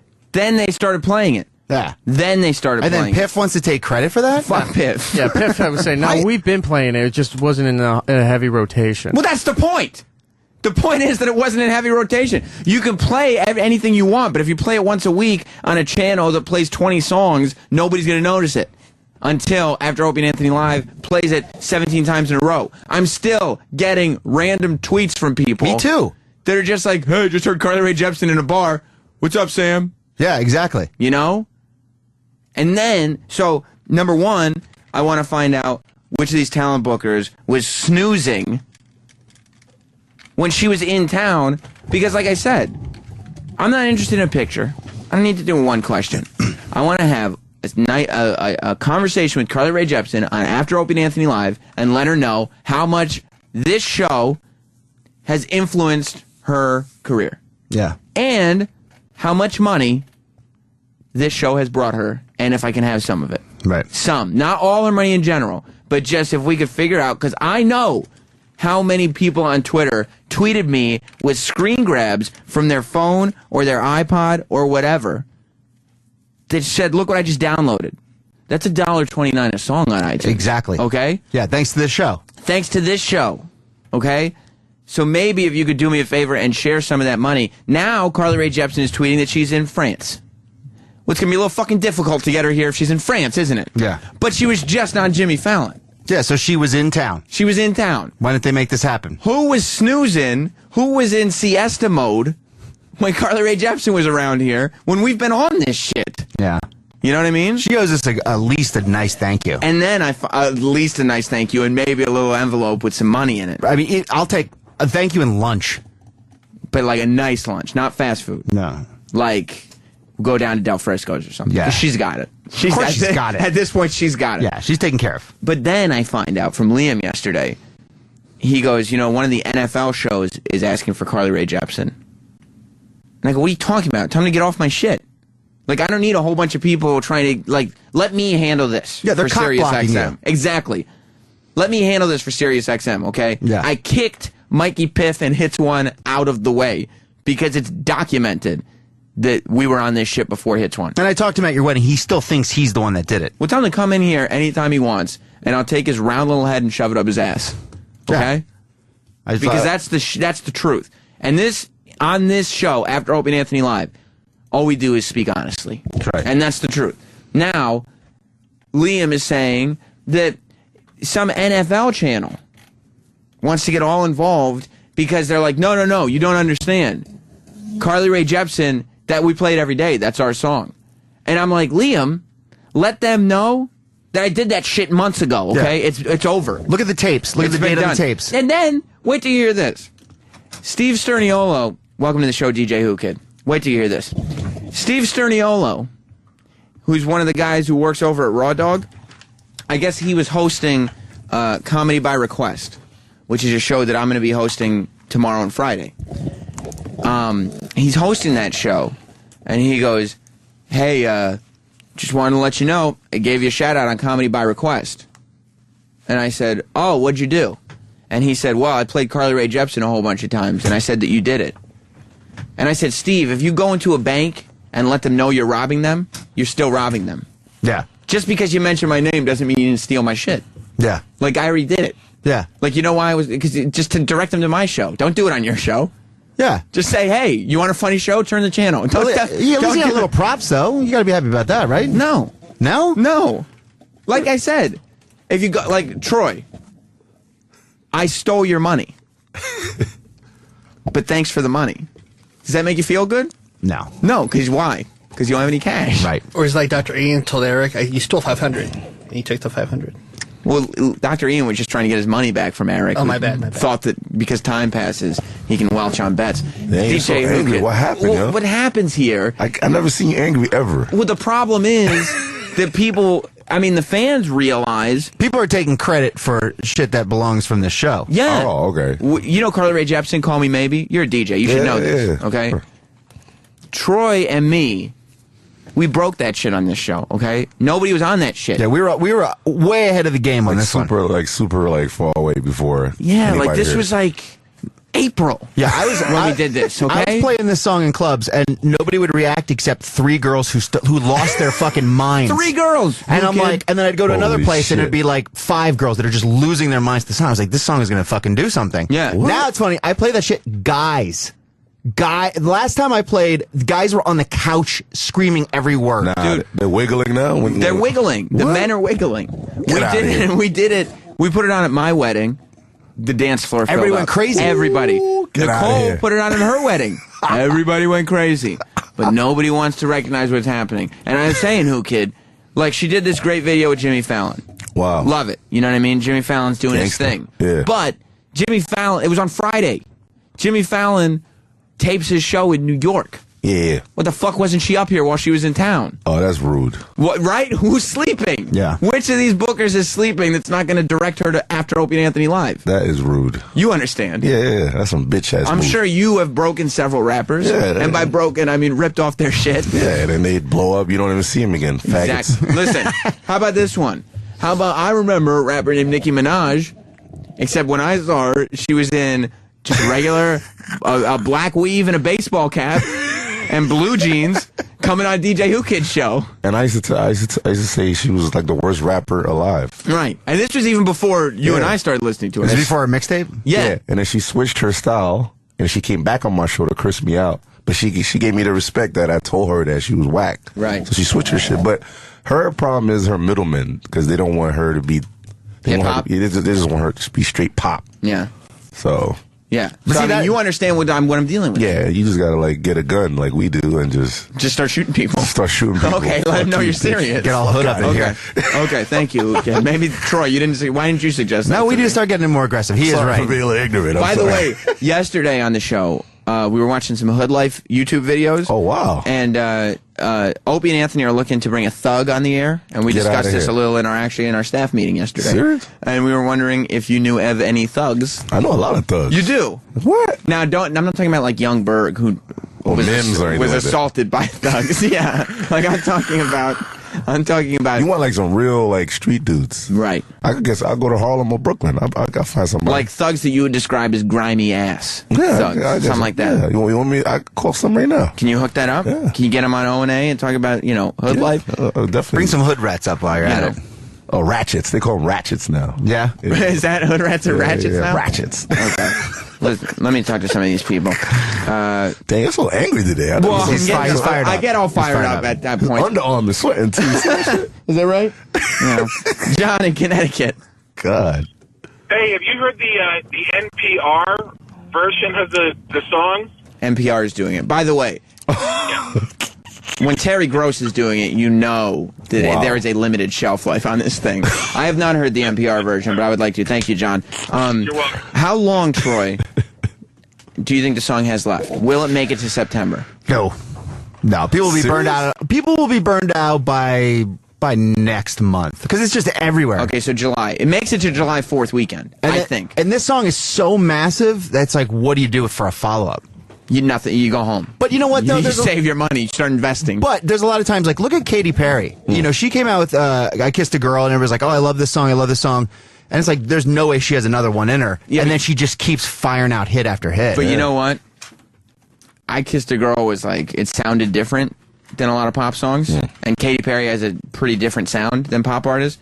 There's nothing different about what Carly Rae Jepsen's doing. She just tapped into. No, that's just a well-written song. It's good. Yeah. But listen, she doesn't, like, you can't tell in the YouTube videos and stuff, the chick's 27 years old. Yeah. She doesn't have a long pop life. 3 more years, maybe. I mean, this will jumpstart something if she's smart. If she's smart. But she better launch a record label or do whatever rappers do when they're finished because she's got to get something going on. Yeah, but Katy Perry showed her boobs on Sesame Street, so maybe that's what she needs to do. Yeah.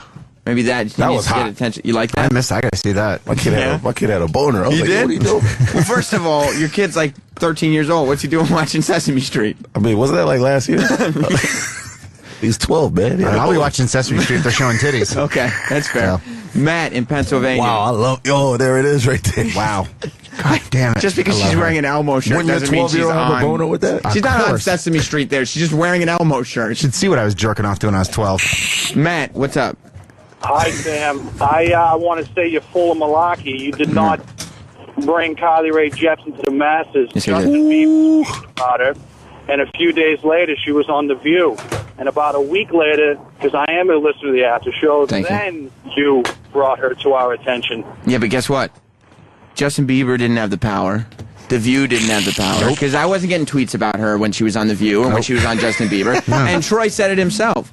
He was in the club DJing, mixing, and there'd be 3 girls dancing.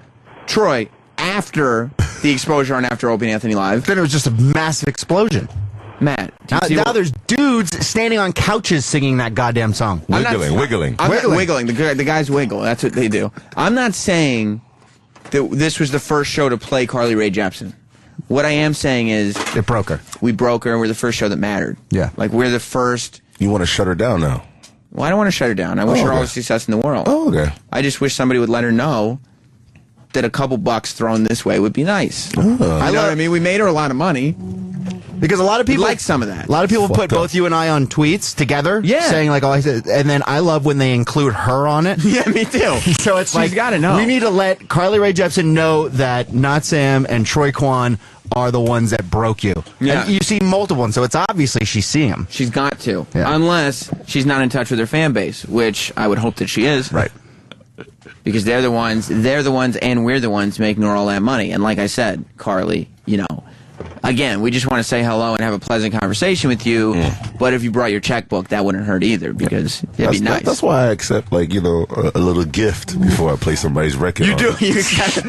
Man, what kind of little gifts? What are some of the gifts that you've gotten? Extra hot. Yeah. Oh, is that what that means? That's code for? Extra hot means it's a $10,000 gift. So maybe I'm a sucker. Yeah. Like I put Carly Rae Jepsen in like rotation. Like I played her song like 17 times in a row on this show. You didn't even get a dick suck or nothing? Nothing. Damn. I'd love to get a dick sucking for playing somebody's song. Wouldn't that be great? Are you not there yet, DJ? I mean, no. Oh. Unfortunately. How long does Troy have, Who Kid, before he can get a nice dick sucking for playing? Well, you're talking about on the radio, or are you talking about DJing live? I mean, you meet her, get the dick sucked, and play it the next day. Maybe a hand job for live, and then a blow job for the radio. It's just more people That's listening. a little prerequisite right there. Something like that. Yeah. How long do you think Troy has before he's got enough exposure where he can at least get a hand job for playing a record? I don't know, like another month or two. Yeah, okay. Cool. It gives me some hope. We discussed what you could do in the clubs and what you could do to gain attention, and Who Kid at one I had point. a girl lick my ass. You did? For a spin. You know? How was her song? It was horrible. It was not good, but licked the ass though, man. Who Kid's no joke, man. I follow him on Instagram. I love his pictures. Are some of my favorite. It's DJ Who Kid on Instagram. Like and Twitter. ridiculous. Like I need to be hanging out with you, dude. Please let me open up for you somewhere. I don't give a fuck. Have you tried jerking off in a club before a performance like DJ Who Kid once suggested? No. You haven't? No. Have you thought? You know, I'll do anything at this point. You know what I mean? Like, You're just trying to get ahead. Just trying to get my name out there. Get ahead. Literally. Yeah, I got you. Yeah, and if you can get ahead, if you can play a record, maybe I can kidnap him to rehab in Vegas. Would you? I saw you out there. That's fucking insane. Would you take Troy to open for you? Oh yeah, no problem. All you got to do is play all the. I mean, it's white people. Yeah, I know what the white people like. Yeah, I'm in tune with the white people. I would think so. I don't DJ for black people no more. Why not? I don't know. It's too urban for me. You know. You don't feel safe. No, I don't you feel don't feel safe in the environment. I have a bulletproof vest on. I don't have time for that shit. Let me ask you this, Who Kid. What did you work for 50 Cent? He's your boss. Yeah. What did you think of his one-on-one with Oprah? I know that was kind of weird. That was crazy. He was wearing like a purple sweater, and he was hashing out the beef with Oprah. I mean, you gotta connect with the white people, man. You can't be like, that's the Kanye West thing. Like, you can't be. Yeah, but then you go too white, though, then the hood doesn't respect you anymore, right? No, but he's with Oprah. The hood don't respect her either. No. Is this 50? Is he getting his politician on? Is he, It's been a long time coming because he's been telling Oprah to suck his dick for like the whole and has 2 years. Has she ever? She didn't suck his dick because she likes girls. But oh, she does? Yeah, but I had no idea. I didn't know that. I say that on air? Yeah, you did. I had no idea. Speaking of saying stuff on air, I wanted to say this. Let's talk for a second about Steven Singer. I don't know if you realize this, Who Kid. You see this? Mm-hmm. What happened, yo? I'm married now. So weird to see. I thought he was showing me the bit finger or something. No, that's a ring on my finger. I got some stink on my finger. Look. Your dick is in your pocket now. No, the past few months, you've heard that Steven Singer is the best place to go to buy your gifts. You've heard about his brand new Super Silver Argentium with diamonds. Ooh, get out of here. And don't forget about his popular black diamonds. Who Kid? You ever buy any of those black diamonds? Soldier Boy did. I don't know. That should say real though. But I think Steven Singer's on. I don't know what Soldier Boy's got. Okay. But what you haven't had the opportunity to be reminded of often enough is that Steven Singer is the best place to buy your diamonds in America. Who Kid? They love diamonds in hip-hop. Get the fuck out of here. That's right. They're Jewish, right? Steven Singer Jewelers is what they are. Jewelers is absolutely the only place to go for your engagement ring. Oh, wow. I just got married in my Steven Singer rings. Oh, okay. See that gold ring on my finger? That's hot, man. Steven Singer. Steven made it so easy. He has the largest selection of loose certified diamonds and an inventory of over 3,000 settings for you to choose from. His guarantee and warranty is absolutely unrivaled by the competition. 100% full money back guarantee. It's get outta here. It's risk-free shopping. Get out of here. You don't have to rob him. Duh. So when it's time for the ring, don't forget this piece of advice. Go see Steven Singer. You can see him in Philly at the other corner of 8th and Walnut. You can call him up on the phone at 888-I-HATE-STEVEN-SINGER or online at IHateStevenSinger.com. Does he give like niggas a discount? I don't know if he does that. Black people always want a discount. Right? I've heard. White people, they pay. Like, that's the price. All right. Sal, when you cut this live read up, make sure you include DJ Who Kid's request for a discount for niggas. Make sure you throw that in. Let me say that. Okay, because he loved the gold dip roses when who can ask You better have for. some cubics over there. 'Cause, you know, that's the hip hop shit right there. Yeah. Man. Everybody got fake shit on. You know? Is that right? Come on, man. Steven Singer, maybe you should consider a hip hop collection where it's all cubics and glass and I'll definitely look into it because I think I might marry a new bitch in Thailand. I may have to. Is that right? You are a married man. Yeah, I'm already married, but I might marry another bitch in Thailand. Is that right? Yeah, I mean. Wow. Okay. Well, get your bitch fucking with your other bitch. Nah, I don't want that. No. Well, you don't. Fuck my bitch. Man. Yeah. Well, you don't, do you? Nah, I don't fuck her. No. I didn't think so. I give it a finger. Just a little bit, just enough to suffice, and just all right. I'm out of here again. You got long fingers too. So Well, I mean, are you flirting with me? Or? I mean, nah. I'm just saying, Okay. like. I wanted though, real quick, because I'm sitting in the office yesterday, and Stinky, aka Garrett, comes up to me, and I thought that everything about my wedding had been talked about when we were finished. I was gone last week. I was in Bermuda. Oh, wow. And so I missed a lot of shows. Ooh. And I was leaving it to Eric to fill me in on what I missed. And he told me all about Amy Schumer telling us the story of her getting fingered by a cabbie. What? And I enjoyed hearing about that. That's hot. But am I to believe that I missed a story? Did Eric shat himself at my wedding? Nah, he did not. Did you shit yourself? No way. No. Okay, tell me what I missed then. What's the shit yourself story? Because No. Garrett comes in and he goes, yeah, did they tell you that Eric shit himself at your Shit on wedding? himself. I go, what? No way. I would have told you that. That's what I thought. No, it was after the bar closed and everything at the hotel. After the after party. I Yeah. thought that's the hotel lobby. The tavern, as it was called. How did you eat? What happened? Yeah, so you shit. Now, you were very fucked up on alcohol at the time. Yeah. Plus that breakfast buffet. The breakfast buffet. Oh, forget about it. You tried to smoke a little weed, but I've heard from now multiple people that you didn't really inhale much. I think- Obama Don't over ask here. me to do it anymore. Yeah. But you still were very fucked up. And you were fucked up on alcohol and bacon and syrup. So what? Yeah. So what happened? So went to bed, and at some point I thought like I was going to throw up. So I got up a couple times and thought I was going to throw up, and nothing happened. What were you throwing up from the alcohol and the syrup? I don't know. Okay. But I went back to bed. What time was this? It was like, I don't know, like around 3 in the morning. Okay. All right. Then I woke up again after 3:30, and my stomach was all messed up, and I thought I shit myself in the bed. Were you sleeping in the bed with your wife? Yeah. Had you had intercourse? Oh yeah, this was after. Guess what? Guess what he just did? You noticed that. Did you hear what he just said? But Remember on Monday when I said, did you have intercourse at my wedding? And he said, we had a good time, and he wouldn't tell me? He just told me. Thank you. I told you I'd get it out of him. Or do you think he just didn't do it? He's just saying that. Were you lying about that? No. Okay. All right. So you did have intercourse, and then you shit yourself in the bed? So I thought I did, and I got up, and What made you think that you shit yourself? because I woke up, my stomach was really bad. Was there a smell? And no, I just woke up and my stomach was going crazy, and I'm like, oh my god, I think I shit myself. I jumped up and ran to the bathroom, and as I'm pulling, Wait, so it was just the way your stomach felt, like you just had a post shit myself stomach feeling? no, like currently shitting myself stomach feeling. Oh, okay, like you were like, I think that there is stuff coming out of my ass as I lay here. Yeah. Okay. Now I understand. So I get up and I run to the bathroom, and it turns out that wasn't happening in the bed. But It was when a dream. When I got to the bathroom, because I pulled my shorts down to take a look, that's when it happened. So you shit as you were pulling your pants down? Yeah, as I ran into the bathroom.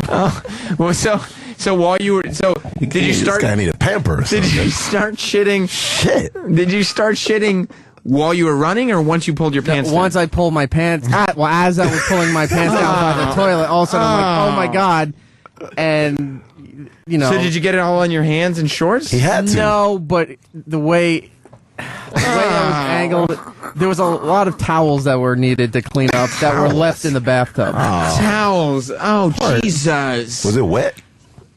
Oh, it was flying. Wait. out. It was fun.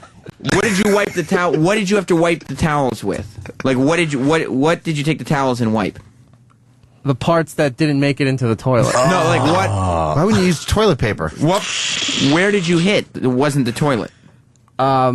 half the seat of the toilet to the floor and part of the wall right near where the sink From the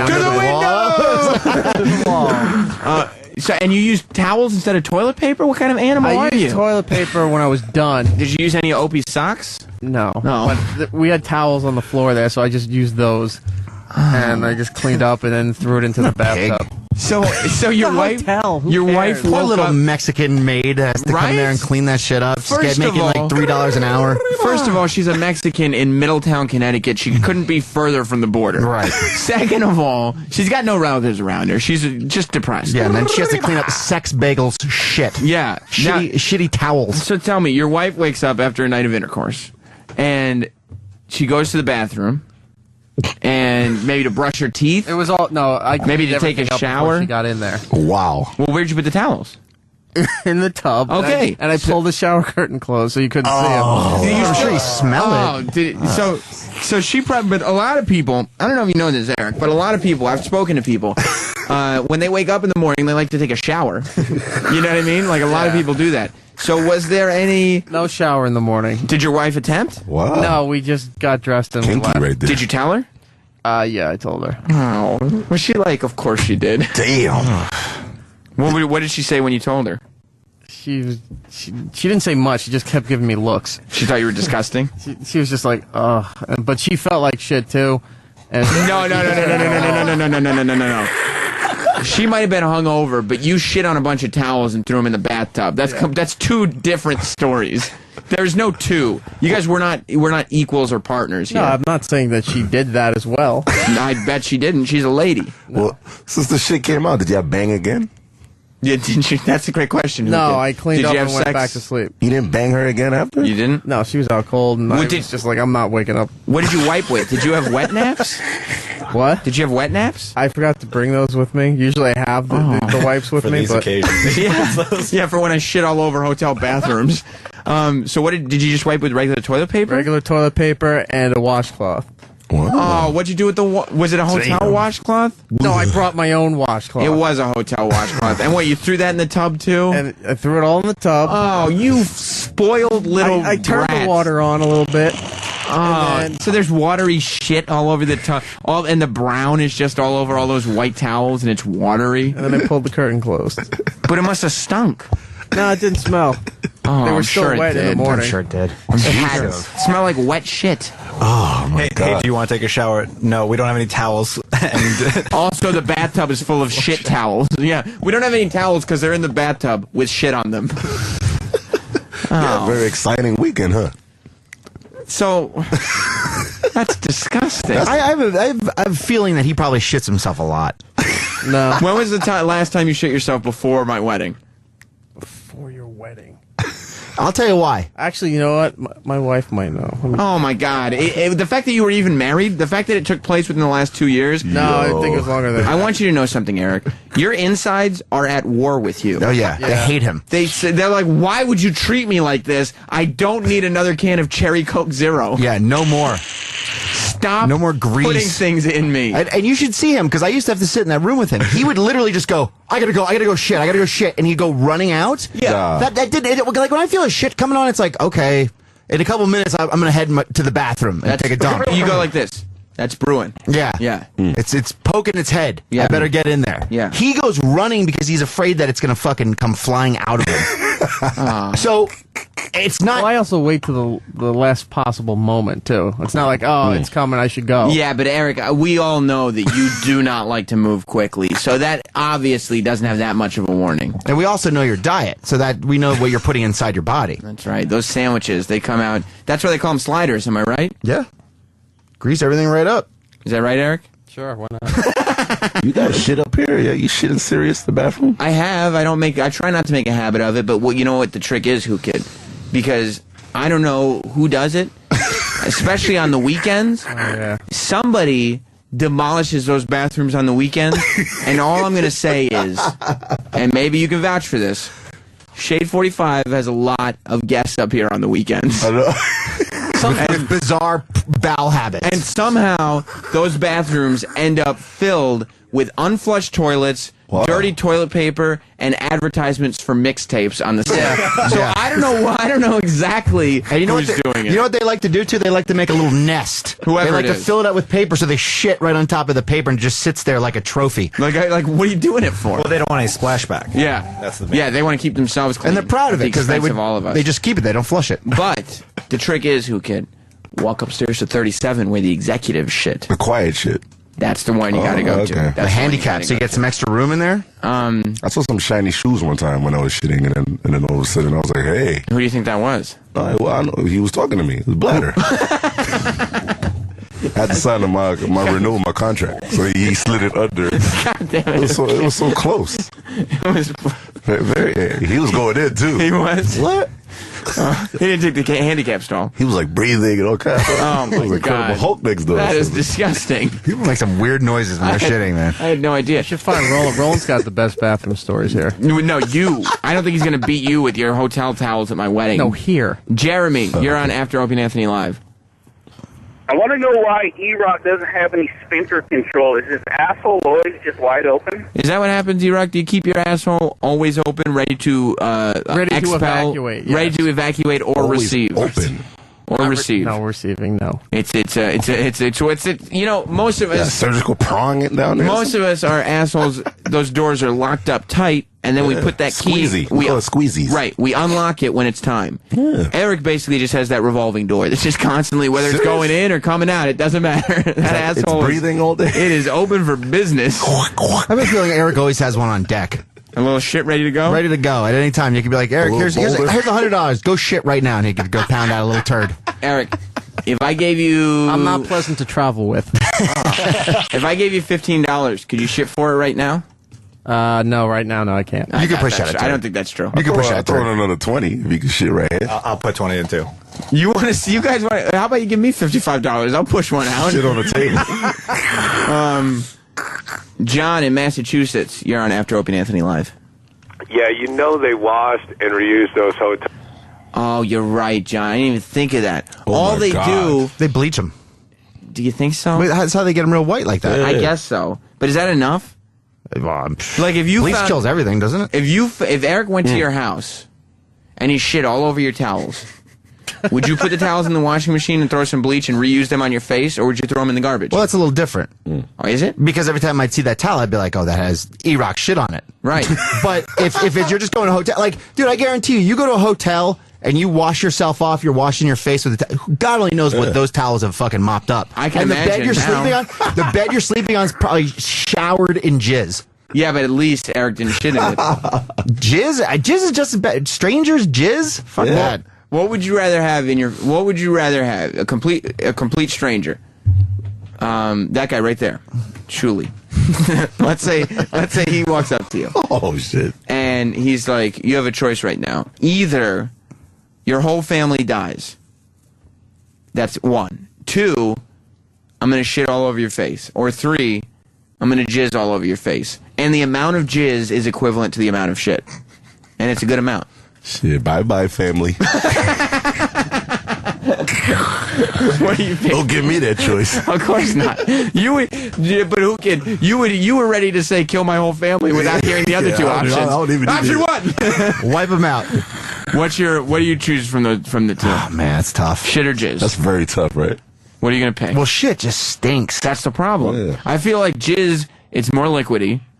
You could wash it off easier. Yeah, whereas I think shit, I'd rather take the shit, man. you would rather take shit. It's the pride thing. Yeah, that's that homophobic black culture. Yeah. It's okay to be homo, but I just don't like jizz on my face. Oh, okay.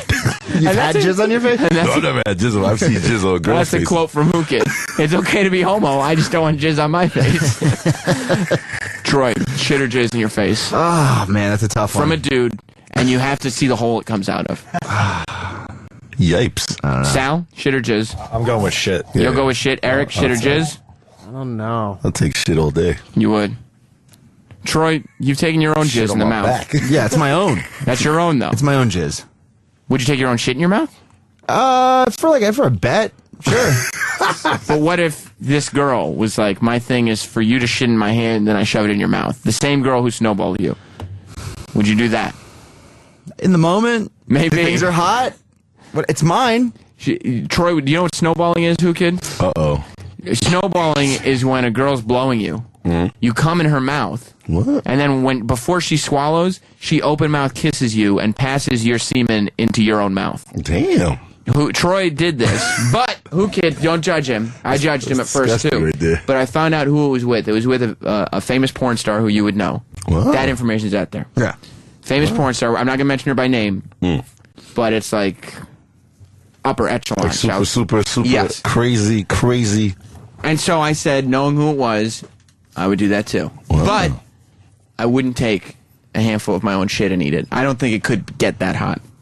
I think it could. You think? Yeah. I haven't been in all the situations you've been in either. It's kind of crazy. But what would it would take more for you to eat your own shit than for you to eat your own jizz? What are you What is showing that? What, dude, I gotta hang out with you, man.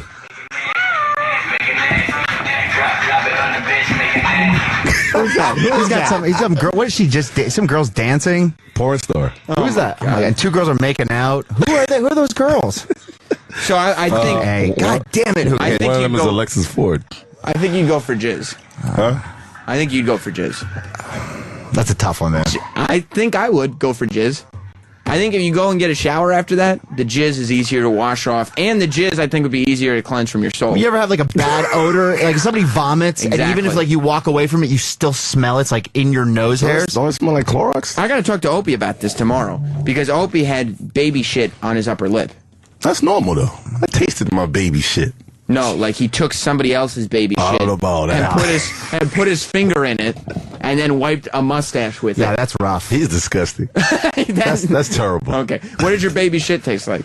He just shot it on me one day, and then it just splattered and it went in my mouth, and I Yeah. tasted it. How did it taste? Like it tasted like salted butter. Oh, okay, that sounds all right. That doesn't sound too bad. It was great. So, have you and your wife spoken, E-Rock, about your shitting yourself at my wedding? No, this has been an ongoing subject. What has? About my stomach. You sit there and talk to your wife about your bowel movements? I don't. She talks about the fact that I'm constantly having stomach problems. If you go on YouTube, what did you have to look up, Sal? Just baby diaper mustache. Baby diaper mustache. You can Disgusting, find yo. Is he Opie in his serious? classic. Well, watch him. He's dead ass serious. See, he's got man. baby shit on each of his fingers. Opie's my hero, man. Watch what he does. This is disgusting. He is dying right now. All right, this is called. Who's the baby? It's called baby diaper. Rich Voss's baby.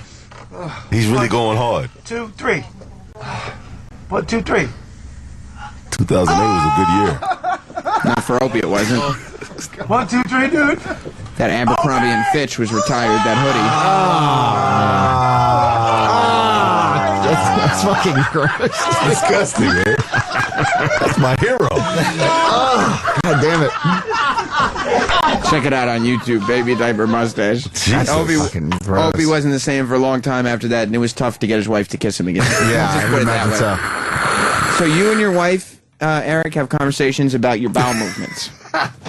Not about my bowel movements. The fact that I have stomach problems. What does she say? She wants me to go see a doctor. Why do you have to see a doctor? Doesn't she look at what you're putting in your body? Doesn't she see you're not exercising and putting shit in your body? Like if you just ate like a rational person, and you know, It doesn't matter what I eat. You want to make a bet? your tummy gets upset regardless. Mm-hmm. How often do you have tummy troubles? Fairly often. How often? Could be, every few days.